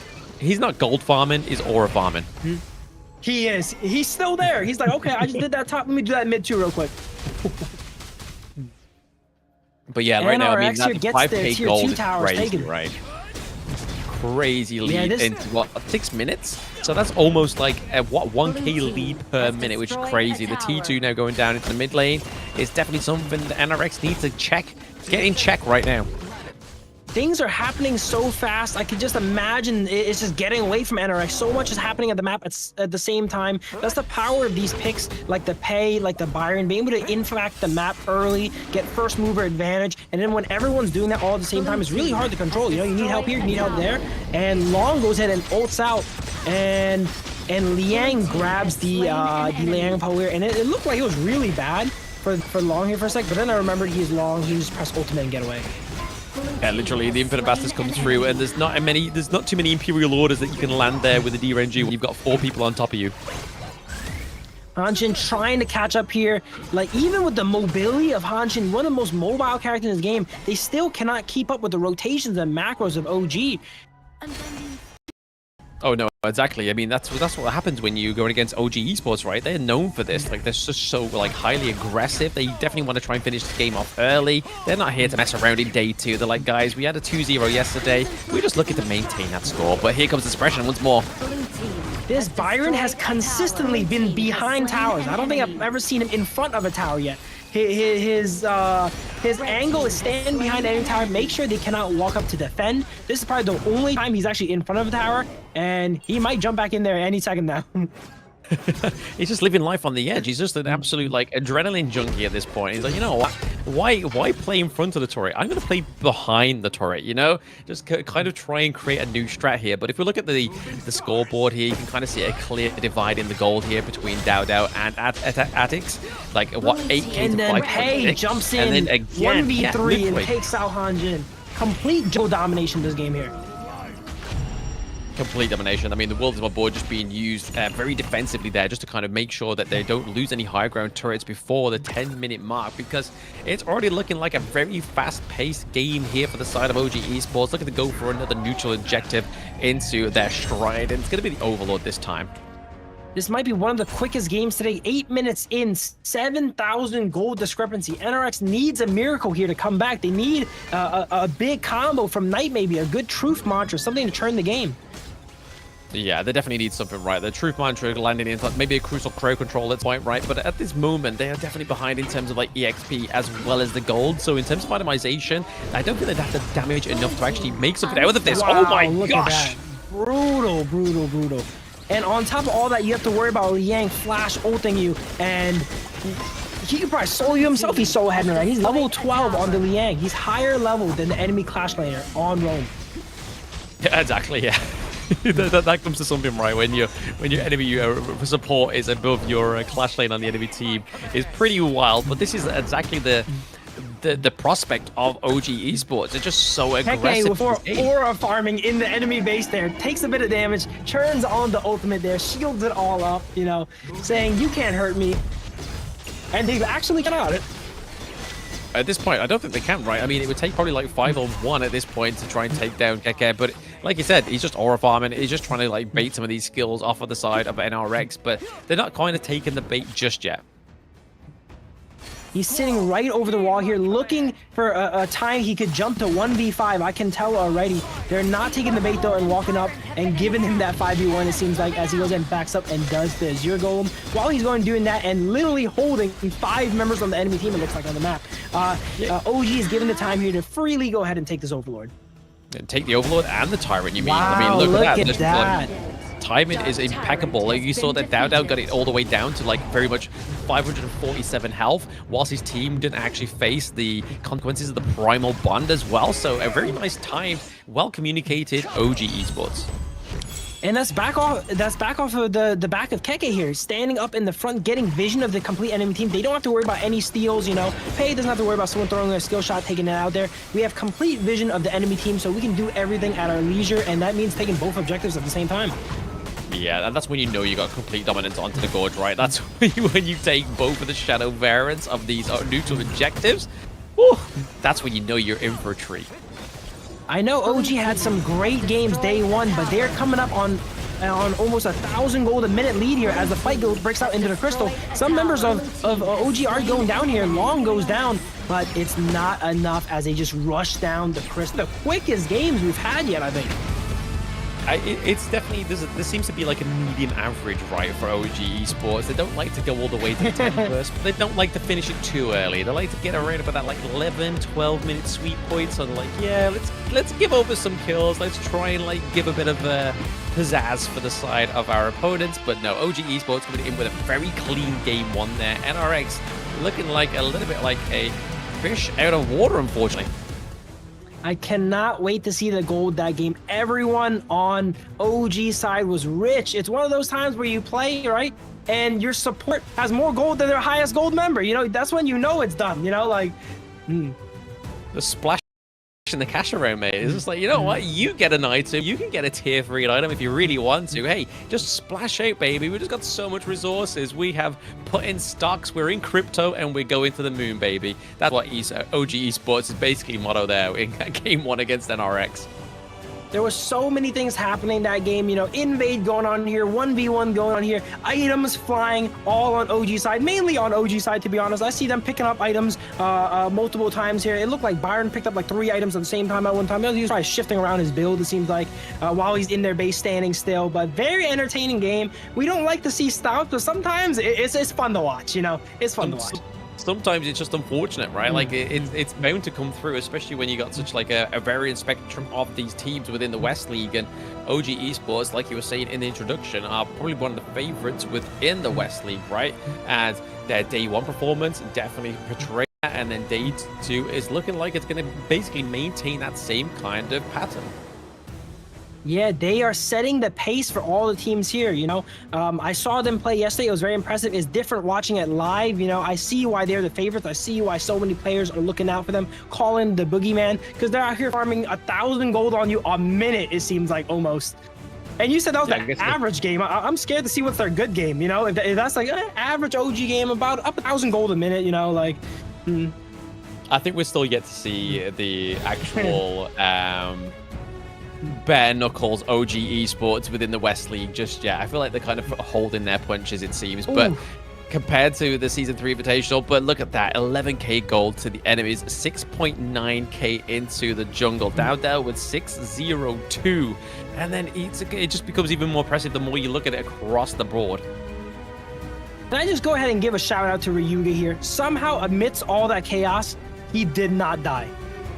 He's got the invincibility, hasn't he? He's got the passive that just makes him able to get out there. He's a scapegoat at that point. But yeah, that is extremely impressive in my opinion. He was in like an active war zone the entire game. His jungle's getting invaded, his mid's getting pushed in, his lanes is getting 1v1'd on. You know, very, very impressive actually. Very impressive. I mean, we have to give it over to Void as well, right? Like 49.2k is one of the damage. Just under the damage of Dowdow onto the pay there. So even though they're on the losing team, their Ranger actually coming out there, 4 guns blaze and just trying to do as much damage as possible. But the fact that they just had such an aggressive early game just meant that that damage just never came into fruition for the side of NRX Esports. While I think OG definitely surpassed them in macro and rotations, D-Renji there showed that his mechanics are on point, taking the 1v1 against here and actually trading, saying he can stack mechanically there. Absolutely, yeah, stacking up mechanically as it was. But like, look at that though, like no turrets taken onto the side of NRX. There was no neutral objectives just because they were just too much dominance onto the side of OG Esports. But they definitely have to try and redeem themselves in that game too. The Hanshin pick, even though it was different, it's the first time we've seen him within the West League. It just wasn't enough to kind of counter Dowdow on this pay. Blam, outside of some disconnects, what does RÜYA need to get a foothold in this next game? I mean, they don't have to go against the pay next time, right? This is the beauty of the Globant pick, right? Like, maybe they'll go into something like the Luna. We've seen a little bit of a mixed bag with Dowdow on the Luna, because the last time we saw him play, he was kind of using it more as an intel. But speaking of Dowdow, he does get another MVP for himself. But I mean, at 602, 26% of the damage dealt, 23% of the damage taken as well. Like, this is pay. He's not like the most tankiest of heroes. He can falter with enough damage, but Dowdow's still taking a considerable amount of damage there. But then the total gold being 28% is definitely showing on how well he navigates this jungle on the Gorge. Look at the early game here as Dowdow just one-shots Hanshin there. All these fights are so quickly, you're going to see in some of these highlights. Liang goes in and grabs the Yangpo as they get taken down. Look, these fights are so quick. Mainly off of the grabs of Liang, as you can see here too. Yeah, you can see why they went for the Liang Po, right? Like the fact that they were able to use the suppression on the squishiest hero, but on the tankiest, it meant that that Tremor Smash never actually connected, and that could have been a great upset to the side of OG Esports. They go ahead and lock down the only character that doesn't die in like 1 second, it seems like, and that's a great use for my opinion.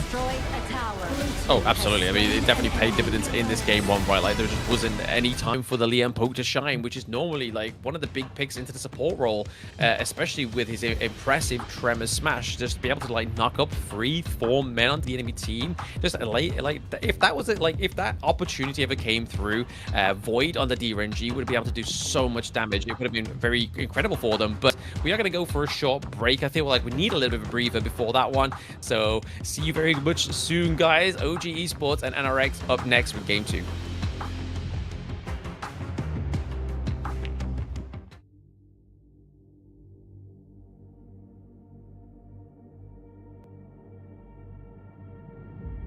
I feel it deep, flowing through my blood.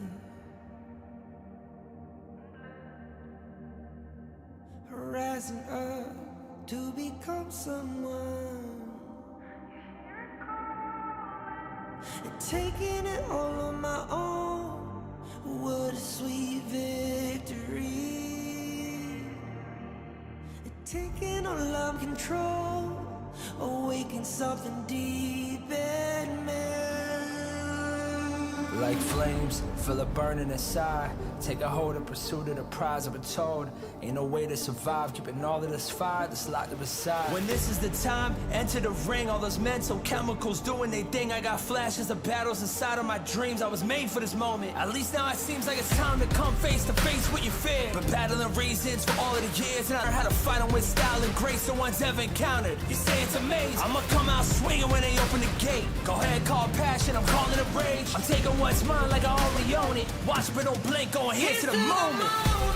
The sky rained down. Here's to the madness that's all around. Go on, tell them who you are, you are, you are. Go on, tell them who you are, you are, you are, you are. Here's to the moment, the sky rained down.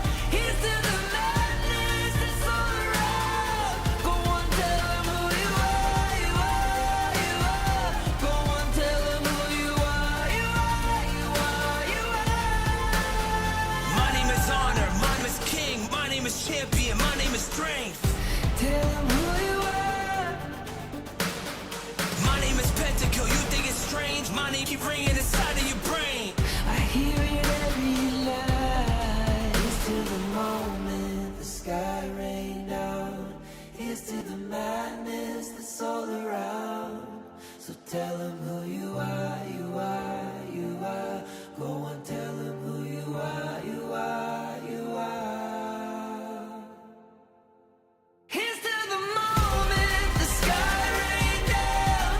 Here's to the madness that's all around. Go on, tell them who you are, you are, you are.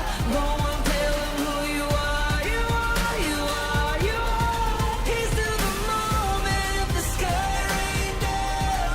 Here's to the madness that's all around. Go on, tell them who you are, you are, you are.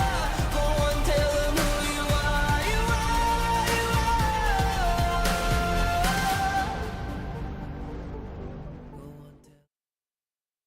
Welcome back to the Honor of Kings Major West League Spring 2025, and we've just had a very quick game from OG Esports. NRX definitely need to spice things up on the Gorge to try and take a point from them. I am Bleb, and with me is Yuz. How are we feeling going into this game 2 of match 3 already? Game 1, definitely the most explosive match we've seen today. And I'm interested. I talked a little bit of Blam with us behind the scenes. You know, OG, they played with such confidence, you know. Are they going to go into this game with the same level of sweatiness? Are they going to mess around a bit more? I don't know. It seems like they were doing things that they didn't really need to do just to do it. Like I said, it's not just about winning here in the West. You got to win with style, right? Got to have some pizzazz, right? You got to definitely do something unpredictable on the Gorge. But I feel like from what we know of OG Esports, they're not the ones to mess around. They definitely just want to be like, this is what we're going to do, this is what we're going to draft, and this is what we've come here to do, right? We've come here to win, and so far, that's what they're definitely displaying here. And I can't imagine that changing anytime soon. But speaking of this is the global ban pick, so they can't pick the same picks as the last series, but they've exhausted the pay, they've exhausted the lung, but everything else can still be interchanged, right? Like, the Princess Frost could be Lady Chen. We could see Byron go up and be into like a Dharma or anything like that. Pei, we know that Dao likes to go into these assassin type jungles, so we could go for the Fade, could go for the Jing, could go for the Luna. I think the possibility here are still endless because it's only a best of 3. You still get to get your favorite picks through these BPs. OG exhausting a lot of these strong early game characters that they're known for and love playing. Maybe that gives an opportunity for NRX to go ahead and pick something up, draft a stronger early game, and make OG switch up their playstyle, which it seems like no one has done yet. No one has done yet, right? I mean, they definitely need to do something a little bit different. I feel like if you're going to do the same, but then maybe try and execute it a little bit more kind of aggressively onto the Gorge, maybe that could be something that trips up OG Esports. I feel like you do have to play them at your own game, though. Yeah, I would really like to see NRX draft something super strong early, force OG to take the back foot here, or go into some unfavorable fights here, and that might be what they need to throw them off. They might do, right? I mean, we're going into the BP here of Game 2, so 1 point already going over to OG Esports, a very precise, concise Game 1, finishing around about that 12-minute mark. The Dharma is getting taken off of the table once more by NRX. Yep, they went ahead and played it, so they cannot play anymore. So they want to remove the opportunity for Keke to go ahead and play it. They saw what he could do on Byron. They do not want to see what he could do on Dharma. Exactly, yeah. They don't want to get onto the Dharma. I mean, to be honest, Byron actually there, it's not always been the most kind of like fruitful performance in the Major West League so far, but Keke definitely played it very, very well. I would like to see him go back onto his Mulan here, but again, he hasn't banned out the Guan Yu, so maybe we'll end up getting Guan Yu here onto the red side because they do get the reactive red side picks here. Yeah, OG definitely has a lot of picks available for that. Keke is really hard to ban out as they go ahead and take the Agron here. Pretty textbook by NRX here, it seems like. And let's see if OG has a plan for that. Yeah, Orgrin here is pretty much a solid pick, right? But like we were saying in the previous series, like the teams like OG definitely like to build, go for very damage-intensive heroes. And here we are. The Guan Yu is coming through for Keke. There we go. Guan Yu gets locked in by Keke. Do not try this at home. That hero is extremely hard to play. All right. But Keke is, if there's anyone that can play it, it is Keke. Masterful performance day 1. And hopefully we see another masterful performance day 2. Yeah, there we go. The Q1 coming through here. Get a bit of a flex pick here. So this could go into the mid lane, could go into support. It could even be Dao taking this pick as well. But over to the side of NRX, it looks like they're going to go for the Lady Sun here as well as the Dolia. So potentially we could be seeing something like that. Maybe the Ganem Mo come through into the mid lane here for the side of NRX. Dolia, Lady Sun, very solid picks on the side of NRX. I really like their Game 2 draft here. A lot more solid than Game 1 from my opinion here. OG locks in a little bit more of these niche picks. We're going to see how they can tie it together with their final 2 picks. But NRX is definitely playing by the book. I mean, to be honest, the D-Range is probably a good pick here, especially into the Orgrim, right? Imperial Order is just going to mean that the side of OG Esports will have the chance of trying to melt down the Orgrim a little bit faster here with that ultimate from the D-Range. But going into the second ban phase here, they are banning out the Mayin, so looking at trying to take down that Clash Lane pool for the side of NRX Esports. Yeah, there's a lot of Clash lanes that could give Guan Yu some trouble. Mayin is one of them, so they're trying to remove some of the options away from NRX here as they go ahead and do the same and remove the Masashi on the side of OG. Removing the Elaine as well. I mean, definitely the Dolia coming through is a little bit of a telltale, right, going into the last part of your draft. So could have been the Elaine that was planning on coming through. Either the Ganem Mo could still come through here, but the Prince of Landling being banned out is again a big counter here for the Orgrin. I would like to see a more of a utility style mid laner come out for NRX. We've seen times where if you pick a very high economy mid laner with an Agrin, they both kind of struggle to get ahead. So let's see if they go ahead and pick up something like the Princess Frost, the Lady Jen, the Yizing. They cannot pick up no more. Liang, it looks like, is potentially getting picked up here on the NRX side. And there's the Princess Frost.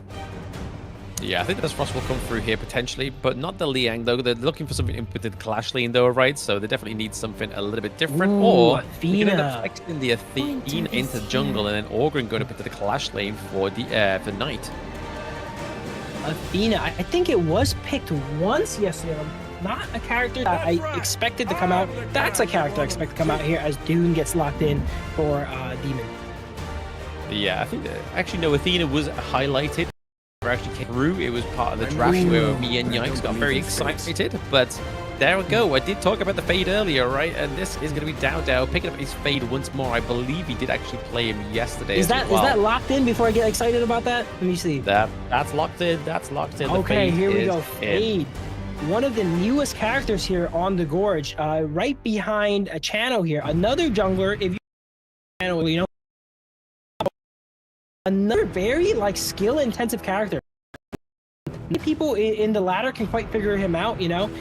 He struggles against characters with hard lockdown, but there's not too many easy ways to lock him down. If I'm looking at NRX's composition here, they're all very skill shot based, and if he plays it right, he can go ahead and dodge a lot of those.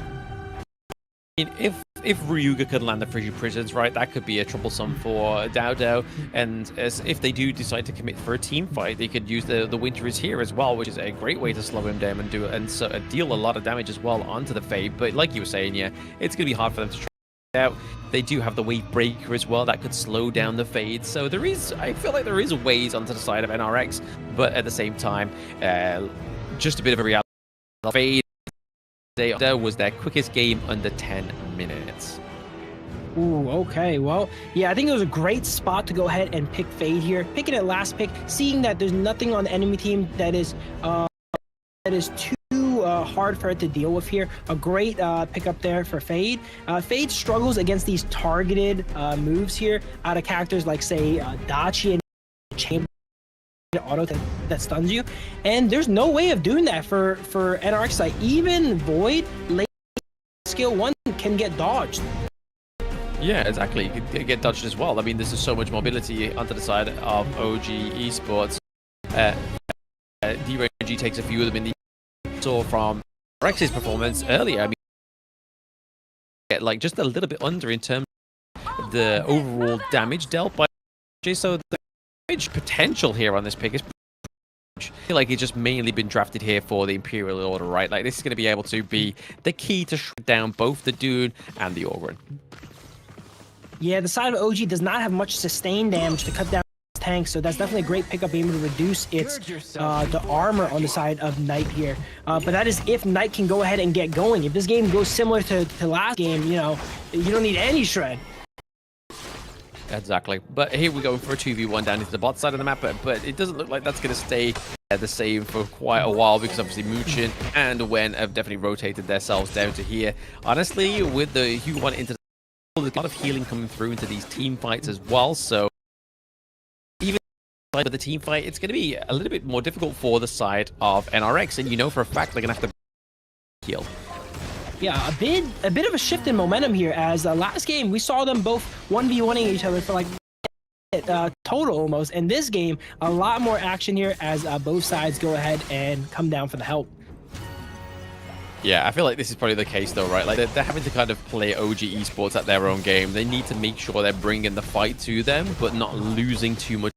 I currently see right now the gold lead is definitely sort of the same between both of them, which is more than could be said for the last game that we just watched.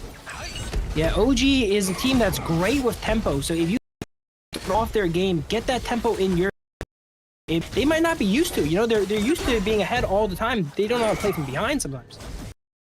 I mean, they definitely need to. They have a team comp where they need to play from the front, right? They can't play from behind with the likes of a Guan Yu or a Fade. They need to make sure they get ahead so they can do the damage. They can kind of have the freedom of not worrying about their clash lane. Void on Lady Sun trying to go for a solo on DRNG under tower, dropping him really, really low there. As we see a fight in the top lane, Guan Yu pushes the minions around, gets away with 1 HP, and unlocks that teleport sprite here for Yizing to go ahead and teleport. It looks like Fade actually ended up taking it, and now Yizing has to wait for the bus here, and there we go. It has arrived, and they're both teleporting back in the mid lane. Exactly, clear out the farm, clear out the minion wave up into the clash lane, right? And now they're going to do exactly the same thing. Ooh, a nice catch in here. Wow. RÜYA Once you land that stun on Princess Frost, it's not easy to land, but once you land that stun, they're stunned for 2 to almost 3 seconds here, giving ample time to put that blizzard down for Bold to go ahead and follow up with the rolling and the ultimate. I mean, we say 2 to 3 seconds. It doesn't seem like a very long time, but in Honor of Kings, there's a lot of abilities that can be spammed in those 2 to 3 seconds that can do a lot of damage. A lot of hurt can be put on in 2 to 3 seconds, and Muchin had found that out the hard way. Yeah, absolutely. Someone has to find it out, but RÜYA definitely getting the first blood will probably be a bit of a confidence boost here for NRX Esports. Yeah, it's interesting to note, Muchin probably died before even being able to input a command, as that ultimate will allow them to go invulnerable. If I was them, I would be spamming that ultimate button and never being able to get it off. Yeah, it's like, why is it not working? Oh, there's a big, like, red circle across it. I can't click anything. Thanks, RÜYA. That's great, but I feel like there might be a little bit of a payback here coming through. Flash coming out here as the board comes out in a rectangular fashion, traps the Dune, does not get the ultimate out, and RÜYA actually ends up going down, and they tie it up 1-1. I did say it was a bit of a revenge kill, right? That was RÜYA. That was a on-site kill from the side of OG Esports. It felt a little bit personal. Muchin will not let that slide. Calls in the backup, calls in the cavalry, and they will not let him bully Muchin like that for free. Yeah, not at all. We're seeing a little bit of a contest here for the neutral objective, though. Okay, a little bit of a dive onto the back in, and there. this is looking really good for NRX here, as they have great positioning on Tyrant. They actually end up letting the Tyrant reset too, and it looks like it's going to come down to Smite fight as Dune goes ahead and secures it here. Keke jumps into the fight. Everyone's really low. And Knight takes a kill onto Dao Dao. Here we go. This is exactly what NRX needs. That early game lead. Throw OG off. Triple kill for Agron, and he is going to get accelerated right into the game now. Yeah, huge outplay there by the side of NRX. They're able to get the neutral objective as well as potentially take even this mid T1 as well. So again, a nice little bounce back here for the NRX Esports lads. They definitely were. Like I said in the introduction, they need to play OG Esports at their own game. This is exactly what they need. I love the gameplay coming out from NRX here. Playing the early game really well. Argrin should be past the early game now. And he gives it back up as we zoom in on Fade taking him out with the ultimate. Yeah, 2v1 there against Knight was definitely once more. It seemed like, again, a very personal onto Knight as it was for RÜYA. It's like, hey, you set up that last team fight. It's pretty great. We saw you got a triple kill, but we are going to kill you for that now. We are going to punish you. Good teams can go ahead and get a lead, but great teams know how to maintain it. It's important to get that lead and hold on to it. And interesting enough, if you look at Argrin's build, he's actually going the Shadow Ripper, more of a damage-focused build, as opposed to the traditional, more tanky, Burning Cake, Dragon Rage style build. He's going full damage, it looks like. Yeah, it's generally suited towards up into the Clash, right? Like, you're not going to be using that as a front line. You do have the Dune there as well that does substitute Orgrin's front line. Again, both of these heroes are very good at sustaining into these team fights. So having the Dune kind of gives you that freedom to go into this build. Ooh, out of nowhere, Guan Yu with the ultimate pushes Dune into the fight as he goes ahead and gets onto the Princess Frost, his real target. Great target prioritization there by Keke. Going ahead and pushing the Dune, but realizing, hey, I don't want this guy. I actually want your mid lane. Goes ahead around and pushes the Princess Frost into the fight. I mean, they lose Muchin, but they're able to get the T1 into the mid lane, right? So just paying back all the progress that the side of NRX already had settled down for the side of their mid lane. So now it's just basically even Stevens. Yeah, OG has clawed it back, and pretty rapidly, might I add. Like almost a minute or two later, they've completely got the lead back. NRX now needs to go ahead and roll the dice and try to claim that lead once again. I mean, it's not too far away, right? I mean, what about a matter of like 400 gold, which is probably nothing at this point in the game. We're almost at the 7-minute mark, so I feel like just one steady team fight, either way, could definitely tip that scale a lot further. For sure. At one point, they were up 2,000 gold. All they need to do is maintain that until the next objective, and they have a really reasonable strength in a team fight over OG. But it's not easy, as you said. There's a lot of high mobility characters in OG, easily can catch and get their lead back. Exactly. I mean, they're definitely putting a bit of push here and presence onto the Clash lane as well. Oh, here we go. Nugent. Naiku onto 2 here, and can he get those executes off like he did in the past? He's forced to flash away, and now he's caught in the wall. No, Knight ends up going down. The damage coming here from Arn as well is definitely kind of melting down the side of NRX Esports, kind of forcing them back to their crystal as well. And now the side of OG Esports is like, you know what, let's try and give a little bit more push on all fronts here and try and take some more turrets, because I mean that's going to get them the resources that they need. The scale has tipped back in favor of OG side. They're actually continuing this push. They're relatively low. I would not say they're the most healthy. This could be a good time for NRX to look for a fight if they can. As we see the ultimate from Lady Sun coming out, almost popping the Destiny style effect from Yi Xing as a board goes out defensively to trap them. If they can force a fight here while OG is injured before they can heal, this could be what they need. I mean, the board goes up defensively, but they're able to get the high ground turret into the Clash lane as well, right? So now we see that Keke has across the gorge. He doesn't have to worry about his lane anymore. He's like, I've taken the complete entirety of your lane. I can now just be free as a bird. Yeah, Keke's gonna go ahead and swap to resist boots here, and he's building full tank if I'm correct. So he's gonna be a really frustrating horse to deal with in the enemy backline, pushing everyone around. Dune looks for a fight here on Dimitri though, but it's really hard to catch those two. As they go ahead and reset the ultimate here for Dune, he gets another chance at it. Let's see if he goes ahead and goes in. I mean, not only that though, he's got the frigid charge as well, right? Like he's able to, he's going to be making sure he goes for the right target, maybe like Dolia or the Lady Sun, but down goes Atix here as well as Void. Oh, we cut back and we see OG just absolutely dice them up here as they go ahead and take a 4-for-0, 5-for-0. That, depending, they might be able to push this clashing. That might be all she wrote if they can go ahead and maneuver these minions into the crystal as all of the defenders on NRX's side go down. I mean, Void has got like, what, the matter of about 6 seconds as well as Atix here, so it's going to be all down to them. I feel like maybe OG Esports probably want to be making sure they push this mid lane. Oh, they might not have time. No, too much damage. Very intelligent use of skills to go ahead and cut down the minions, because once those minions are down, they do not do any damage to Crystal. He almost gets a kill on Keke on the way out as well too. But wow, what a lifesaver here, Goy. Yeah, definitely holding on to a lifeline there, but at the same time, we kind of see here that Arn is be able to push down the farm lane as well, so that's another high ground turret gone for the side of NRX. We talked earlier about how much can happen in 2 to 3 seconds. That was a situation where half a second later and OG would have claimed the win already. As Dune goes in here with a win slash onto 2. And then Fade jumps in with the ultimate, applies it on a good amount of people. Does he go ahead and cash it in? Not yet. They're all really low. Guan Yu goes, skill 1, does not connect on Lady Sun, unfortunately. Dune goes down. Another 2 down on the side of NRX. And I don't know if they can hold another one of those pushes. No, I mean, they've only got the Void and Demon there, so they've got to make sure they land every ability if they're going to try and keep this one off. But it is going to be OG Esports taking a clean 2-0 from the side of NRX Esports. A little bit of a tough lesson for the side of NRX to learn, as this was their first game in the Major West League, and they met the beast that is OG Esports. NRX did show that gods could bleed. At one point in the mid game, they actually held a lead over OG, which is not very common from what we've seen in day one.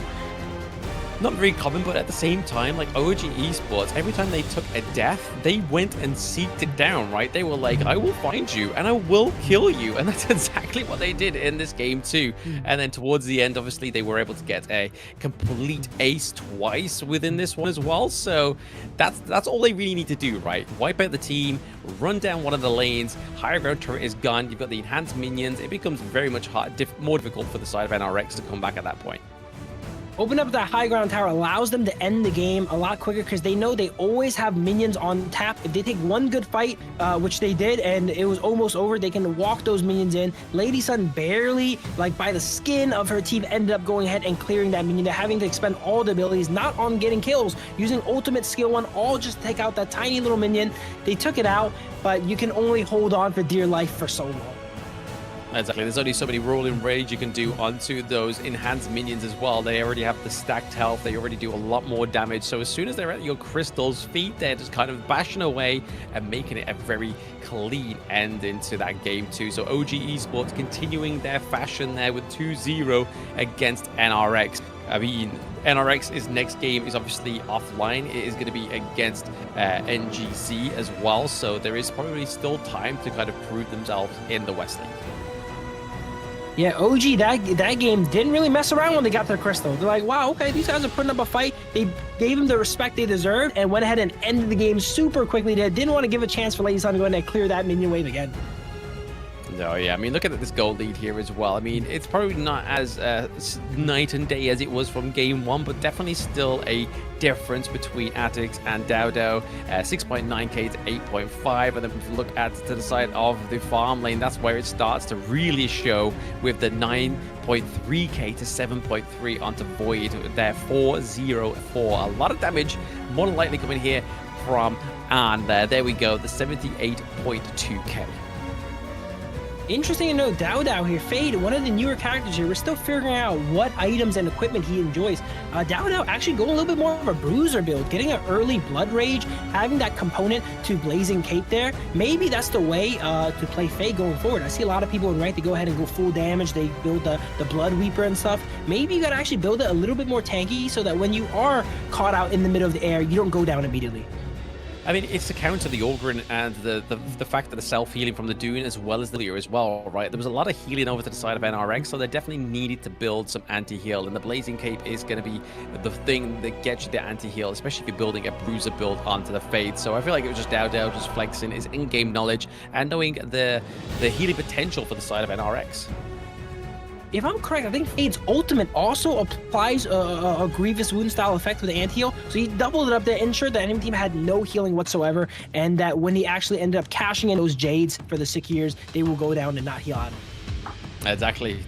Just again, once more, just showing his knowledge, flexing onto the Gorge there was Dow. But that is that game 2 already written in the stars. So we're going to get into the highlights and maybe even the MVPs here. I feel like it's either going to go over to Dow once more, or even potentially on here. He did have a fantastic game, 4-0-4, the most damage on his team as well. Definitely felt his presence across the Gorge here. And yes, it is going to be on.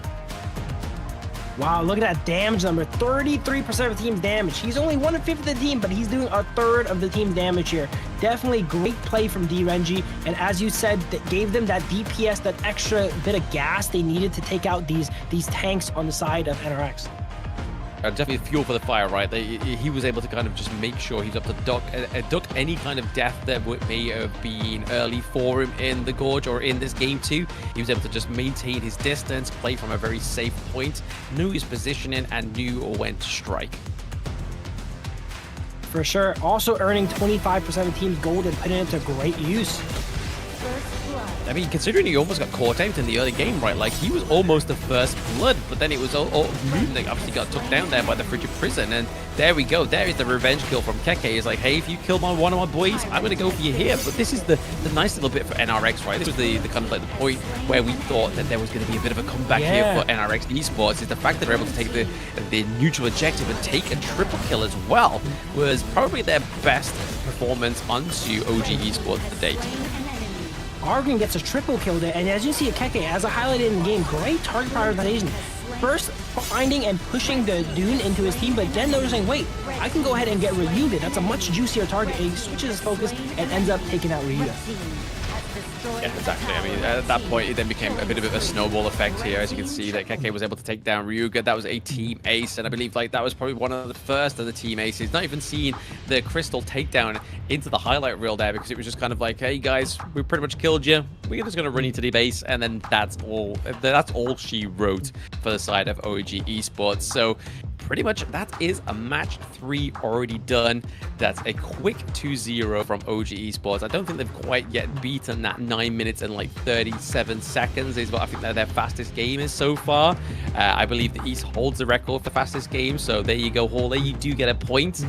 We will beat that record though, don't you worry, but we're going to be taking a break before we go into MKoi against AYLO Gaming, so don't go anywhere guys. This one could definitely be a full best of 3, so make sure you tune in.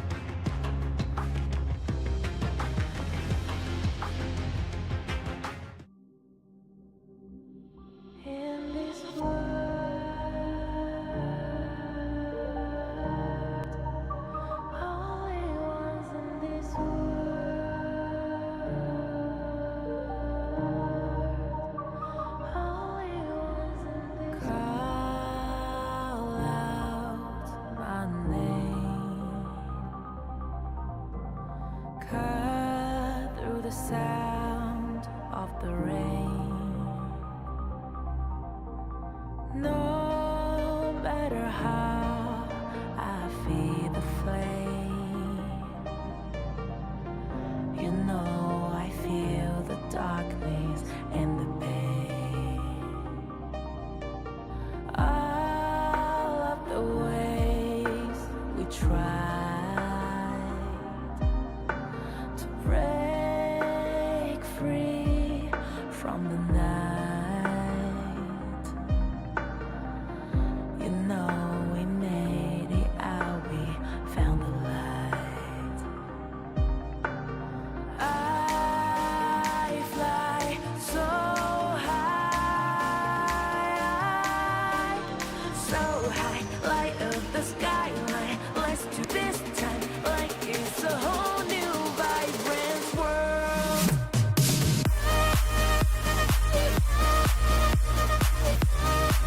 Like we're the only ones in this world. Like we're the only ones in this world. Now I see that I got everything I need. It's alright, I'm on fire, I'm alive, 'cause now I fly so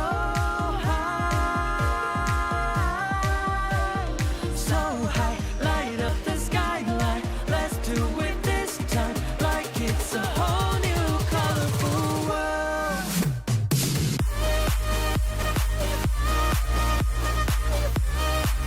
Like we're the only ones in this world. Like we're the only ones in this world. Never thought we'd get this far, burning like the stars. How we get this far, like we're the only ones in this world.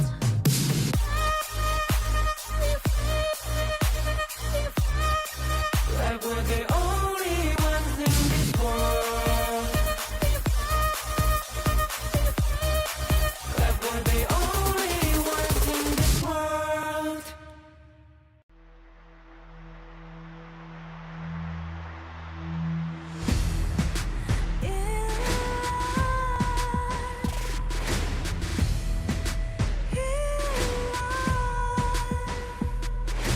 What's a life without its worth? Compromising with what hurts inside. When you let fear decide your fate, you don't choose which path to take in life.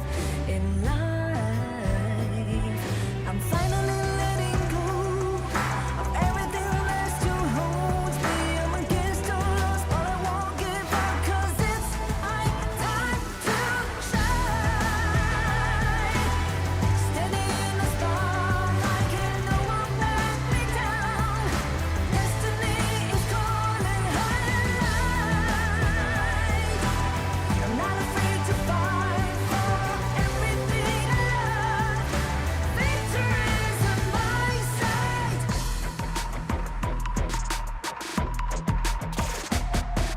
The more we lose, the more we gain. The more that nothing stays the same. In time, can't love ever, can't forget. What you see is what you get. Sometimes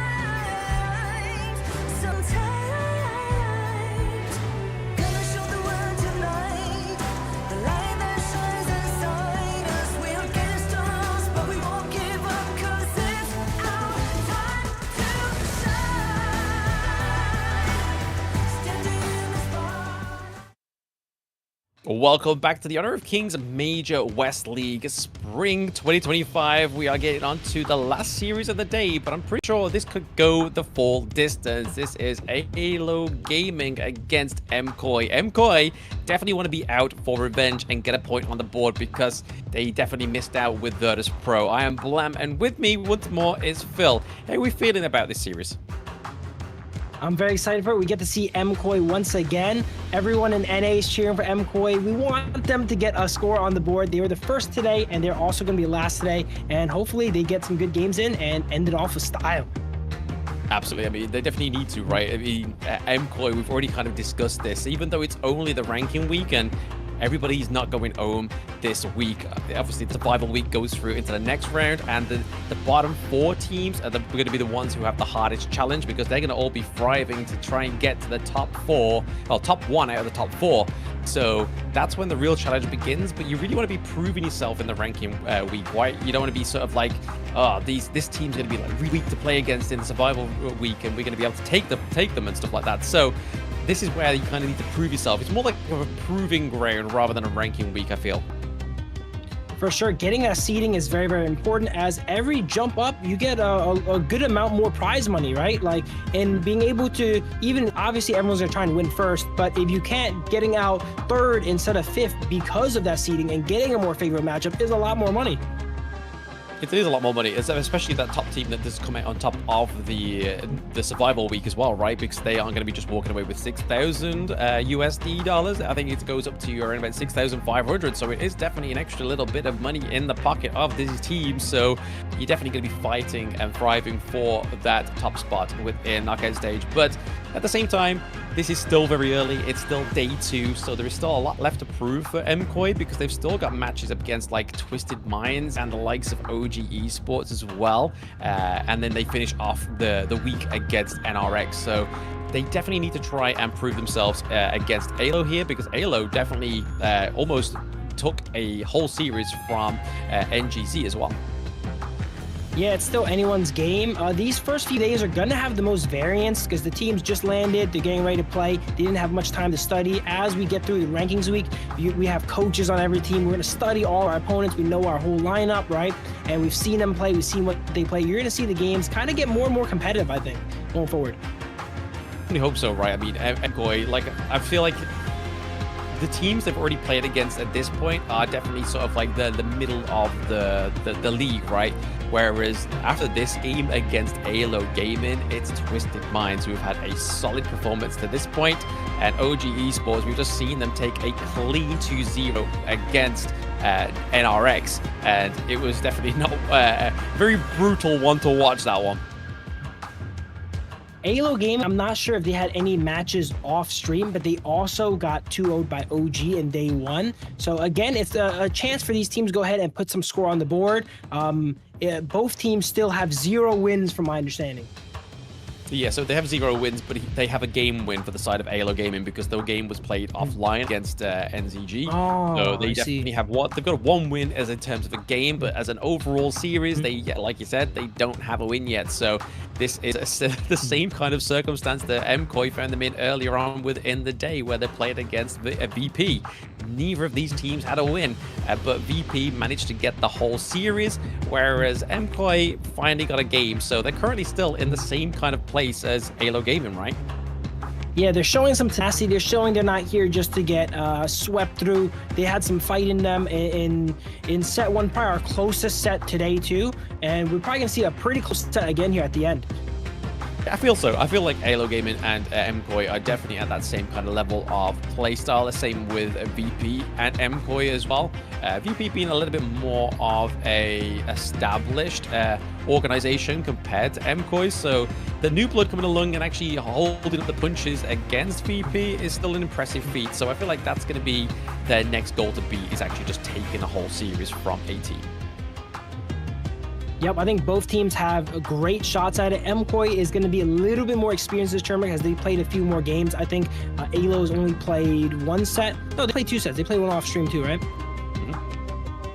Okay, off stream does not count. We got to win in front of all the viewers, all the fans, everyone watching, and then one of the teams is going to claim that win here coming up. Exactly. Someone's got to win it, because if they don't, I'm not too sure what happens. It'd be some freak show accident where no team wins, and then we're like, wait, what happened? But no, definitely one of the teams are going to win this one. It just all depends if Koi basically brings them up by their bootstraps, but we are going to go and introduce Koi first, so check this out.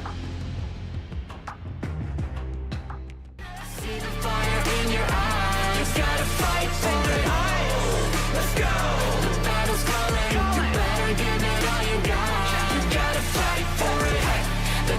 right for you to raise a buck, yeah. Cause you could be the greatest of them all, yeah. Oh, let's go. The battle's calling, you better give it all you got. You gotta fight for it.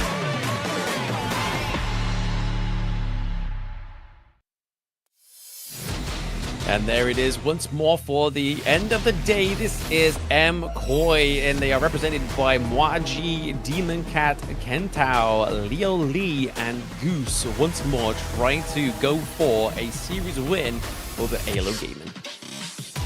I've gone ahead and noticed that Goose's like favorite pick of the one behind him is Lee Shan. I kind of want to see him bust it out. You know, that's another character we see a lot in ladder. The robot guy, we like to call him, you know, going ahead and disrupting those towers.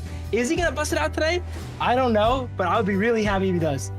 Yeah, I can't count. If I was a betting man, I would say probably not, because there is definitely better picks, but we are going to go check out Team B, which is AYLO Gaming.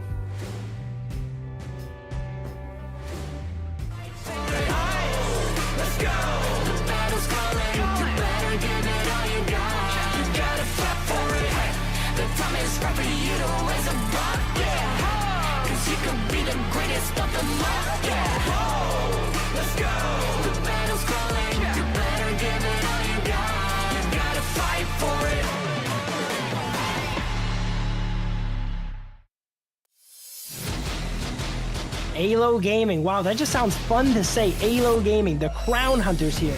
On their team, we got Dudesa in the Clash lane, Vermin on the jungle, Lomax in the mid lane, Solstia on the farm lane, and Rova Atmos on the roaming side.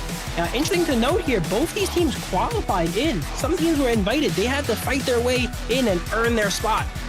Yep, this is the battle of the qualified team. So again, like the point you was making there, Phil, is the fact that these teams have already fought tooth and nail to be here. They've now got to fight tooth and nail to kind of try and make sure that they are at the bottom of the leaderboards this far going into, or the bottoms of the standings this time around, going in from the finishing of the day 2 of week 1. Yeah, one of the last times here for Koi to go ahead and get a score on the board, and same for AYLO Gaming. Both of them are going to try their best to do this. If Koi or AYLO goes down, they're actually down 0-3 in sets here, and on the bottom of the standings, almost guaranteed in the rankings. Yeah, exactly. None of them want to be there, right? Neither of these teams definitely don't want to be there, especially such a new team like Koi, right? I mean, their whole shtick is that they want to prove that they can be pro players, so you definitely want to be proving yourself in this major West League. I mean, it's not the easiest place to prove yourself as well. There is definitely like a whole wide spectrum of a player's skill within this tournament, and they definitely aren't strangers to competition as well, so they are definitely being put into the deep end of the pool. They're on the deep end of the pool and on the blue side of the draft. As we go ahead and start up draft here, let's see what they do. Usually, traditionally, our first ban is not the highest priority pick in first pick because they don't want to remove too many of these strong characters out. Something like the Diadea, a little bit of a lower tier pick to see and feel out what the enemy team goes ahead and bans. And usually, team 2 first bans Mai. I mean, the Diadea, I think, is just as fruitful as a ban as the Mai Shiranui, right? Like, there's so much counter to the Diadea counters, especially in terms of high frame heroes onto the enemy team. But banning out the Ganamo is definitely looking like a low max ban, right? They definitely don't want that to come out, and rightfully so. Ganamo's had some fantastic performance so far within the Major West League. Not quite so day, especially Moon playing it. Quite a bit of a non-starting pick, but we are going to go for the Dolia on the blue side. Yeah, very interested to see the Ganamo ban. We rarely see it banned first rotation here as it gets banned out and the Dolia gets picked up. We see Dharma coming in on the side of AYL and the Yuan. Okay, pretty well-rounded team being picked out by AYL. Yuan covering a little bit of the weaknesses of Dharma, not as tanky, so they pick up a bit of a tankier either mid or a support going forward as a nice flex pick. Yeah, nice flex pick there, potentially going for the Hue on right, but it looks like Koi looking go for a solid draft here so far. I mean, the Dolia paired with the Dune as well as the Lung. That is a lot of power coming through. A lot of T0 picks as well. We're going to have the great front line for Demon Cat, and then we can see that Leo Lee gets that pick that was able to get them their first point against Virtus.pro, right? We got to go ahead and check out what is the win rate on that trio. That core has been picked so often. The Dolia, the Dune, and the Long, all picked in first rotation here. All great synergy of each other. Dolia working with both of them, being able to reset both those amazing ultimates. They're tier 0 picks here. MKoi is playing by the book here, drafting by the book, and they have an amazing draft so far. A really good draft so far, but it's also over to the side of AYLO Gaming, right? But the fact that they've popped into this Yi Xing for now, it's definitely kind of trying to lock down where this Yuan is going to be, right? Like now it can only be the jungle or the support picks. So now there's less guessing for the side of MKoi, but they still kind of have to guess with this second phase of the ban, right? Like do they ban out junglers? Did they ban out some supports? So you can see here, they ban out the monkey here, even though there's pretty better junglers they could have banned out, like the Ogryn. Like if they try and pair the Ogryn with the Huan, that's a lot of sustainability coming from the side of AYLO Gaming. A lot of mid laners being targeted here. The Nua, the Princess Frost, the Ganamo being banned out. Interesting bans from MKoi. They feel oddly targeted here as they're not banned on the highest tier characters outside of the Argon that just gets banned out here. Monkey gets banned out. Yeah, maybe the jungler at AYL really favors playing the Monkey. Maybe so, but they do ban out the Ogre, which I think is a little bit of a sanity check there. I'm glad they banned that out because, again, like I was saying, there would be a lot of sustainability and a great piece of frontline there as well, because once the Ogre would have gone in there, especially Vermin, then it would have been just Dokes' ability just to go back in onto the backline, get that crucial crowd control. But Celista bringing in the Marco Polo, I feel like he played this pick yesterday. Marco Polo. Okay, I'm interested to see how they work out the Marco. Maybe they still have room to... No, they don't. They have the Yizing, they have the Yuan. They don't have room to get another roam in anymore, as we see Lady Jen goes in and gets locked in, as well as Charlotte here. It's going to be a bit of a time for Marco Polo to survive a lot of that CC to get his ultimate off uninterrupted. So we're going to see how he has to pilot this. Unyielding. Let's see how he does pilot it, right? I mean, the Lady Chen coming through here is, again, just a great counter-engage mechanic coming through for the side of MKoi. And once more, Kento played it to perfection. I believe it was it Kento that actually got the MVP when he played this Lady Chen? I believe it was. Yeah, I think so. He had a flawless game, if I recall, 7-0-9 or something. Very, very impressive performance. It's interesting that AYLO goes ahead and bans the Princess Frost, and because Princess Frost and Lady Jen, I feel like are very interchangeable. I think you mentioned earlier, and that's how I feel about the Diadea as well. I feel Diadea and Saker are fairly interchangeable. I guess Diadea is a bit stronger, but Princess Frost and Lady Jen, you know, they're two sides of the same coin. Very similar, very, very similar. I mean, they both deal with ice, so again, that's a very, very familiar thing that both of these heroes do get to do. They both have a great AoE ultimate, so again, there is similarities, but there is also some of those like differences, right? The fact that the Lady Jen can obviously go invincible with her second skill, sorry, and then the fact that Princess Frost gets the shield from her passive. So there is a little bit of a difference there, but I do personally prefer the Lady Chen. I do play Lady Chen a lot more than Princess Frost, but filling out the draft onto the side of AYLO Gaming is going to be the Luna, so we're actually going to get the second Luna of the day. So let's see if AYLO Gaming's Vermin can actually bring this pick up to scratch where it needs to be. It's going to be an exciting game when Luna is locked in, going more towards the point of Lady Jen and Princess Frost. I feel Princess Frost is more the utility side of the coin there, usually rushing Boots of Deafness to move around the map and slow people and provide that utility for the team, whereas Lady Jen focuses on wave clearing and getting a little bit more damage down. Get a little bit damaged out as well. Absolutely, it's definitely the thing that we need to be doing here, right? So this is the first game between MKoi and AYLO Gaming. I mean, right now between these two drafts, Phil, where do we feel like which one takes the victory here for you? I'm personally kind of a by the book kind of guy. As I mentioned earlier, that 3-man core of the Dune, Long, and Dolia, insanely strong core. Even though MKoi, I don't think they took game 1. When they picked that core, I think they did go ahead and take the win. So I'm gonna have to give the draft edge over here to MKoi. MKoi going for the draft. I mean, maybe it's just your bias on for the Lung show in here, maybe. But it's right though, right? Like the MKoi have drafted 2 out of the 5 of their comeback draft from the games with Virtus.pro, right? The Lung coming through there with the Flaming Palms definitely was the thing that helped him come back, getting that activated into the late game, but then also the MVP performance from Kentao as well onto this lane Chen. So let's see if they're able to roll this through for a second time today. Hopefully they can be a little bit more aggressive this time around for MKoi. I'm always going to give the draft edge over to any team with a character that cannot be played in ranked, and Luong is one of them. If they had Argren too, that would have been the icing on top.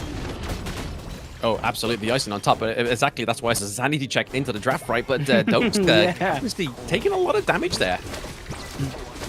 Yeah, Dharma getting just bullied out of lane here. Interesting that they up a lane swap. They use their marksman and support to go and harass Dukesa here on the Dharma.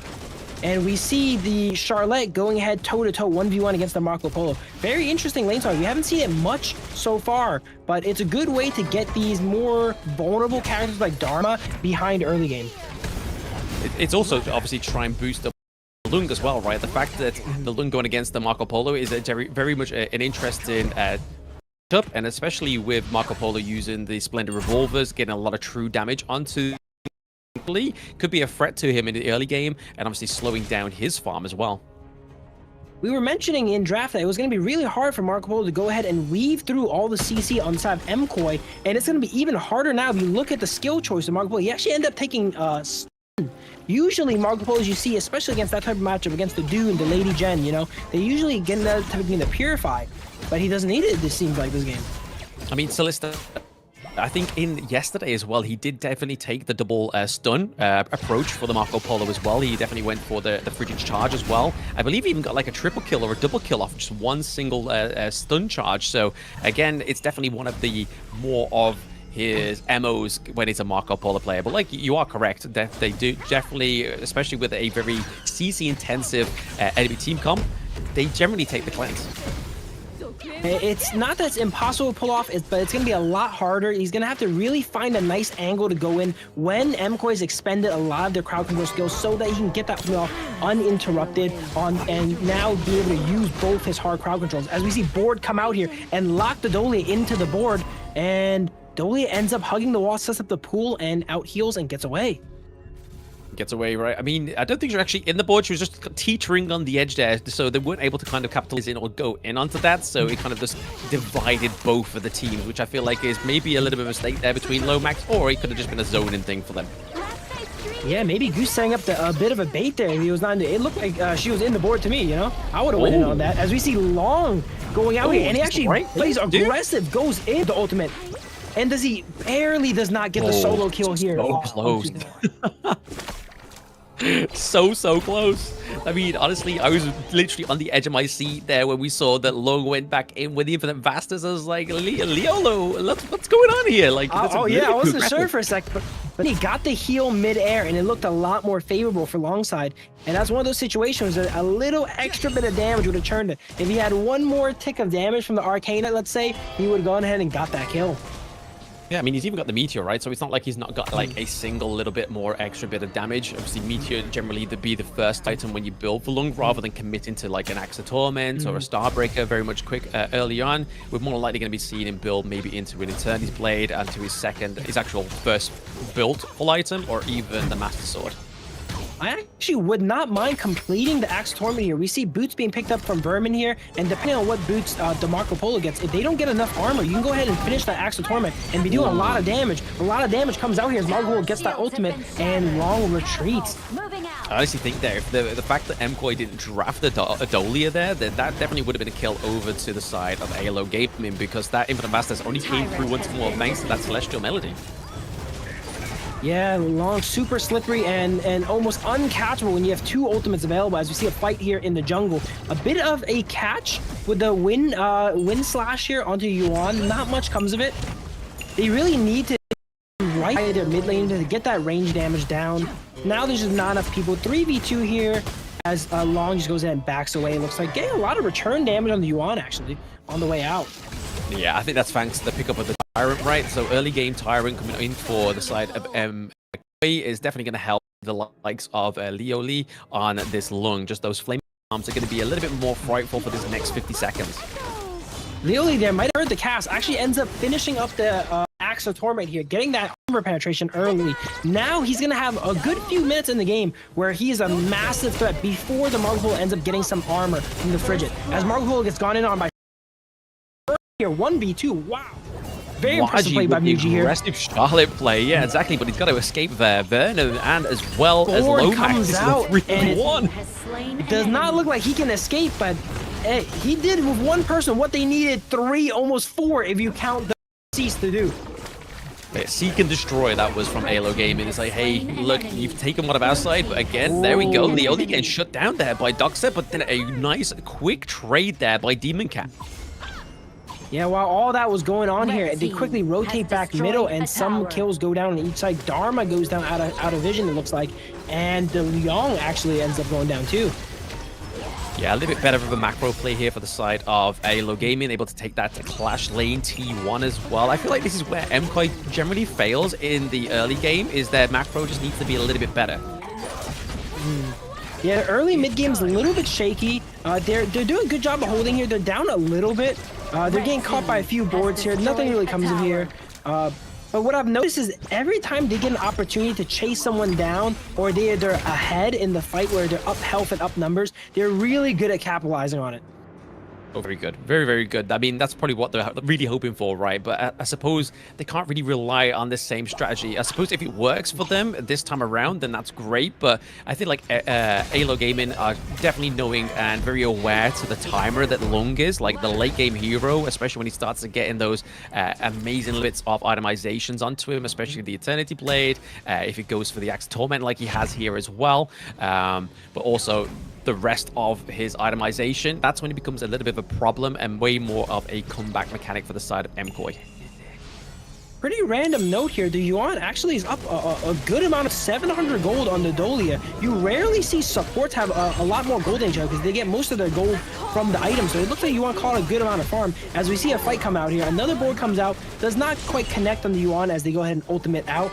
And a lot of these mid-game fights are just they wait for a catch. You know, you need a really good catch to confirm a kill here, it seems like.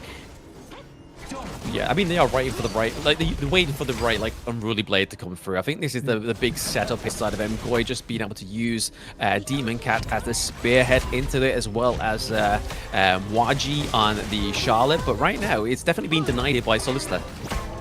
I feel like something is about to happen in the Clash Line. We see Charlotte and Lady Jen here in the bush, waiting for the Dharma to come to lane, and they're about to get a Rude Awakening. Either they take down the tower in his face or take him out in a 2v1. Lady Jen does a good amount of damage to Dharma, but he looks like he ends up and susses it out and does not get caught by that, as we see Board come out and trap, does not trap anyone here, it looks like. And they walk out. Unfortunately not. Unfortunately not, but maybe they will get one in a later part of the game. The Destructive Deluge actually just get placed down there to try and deter Doxa from the whole team fight. And once again, Robot Armor taking a lot of damage from those Flaming Palms from Leo Lee. Long starting to ramp up, doing a lot of damage, getting to that point where he starts to really take some people out. I think after the next objective fight, we're going to see a lot of casualties. Not sure from which side yet here, but Yizeng goes ahead and sets up an ambush in the bush, gets some forward vision. I don't think Dune is the person he does want to ambush here, though, as he doesn't really do much damage here. Dune, as Dune goes ahead and goes on him, gets a Wind Slash off, resets the ultimate, and Dune gets another opportunity to go in and get a ultimate down. Ooh, the board does actually catch two. Oh, no, never mind. It was a little bit too late there. It just completely expanded the board there. But now Doxa has actually rotated down to the bot side of the map thanks to the teleport there. A Wind Slash not connected onto any using the Unruly Blade to just commit out of that team fight. I really want to pay attention to the Dharma here. Dharma has the ability to make or break fights here with that Truth Mantra. And depending on how they use that Flash, Flash is available. You could go from losing a fight to winning a fight in 1 second, depending on how it's done. Oh, absolutely. I mean, his whole goal is to get those crucial crowd controls, right? Just we've seen it over the day one as well. Just trying to get those like 3-4 man crucial crowd controls is definitely going to be the thing that AYLO Gaming used to turn the tide here. But right now, they are actually ahead in terms of gold by at least by 1,000 gold here. So I feel like they just need to maintain that on the side of AYLO Gaming. I think this is one of the most passive games today. 10 minutes in, and only 2 towers went down, and they're both on the side of MKoi here. The motion we see is probably right now as Charlotte goes for another solo kill, does not connect the dash over the wall here, and then Dharma ends up getting away. And then there was a kill that goes down somewhere else, it looks like. Goose, we don't get to see it on camera, but they got caught out somewhere, probably along rotation here, getting vision for the Tyrant as AYLO is already set up for it.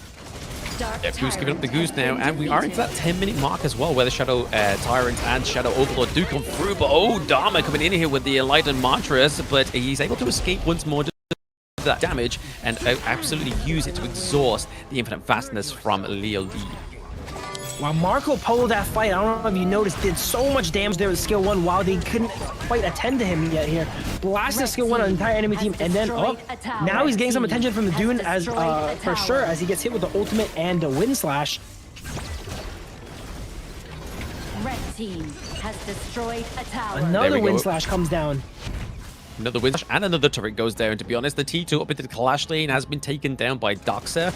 Again, this could actually open up for a Overlord takedown here, but it looks like they're not going to go for just yet. Luna, which is Vertman, is nowhere near the neutral objective just for now. Maybe just trying to get the Azure Golden, because again, very heavily reliant on that is Luna.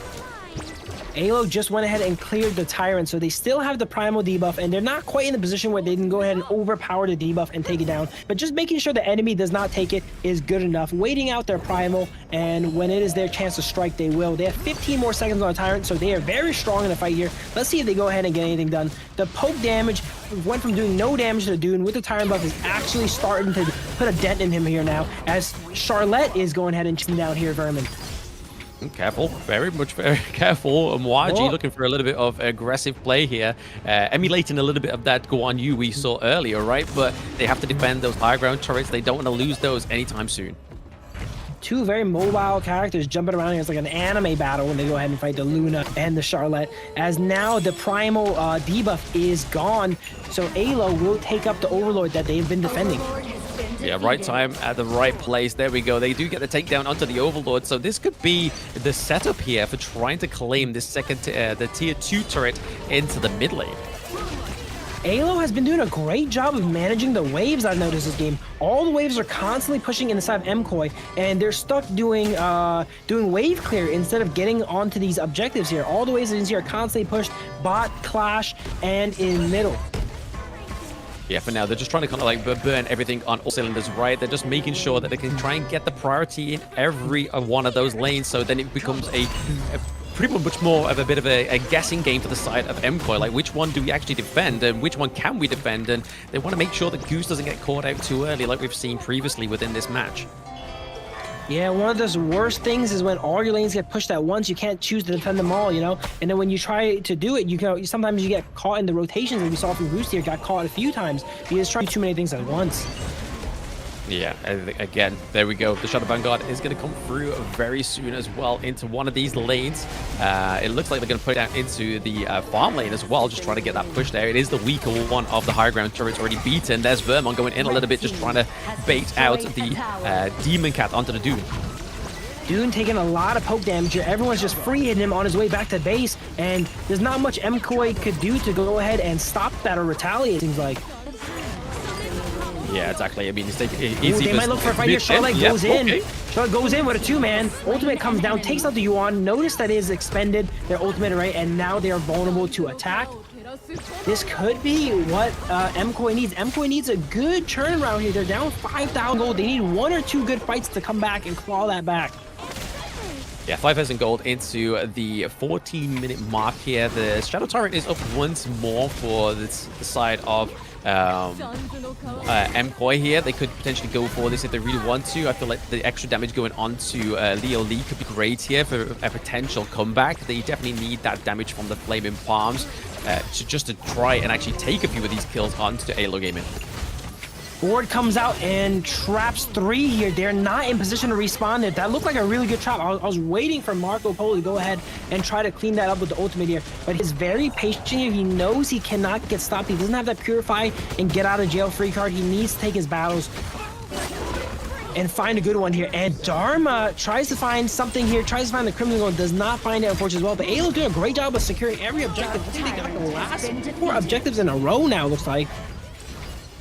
they're definitely on a streak here, right? They're definitely trying to make a name for themselves and trying to clear out this game 1 so they don't have to wait till Leoli is activated, because again, this is the point we don't want to see from AYLO Gaming. Is the mistake that VP did is the fact that they were just allowing him to activate, get the itemization, and as we sort of like approaching that 15-minute mark and going into the 20-minute mark, that's where we could see the comeback for MKoi, especially the fact that they got Kentao on the Lady Chen as well, means that they got the Destructive Deluge, and they've got the Dolia as well that can give over more ultimates when it's on cooldown as well. So they're going to be careful on the side of AYLO Gaming. Big items coming out on the side of MKoi, but every time it feels like they get a power spike. The AYLO has the Tyrant buff up, and you don't want to fight with that disadvantage, right? You're right down 6,000 gold. You don't want to fight with the disadvantage of the buff too. But it seems like AYLO always has something going for them. I think that's just down to their dominance within this game to 1, right? I mean, they haven't even lost the turret this far, so even if we were to see a bit of a comeback into the base of MKoi, it's going to take a lot of kind of damage to eradicate either one of these lanes, because none of those turrets look like they've been touched other than the Clash lane. It looks like it's lost maybe, what, 1/5 of its health, which isn't probably the greatest place you want to be in when you are MKoi. Very disciplined game from AYLO here. It's 3-3, but they're actually up 6,000 gold. That means they got a lot of their farm and economy from the enemy jungle here and taking out the waves. And they did a great job of managing the waves. Since the beginning of the game, it feels like I've never seen a blue side AYLO side. Right, it's like, it seems like a bit of a myth. Like, did it ever actually exist? But I'm pretty sure at some point Demon Cat did actually have the Azure Golem, but no, it's definitely for the fact that Vermin has just been able to have free roam over both of these jungles. Yeah, they've been doing a great job of trapping him in base here, and MKoi doesn't seem to know how to break out of it. You know, ever since they got the waves pushing against them, their lead has just been getting bigger and bigger, with AYLO getting close to 6,000-7,000 gold on them now. MKoi needs to find a way to break out of the base here, push a wave, get something done. At this rate, it's not looking good. Yeah, not looking good. We have the Vanguards rocking down in all 3 of the lanes, right? And they're very much situated between mid and the farm lane, because that is the weaker high ground turret this far into this competition between AYLO Gaming and MKoi. Getting caught out here in the board. The Dune here, and Dune ends up surviving it, but the tower does not survive. We see the high ground go down. They do end up taking a Dharma here. This could be a good fight for them, 5v4, as they aggress. Yeezing gets his passive pop, flashes away from Long. Long is caught in quite the enemy territory here, though, as he gets stunned up by the Marco Polo. And now the fight is still breaking on as AYLO goes ahead and does not follow up with the Luna there. I think they could have jumped in, but they're playing it disciplined. They rather take all the high ground instead of forcing a fight here. Another board comes out with some more traps, and everyone at AYLO Gaming is getting really low. Even if they take him out, though, they have lost all their high ground towers for it. The minions might actually end the game here, as we see the dragon hitting the crystal. Oh, so low. So low. And Robert Alps was able to get out of there alive. The only person standing on the side of AYLO Gaming is Lomax. But like we were saying earlier, Phil, is the fact that even though they're able to get that 4-0 trade, is the fact that they now have to try and take some of these turrets and gain some priority into these lanes, because it's very strong on the side of AYLO Gaming. Yeah, MKoi needs to quickly use this time they have while they're off the map to go ahead and get some objectives here. And they go for a fight. Goose gets dropped really low, but I don't know if AYLO wants to fight this. They might just want to hand over the objective. This could give MKoi the momentum they need to go ahead and take this back. No one going down on the side of AYLO Gaming, but that was really dangerous to contest that 2v4, it looked like. Yeah, no, they definitely tried to make sure they could take them away from the Tyrant, right? But unfortunately, for the side of AYLO Gaming, they do lose this Shadow Tyrant. And again, just the extra little bit of damage going over to Leoli onto the Lung here could be the difference between losing this game 1 and coming back here. But they don't have any high ground, but that doesn't make a difference. We've seen in Season 3 Invitational that there's been teams that definitely do come back from this point in the game. Not only do they not have any high ground turrets, they have not taken any turrets in general here now. So they have caught back up. They have the Tyrant buff. They have the gold caught up. They're only down 2,000 gold now with the Tyrant buff. They probably have equal combat strength to the enemy. But here's the problem. You usually have 1 or maybe even 2 people stuck in base now while you're 3 high ground towers down. Those elite minions are just going to be marching down into your base forever here. So they need a really clean wipe to be able to have the free time to mount a repush. Because even if they win a fight, let's say, you know, 4 for 3, one person from AYLO can just go and backdoor your base. Exactly. I mean, you can be looking to see here that Vertman is trying to actually get a bit of a bot lane push there with Luna, but I think they're just trying to do that to put a bit of pressure on so it frees up a lot of the tension from the Tempest Dragon, because now it's back up in 2-1 seconds. At those this minions. means that the pressure is there into the base. It means they're going to be away from this Tempest Dragon camp, so this may be a bit of a hot contested neutral objective. This is the first Tempest we've seen today, and it has probably the strongest buff in the game, allowing you to summon. Oh, boards being summoned. Speaking of summons here, as we see a board trap 2-3 there, and a full fight breaks out. Dharma not quite connected with the true pressure. It goes down. Everyone's really low. 1-1 on each side here. Even trades are bad for MKoi here, guys. They have minions going into the base. They cannot trade evenly. Shut down. They can't trade evenly, but they give it a darnish try, right? I mean, they're able to get the Destructive Deluge that takes down Doxa as well as Solista, but right now, this is showing how detrimental the dude is into these team fights. He is their spearhead. Yeah, AYLO trying to close out the game here, getting a little bit greedy maybe. They're all going into enemy base with relatively low HP here. None of them go down. They have Sanctuary, so maybe they are confident that they can get that refresh here going. And they're trying to take out the Dune. Dune trying their best to go ahead and hold off all these minions, but there's so many minions. It is almost insurmountable. They're going to be able to sneak in and get a few attacks on their Crystal here. Luna gets one attack on Crystal here. You see how much damage that did. One or two more of those and it's game over. No, for the side of MKoi, they was able to actually basically somehow, by the miracle of the Divine, was able to actually take away and just clear those minions away from it. They had everybody up. That's exactly what they needed. They needed a team effort to defend this base, but right now that means that they need another team effort to try and wipe down these minions as well. At the same time, you can kind of see there's a massive focus here for the Tempest for both of the teams, and the fact that AYLO is struggling to finish this game off with no turrets actually been taken down is definitely a testament to MKoi. MKoi very tenacious indeed. I have no clue how they cleared all those minions. It looked like it was GG for sure, but they end up clawing it back out. They're starting to push back out the waves, and they're actually going to contest for the Tempest Drake here as a board goes out. Does not quite connect, but that's going to give AYLO all the positioning they need, I think, to go ahead and take this Tempest. And if 3 high ground towers do not end the game for you, the Tempest Drake will be the nail in the coffin. Oh, absolutely. I mean, there we saw that Lomax's passive actually got taken off there by the Lung's Flaming Palm, so the ability is no more, so he has to be a little bit more careful with this. The Tempest Dragon has been claimed by AYLO Gaming. They have to be careful with this next barrage onto the Crystal, because it's not only the super minions, we're going to have the Tempest Dragon Vanguards as well. Now, I've also seen teams win from this position, mainly my opposing teams after my team loves in solo queue, but it is near insurmountable now as we see upgraded items coming out from each side here. These upgrade items, past 20 minutes, you are allowed to upgrade any items with actives to their super powered versions of it here, as you see everyone's upgraded up here, and this next fight is going to decide the game. I think MKoi needs to win, no joke, like 2 to 3 back-to-back fights to go ahead and claw themselves out of this hole that they're in.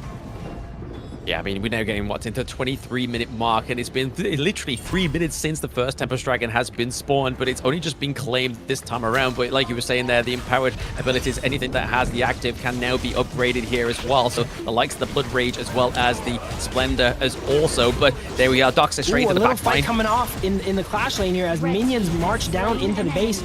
It's such a fine line. You got to juggle between taking out the minions and taking a fight here. Everyone's dropping really low. I really cannot tell who's winning right now. It looks like 3 go down on the side of MKoi, and that might be GG. It's the only problem when you've got the Tempest Dragon Vanguards there at the base, as well as like 3 members of the enemy team. It's going to be hard to defend that Crystal, but that was a definite hard-fought defeat by the side of MKoi. Like, there's definitely nothing to frown about. They definitely took AYLO Gaming the country yard there, so they definitely need to just revise into Game 2 and try and make a little bit more better of a macro play there. MKoi definitely made him work for it there, taking us to our first Tempest Dragon of today and our longest game today. What, 22, 23 minutes? AYLO Gaming near the end there actually had less gold than MKoi, but you can't buy back towers, man. When you have 3 towers down, it doesn't matter if you have the gold lead. You have to spend 1 or 2 people holding it, and that means you're up 2,000 gold, but you're spending 15,000 gold holding just your base. You can't buy back turrets, and you can also not kind of get that turret lead unless you wipe out the enemy team and already have a healthy stance into one of these lanes as well, right? Which is what we saw the struggle from Koi was towards the end there, is that even if they were able to trade very positively in their favor, they just weren't able to actually go any further than the first T1 turrets of the team. And at the end, I don't think they ended up getting any towers. For being a game where it was 9 towers versus 0s, that was surprisingly close, actually. That was a really close no-tower game. Yeah, I know. It almost feels like a perfect game. Like, if they didn't actually lose any lives onto the side of AYLO Gaming, it would have been very much a perfect victory for them. But to be honest, to 24 minutes into a game and not lose a single turn, really beat that. Not a lot of these teams better they have done.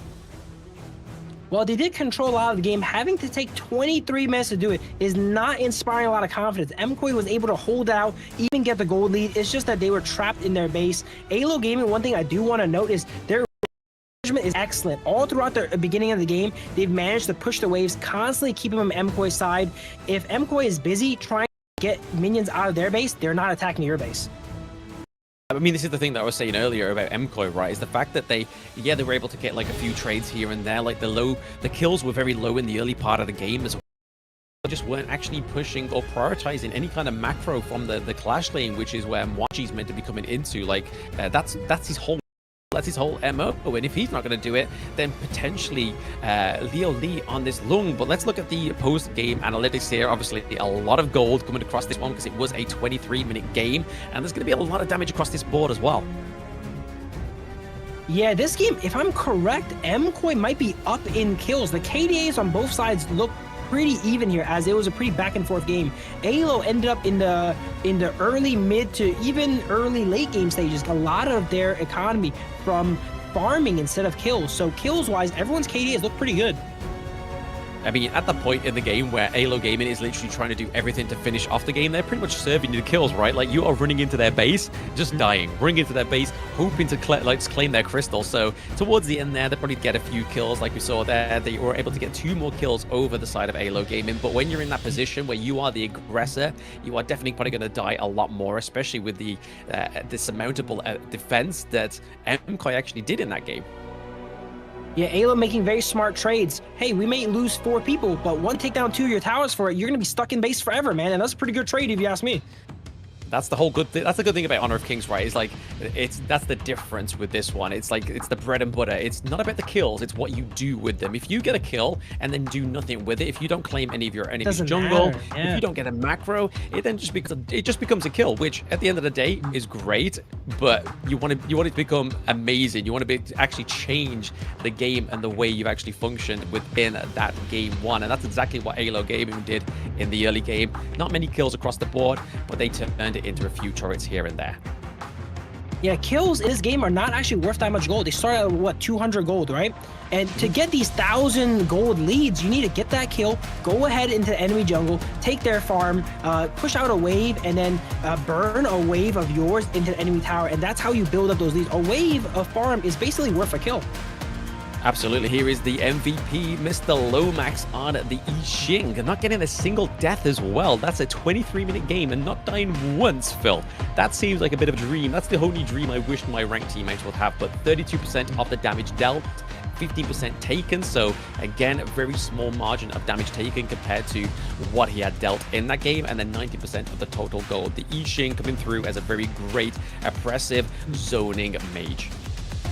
And he was not playing timid too. It's easy to not die if you're never in fights, right? But he ended up doing 32% of the team's damage, playing a 23-minute game, never dying here. Extremely impressive. Oh, very impressive. I mean, the one point where he almost died, that was only to kind of like exhaust the flaming palms from Leo Lee, and then his teammates just went in and collapsed. Look at that. Yeah, again, there we go. Yeah. There with a flash. And it ends up baiting the long into jumping into bad situations too, just to try and get him. Yeah, it's kind of like a golden carrot being dangled in front of Leo Lee's face. It's like, yeah, come on, you can get it this time. I promise I'm going to give it you. But then ends up not actually getting the golden carrot. Maybe in game 2, he will get the golden carrot Lomax. Yeah, Yixing played that massively, having all of these, like, escape death or death-defying abilities here, that passive, having them defy death for 1 second, and then he's picking up a Splendor, and at some point I think he had a Sages too. He had to kill him like 4 different times. Exactly, yeah, literally. It was all set up here for that one little last push with the Tempest Dragon Vanguards as well there. So there we go. That is AYLO Gaming taking the first win on the board against MKoi. Not the cleanest of wins, obviously, in terms of macro, definitely. But speaking of macro, we're going to take a little micro break here between game 1 and game 2. So go anyway, guys. We'll see you very soon.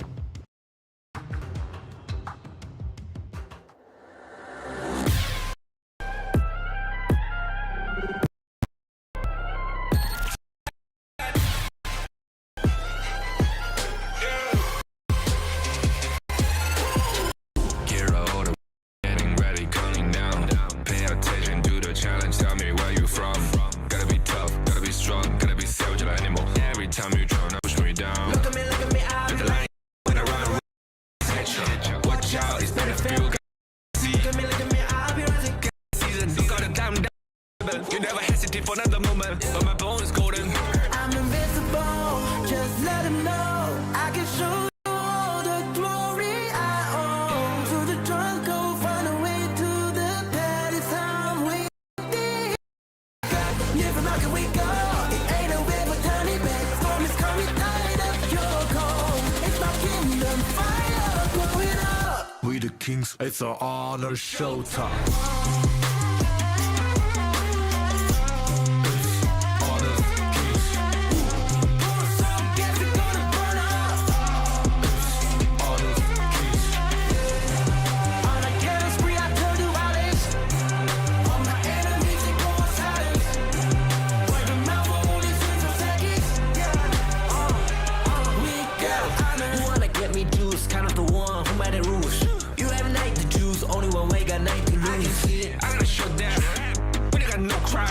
We barely five as one, crack pieces you can cheat. First blood, double trouble, then I take a pen, I kill. All you do is sweat and look at me stay with the rain. Say. I'm tricking my soul down. Follow my pace. We the champions screaming, I'm invincible. Just let them know, I can show you all the glory I own. To the drunk, go find a way to the palace. I'm waiting. Go, live from how can we go?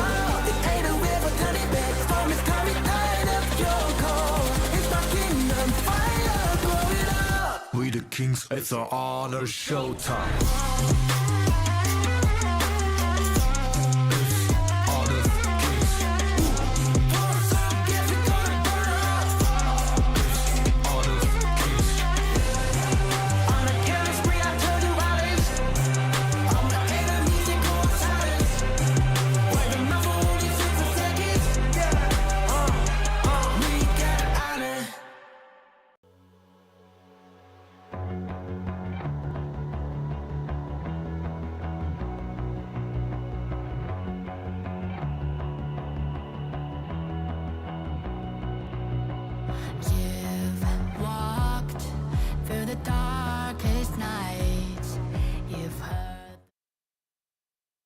Welcome back, everybody, to the Honor of Kings Major West League Spring 2025, and we are pretty much at the precipice of this day 2, unless MKoi can come back with a convincing victory in game 2. I am Blam, and with me, as always, for the whole of day 2 is Phil. How are we feeling about that one?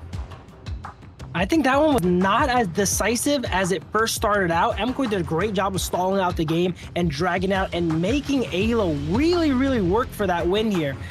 If I was AYLO, I would be a bit worried, even though I won, you know?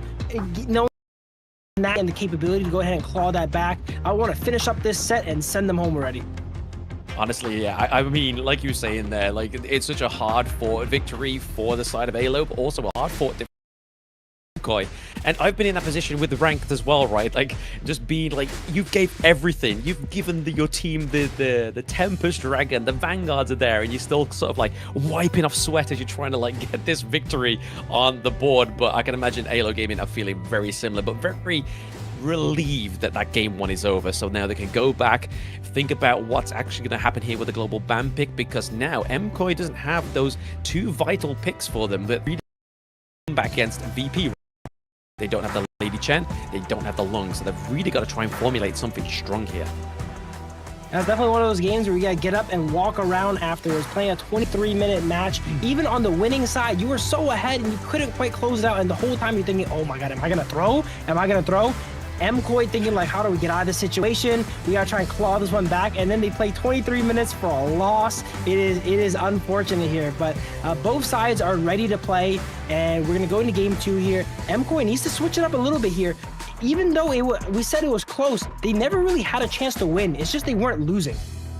Yeah, they weren't losing. Yeah, they just kind of like delayed the inevitable in a way, right? But we speak about going for a walk after a ranked game like that. I think I would just be reduced to the fetal position for a very long time and cry myself to sleep till the next morning. But now we're going to get into the BP of game 2 between Koi and AYLO.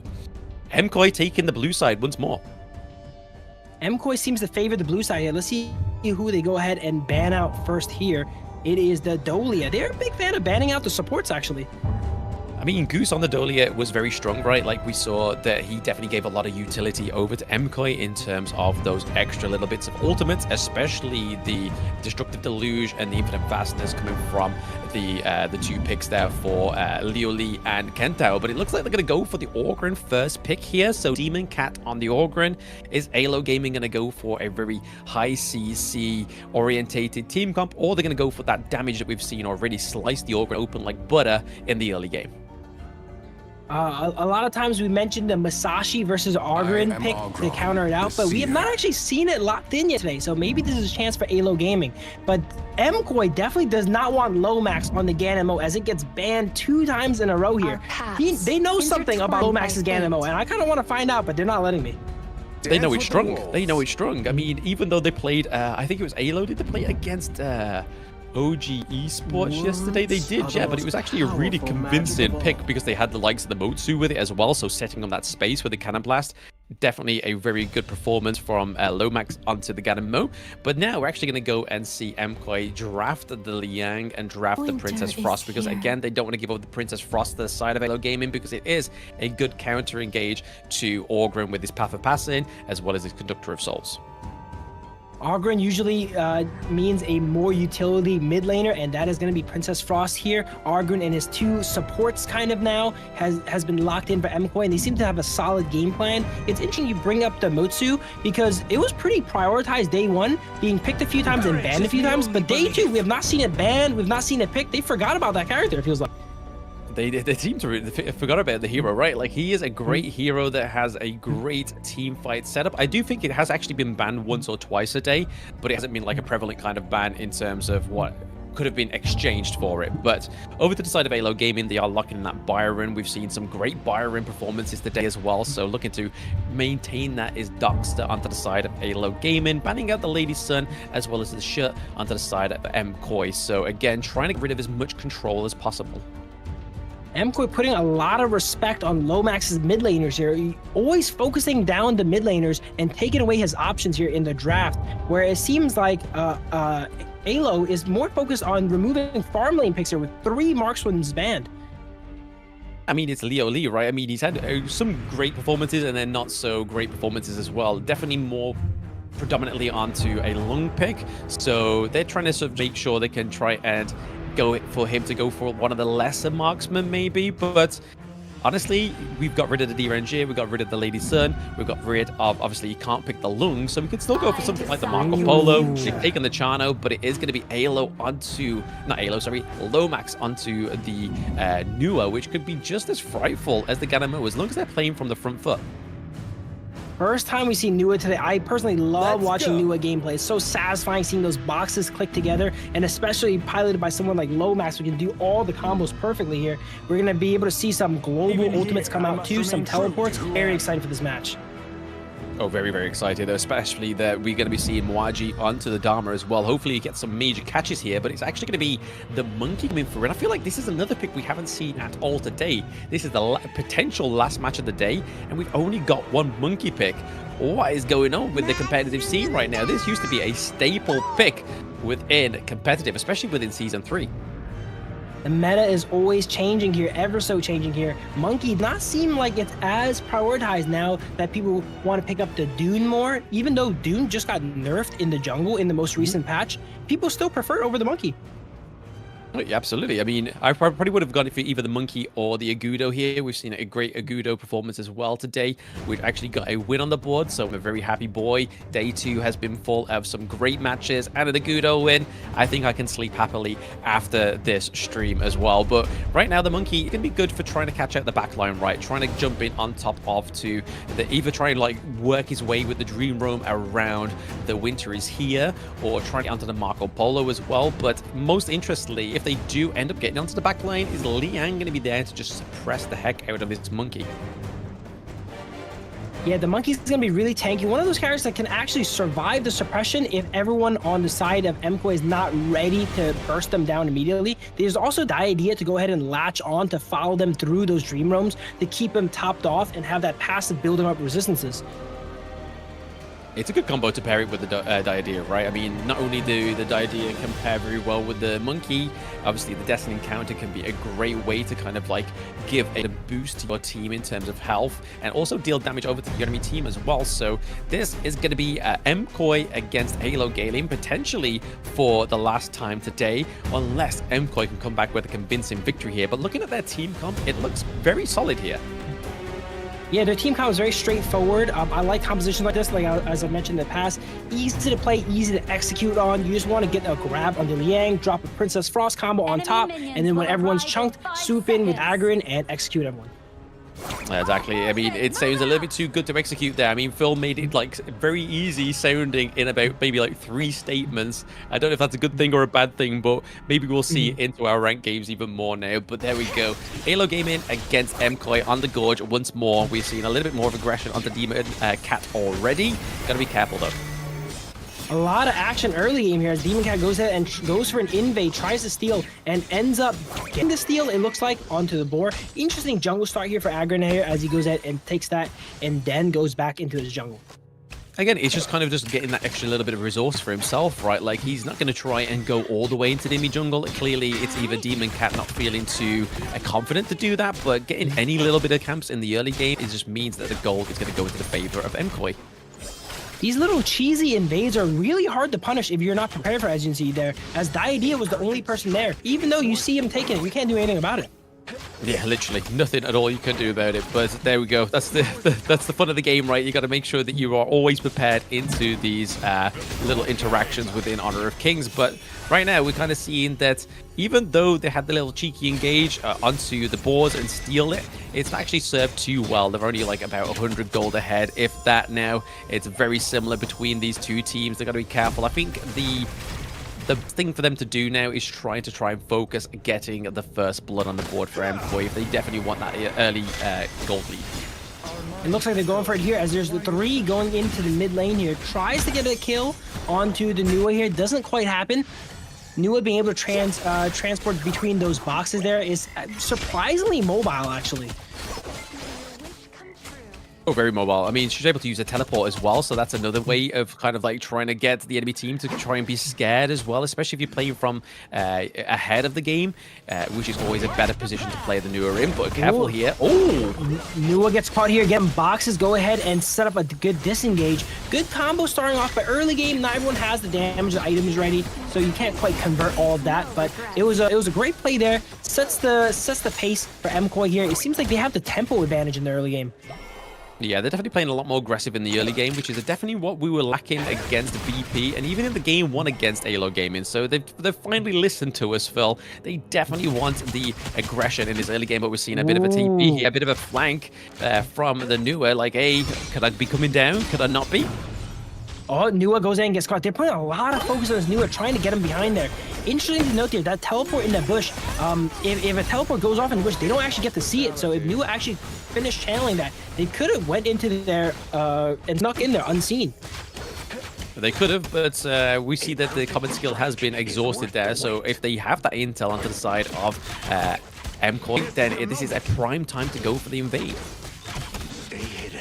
Yeah, both teams retreat to their own jungle. Seems like you see MKoi group them as 4. They're looking for something here. They've been putting a lot of pressure on Nua here. None of it has worked out, unfortunately. But let's see how they go ahead and do it going forward. They're giving a lot of farm to this aggro here. That's why the Princess Frost pick is so good to aggro, being able to feed him all that farm.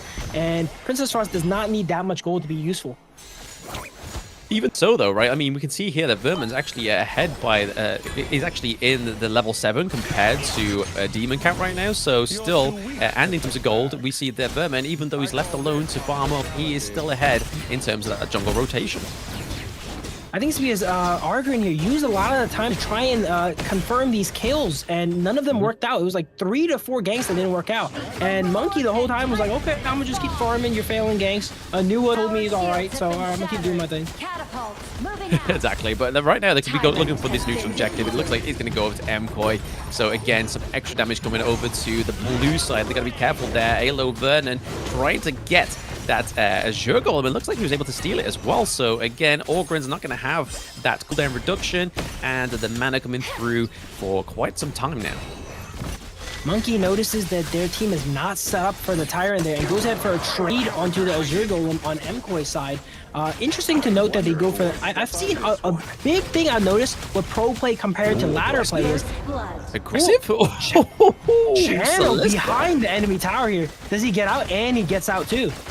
Wow. He gets out. I mean, that's the best thing, right? The fact that he's able to get the 70s cup does he get out? Does he get out? And he gets out.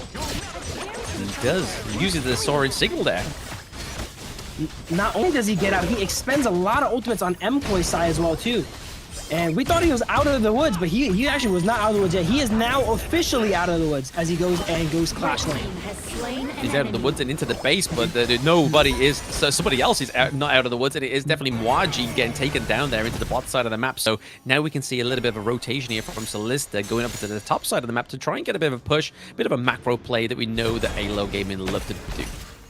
That must have been a bit of a frustrating encounter there for MKoi, letting him get away with just a sliver and then actually losing one of your members too on top of it. Oh, absolutely, yeah. I mean, you definitely thought you were going to get the kill on Tajano, and then all of a sudden it's just a turnaround for the enemy team. It's kind of very frustrating, but you've got to make sure that the MKoi is just keeping a cool head, right? They can't lose their tilt at this point.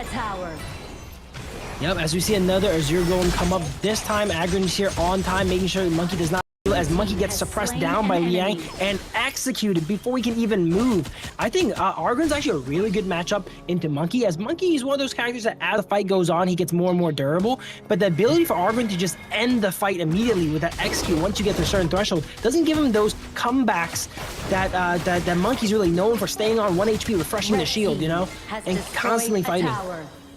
Yeah, I think the slowdown as well, we can see the Ominous Premonition being built as well, is going to be a bit more difficult for Vermin to get out of those team fights. Like, yes, the Dream Roam is going to get there, but he's going to get met with those basic attacks, and obviously with the use of the path of passing, it's going to be easier to kind of just track down and stay on top of the Monkey, even though they use the Dream Roam.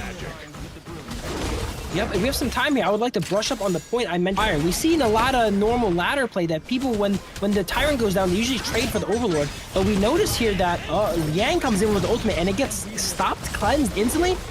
As another fight breaks out, they don't want me to finish my point here, as Yang actually gets finished up. He gets his ultimate off, but he instantly canceled it. I don't know if he moved or something disrupted him there, but there was an ultimate that was actually down onto the Byron. I mean, it could have been Nuwa's first ability, right? Like, just pushing the box, but here comes Viva Barrage, actually doing a lot of damage onto Chano. Ooh, Marco goes down there, and is that... Oh, I thought Argon was going to go in and try and finish off 2 more. They're so low here. That must have been juicy for Argon, but a lot of discipline from Demon Cat here. Opting to come back. My jungle's up. I'm going to go ahead and clear my blue buffs up. I don't want a chance for this to get stolen. He's living to play for another day, right? He's not going to go in and just kind of be like, hey, I tried, guys. There was 2 kills there, but I just couldn't quite make the quota. So he's just like saying, I'm going to farm up. I'm going to wait till the sun shines once more and I make more hay next time around. But this time, we can kind of see here for AYLO Gaming, they are struggling to get the gold lead this far. It's only 2k until now, which, again, is just one team fight. And MKoi having a little bit more access to the enemy jungle could be a little bit troublesome for them here, but I feel like they are still lacking in terms of the macro for the side of MKoi. Yeah, MKoi, one of the teams that feels like they always need to play from ahead, so when they're behind, like I saw last game, they can't really break out of their base. Macro-wise, this game too, it's going the same pace here. It's a little bit slower, but they still have no towers, and AYLO is doing a great job managing the waves. As we see another ultimate come down onto the Diadea this time. Diadea goes down. They're doing a good job of feeding kills into Demon Cat here, coming by and finishing up the target that Liang goes out and suppresses as they make a play for the Tyrant now. Make a play for the Tyrant. I mean, big neutral objective here for the side of either AYLO Gaming or the side of Koi. They weren't quite able to steal it there, so that's going to be a lot of damage coming over to Chano. And I feel like Solista's having a decent game on the Chano this time around, trying to emulate Prince. Prince played it very well against him, right? Yeah, and AYLO, even though they were down a player, actually took positioning and was very confident in getting the Tyrant there. Maybe they're a little bit more emboldened that they see that the ultimates went down on the side of Koi. The monkey knows he's not going to get suppressed down as it was already used on the Diadea. And another ultimate comes down. Ultimate with the Princess Frost combo, as I mentioned there. There we go. Yeah, even though there was quite a few ultimates you'd expected there, but yeah. There was a lot of kills, a lot of ultimates left over there to just take Vermin down, but he has been very tenacious in this game, right? Like, he's definitely always been at the front of the team fights. He has died twice, but Demon Cat actually going on a little bit of a no-death run this far into the game, 4 kills to nothing, and he's already built the Eye of Phoenix, Minus Premonition, not quite got the Giant's Grip just yet. Demon Cat, he's primed to pop off in these team fights now. He has a durability, he has a setup from his team. This is one of the few times I think we've seen today that the Argrin is really working out. His band of supports is helping him get him ahead. He's 4-0. He's at the level where he could frontline and take down these people and not have to worry about taking out early. It's because he's gave the early game aggression as well, right? Like, he's put the pressure onto the enemy team. He hasn't kind of played safe into his own jungle, waiting for Vernon to kind of like overstep and punish him. He's been there to kind of make the punishing. He's trying to basically drive the boat into success. Yeah, like I mentioned in the draft, their game plan is really simple, and they've been executed on every time. Every time Liang goes ahead and ults down, they follow up, and throughout the game, there's been 4 ults so far. And Truth Mantra onto 3 here. Annihilation.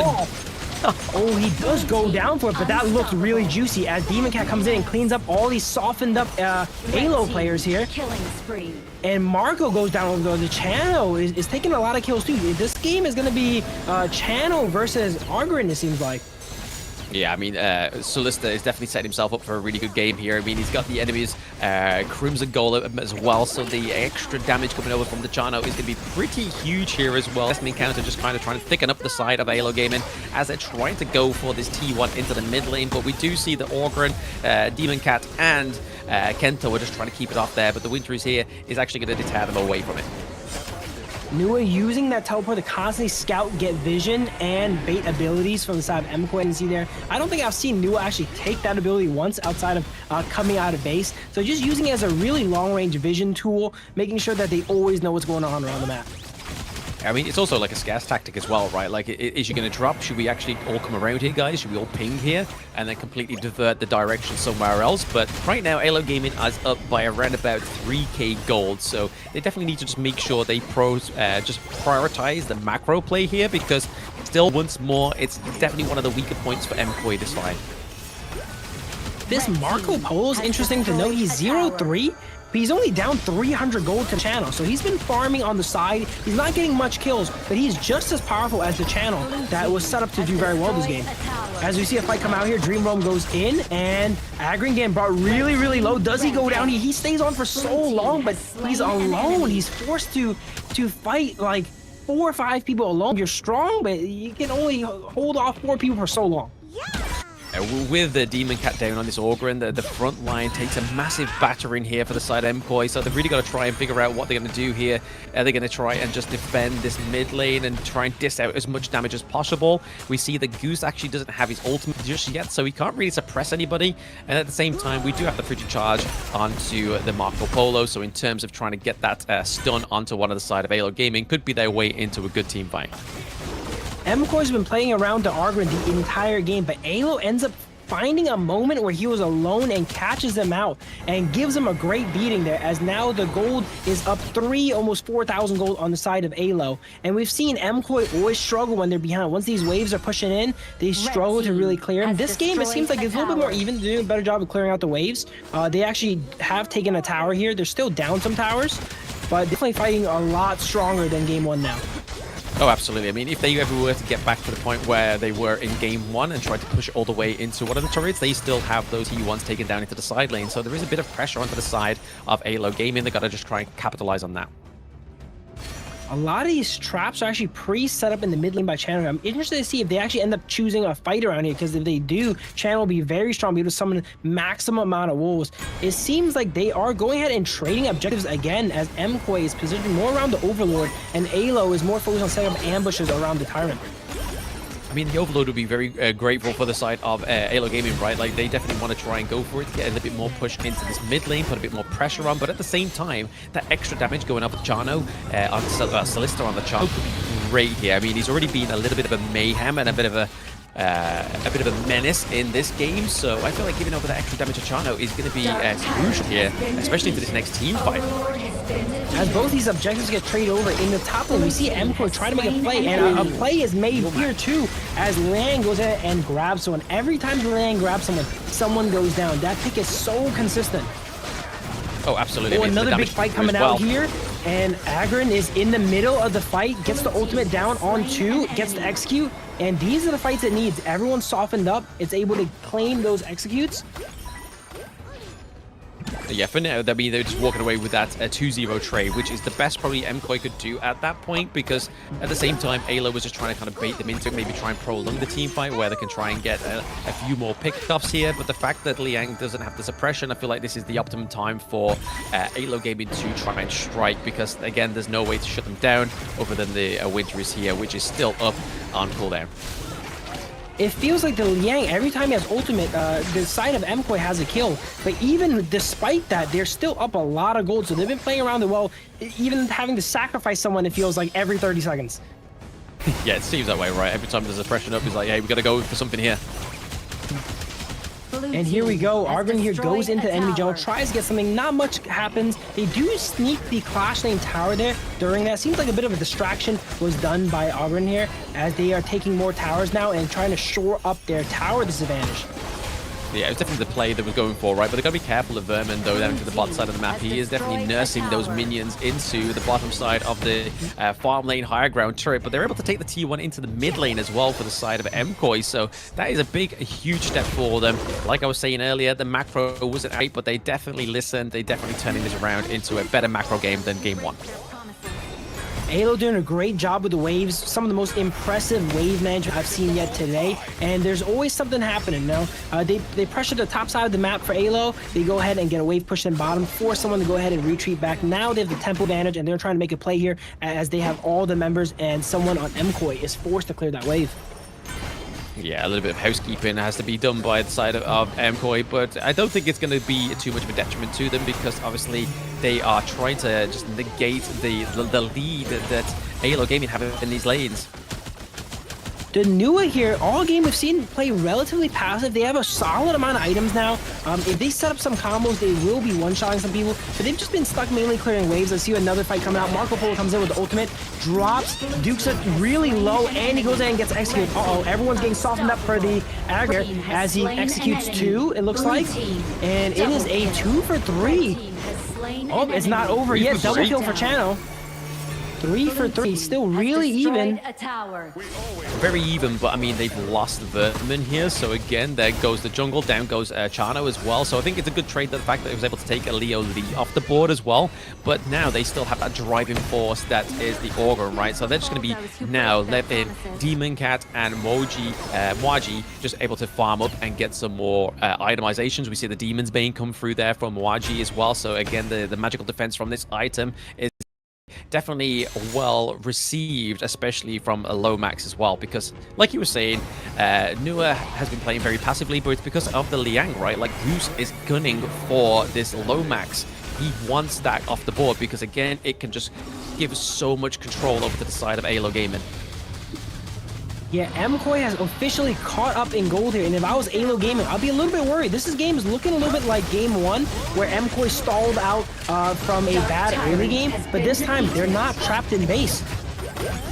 Not trapped in base. We did see an Annihilation come through there, just trying to get the steal onto that neutral objective, but it isn't going to be enough. We're seeing Truth Mantra comes out, they go for a catch. And they do catch the Deity here, Marco Polo and the Dharma, expending a strong ultimate for that, but I don't think anything's gonna happen for a while, so that's just a free catch.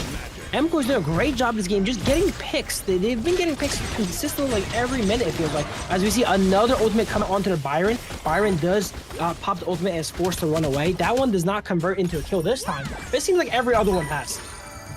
Yeah, I mean, it's something, right? It's something to get Doxa out of the team fight, so it means that they're able to try and get a bit more pressure into these lanes, trying to open up that TU2 into the mid lane. So all these things definitely have a bit of a consequence onto the side of AYLO gaming. It might actually not translate into something like instantly, but they've got something in mind, which is that T2. Not only have they caught up, MKoi is officially in the lead. This is looking bad for AYLO here. It might be another long game, another Tempest Dragon. But this time, as we seen last game, MKoi was actually winning late game team fights. The problem is, like I mentioned, they just couldn't leave their base. This time they have all their high ground towers. They are free to win a fight and then push towards a game here. So if I was AYLO, I'd be really, really worried right now. Oh yeah, absolutely. I mean, the Liang's definitely got them caught on their toes, right? They're just literally thinking constantly, like, do we go in? Shall I commit? Shall I try and expand the suppression here? But right now, Demon Cat took a lot of bit of a beating there, and a lot of damage coming from Lomax right now.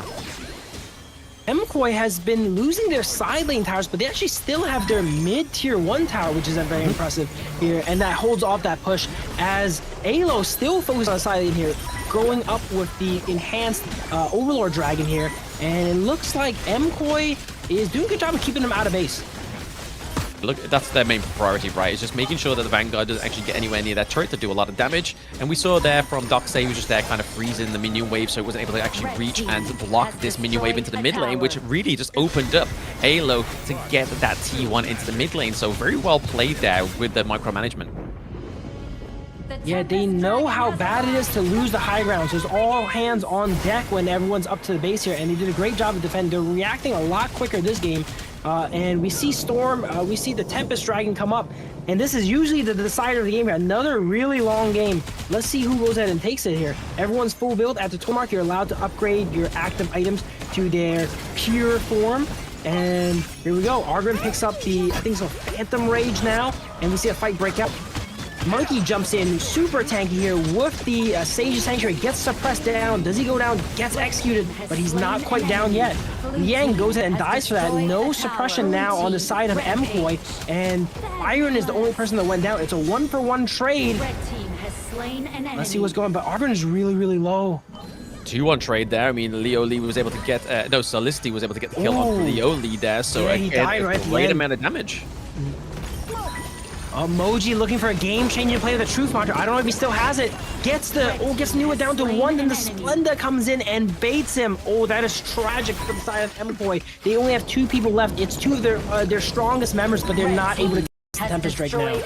Yeah, the minion wave down into the bot side of the map really put pressure on there to the side of MKoi. Like, it was like, do we try and contest the Tempest Dragon, or do we try and stop this minion wave? And because they hesitated so much, they actually lost both of the objectives, which is crucial going into this 21-minute mark. And it all comes from losing fight as well, too. Losing that fight. I didn't even notice when Marco Polo got picked off. I thought it was a 1-for-1. They ended up getting picked off. Losing a lot of firepower on the side of MKoi. And Monkey getting suppressed by the Liang, but popping the Sage is coming back to life. After Marco Polo dies, there's no one to take him out anymore.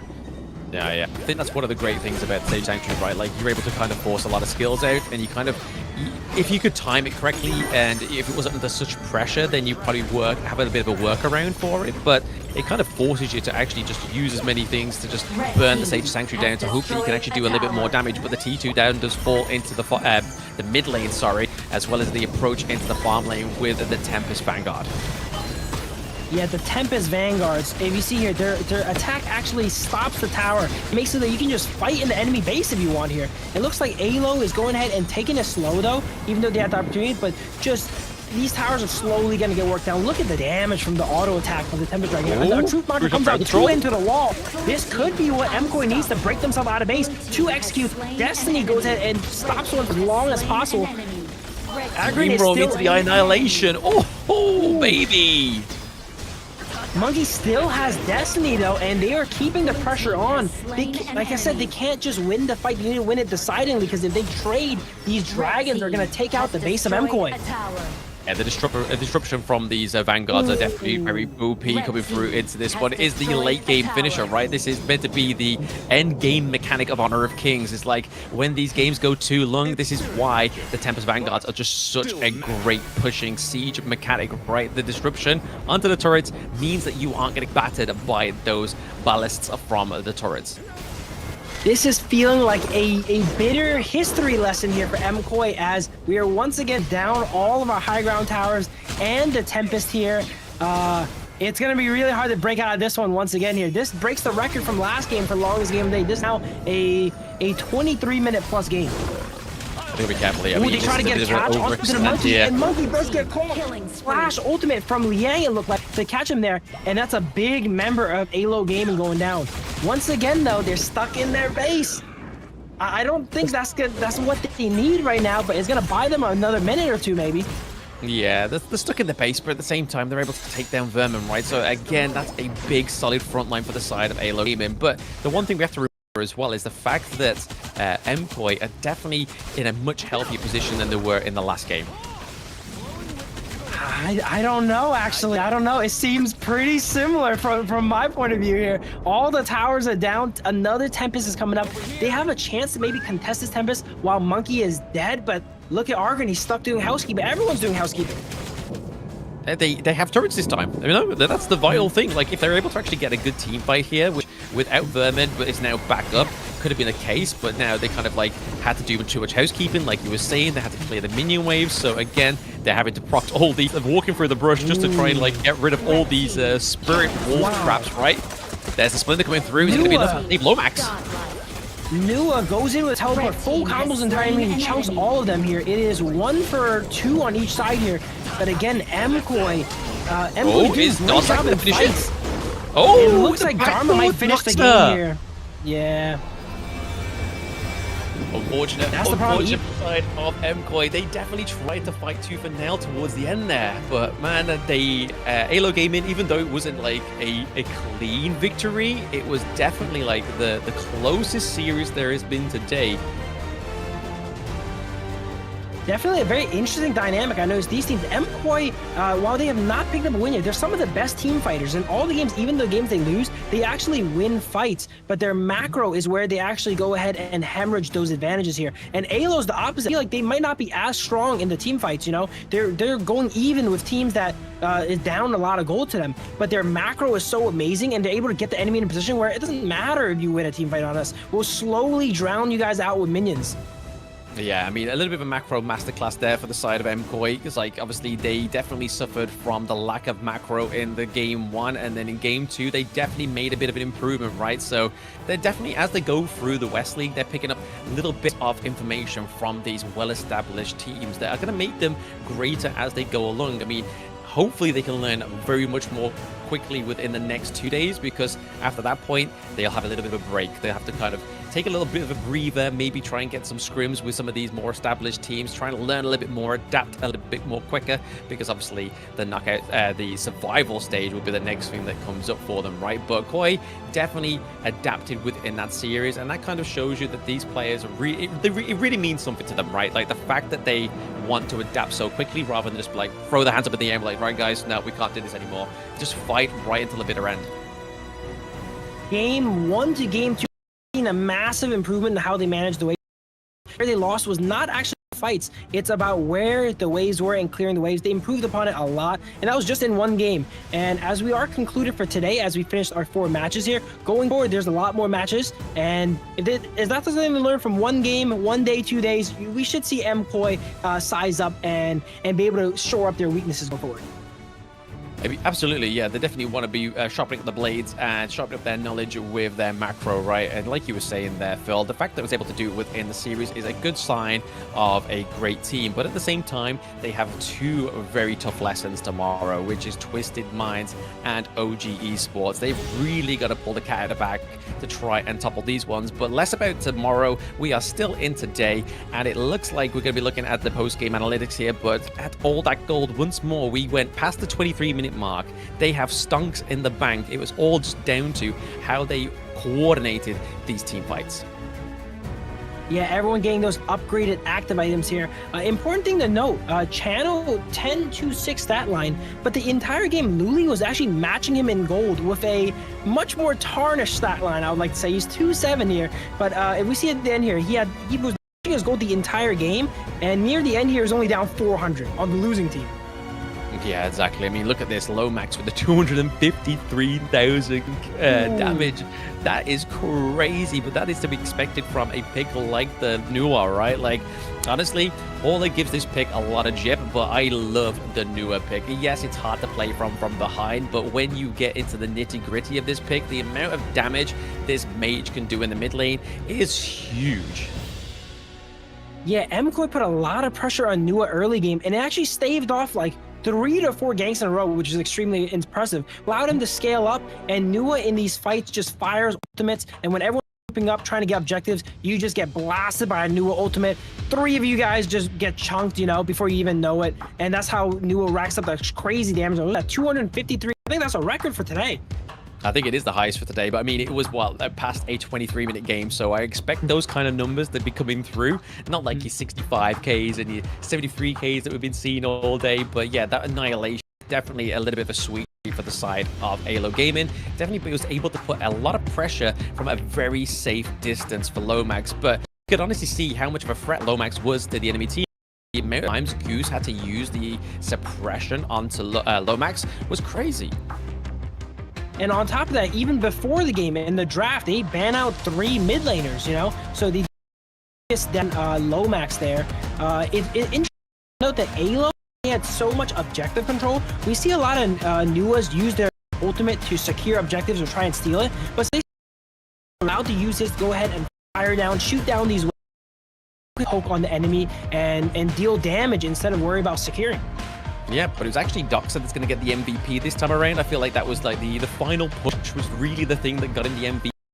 Because this probably could have been still going, Phil, if it wasn't for the decisiveness of Doxa to go down into that bot side of the map with those fastly approaching minions and just like, you know what, I'm going to try this, guys, just bear with me. And we did it. They did it. It was all down to Doxa towards the end here, which we're going to see in these highlights, but he did actually play a really Byron for the majority of the match. Yes, he died 5 times, but what they got from those deaths was definitely much more of a positive spin on things. He came in at the right time there, and Byron, one of those characters that scale really low, those enhanced active items here. I think it's called Sky Dome here, allowing him to transpose the wall and go ahead and jump over multiple times and impact the fight. Here's the second Tempest here. Look at the damage from Lomax. Comes in, blasts Liang, and then goes into Splendor, and they can't even react to it. Yeah, I mean, you can see here Doxa getting his MVP moment, right? Just approaching down into the farm lane. Just like, hey, guys, just keep him there. Just keep him locked into the team fight, and I will do this with the minions. And that's exactly what he did. The Light and Mantras tried to come through and deal too much damage onto the side of Doxa, but it just wasn't enough for the side of Koi. So they have to rinse and repeat and do this again tomorrow with some really serious contenders. For sure. Byron, one of the hardest hitting characters when it comes to structures. Being able to use that skill 2 with the Frost score. He's probably hitting half health on the Crystal at 24 minutes, you know, every single time. Dharma trying his best to try and push him into the wall and get him off of it. But it's too little too late. All the minions, you know, flooded the base there. And again, the problem with losing 3 high grounds, man. It was the 6th player on the side of AYLO Gaming. It was the minions that really got that one to the ends. And if it wasn't for those and those empowered minions, thanks to the high ground turret takedowns much earlier on within those matches compared to the likes of AYLO Gaming, Koi Gaming, sorry, definitely made the difference there. So macro in the early on definitely was the key for AYLO Gaming, and definitely the advantage that they had in those series. 4 very exciting series today, but that is going to go ahead and conclude day 2 here. We're going to come back in with the recaps soon and give you guys a little preview of what's happening tomorrow. Yeah, I mean, there is some banger matches coming on tomorrow. I mean, you and Rafa are in for a treat, right? Like, today's been great. Day 1 was even good as well. Like, to be honest, there's not been a day where it's kind of just been like, the matches could have been a little bit better. Whereas yesterday, bangers, a great way to set up the West League. Today, again, some phenomenal try and like bittersweet comebacks for like the for Virtus.pro. We tried to see Koi try and get a victory over AYLO Gaming, but still failing to get a series overall. And then we even had like clear like stomps from OG Esports onto next RÜYA, which was a little bit unfair in that game one, but definitely next RÜYA was like, hey, we've got a little bit of potential here. We've got some triple kills onto OG Esports, probably more than other teams have probably been able to do so far within the West League. So we've still got some more of that same kind of narrative, same kind of gameplay happening tomorrow as well.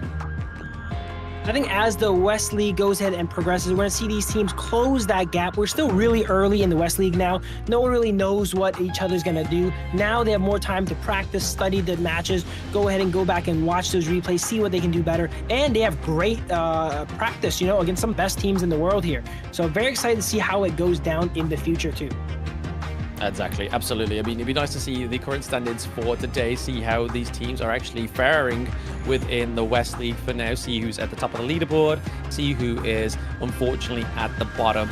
But I think after today, I think Koi will definitely be towards the bottom side of the standings this time around. Here is today's matches for those that weren't able to kind of stick around for the entirety of the stream and the cast, but it's been a heck of a day. We've had a total of what?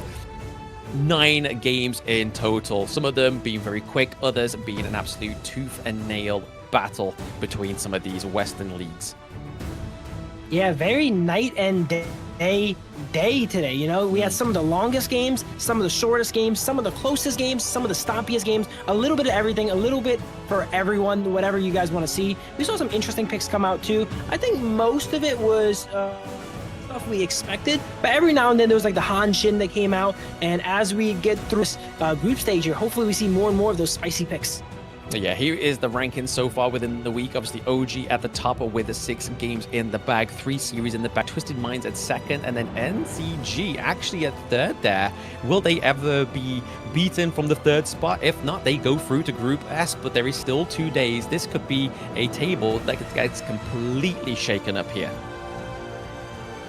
Koi here representing NA. Unfortunately, could not get a win on the board there. We were all cheering for them, but they still have time to go ahead and get some matches done. They did take 1 game, so it's not like, you know, they got a goose egg. They got 1 win, and the games they lost, like I mentioned, were really close. Once they shore up that early to mid-game macro and focus more on their strengths, like the fighting aspect of the game, I think they'll definitely do really well. And these are the matches up for tomorrow. We have OG opening up once more against NZG, Twisted Minds against Koi, NRX against VP, and then Koi once more against OG. So split across that one is Koi going to be the last match of the day, just like today, but going against OG, which is going to be a little bit of a trip for them. But that is it for today, guys. I hope you have enjoyed the cast. Obviously, Phil being very new here, he's been great on the broadcast, and definitely being back tomorrow with Rafa. So again, another bit of new blood coming onto the talent board. I'll be having a little bit of a break, get to have a bit more rest, resume my schedule. But this is it for us, guys. I hope you have a fantastic day tomorrow. Enjoy the broadcast, enjoy the games, and make sure to play Honor of Kings. Take it easy now. Thank you guys all for watching and supporting. Blam as well for helping me out as goes, carrying me in art of casting. All right, one of these days I gotta help him out in game and carry him in the game. But thank you guys all for tuning in and sticking by us, even through some difficulties. You know, we powered through and try to put on the best production possible. Make sure to check out Blam at Blam MOBA, and check out me at Yumus Live here on YouTube. And I'll see you guys same time here tomorrow as I'll be casting with Rafa.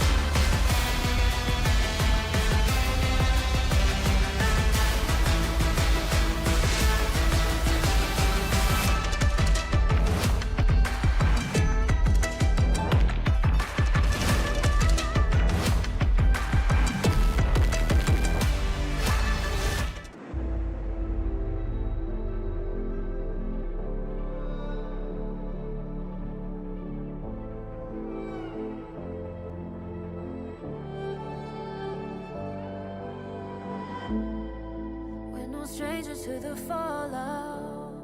It's what got us here. Ever changing, some chameleon. Blood, sweat, and tears.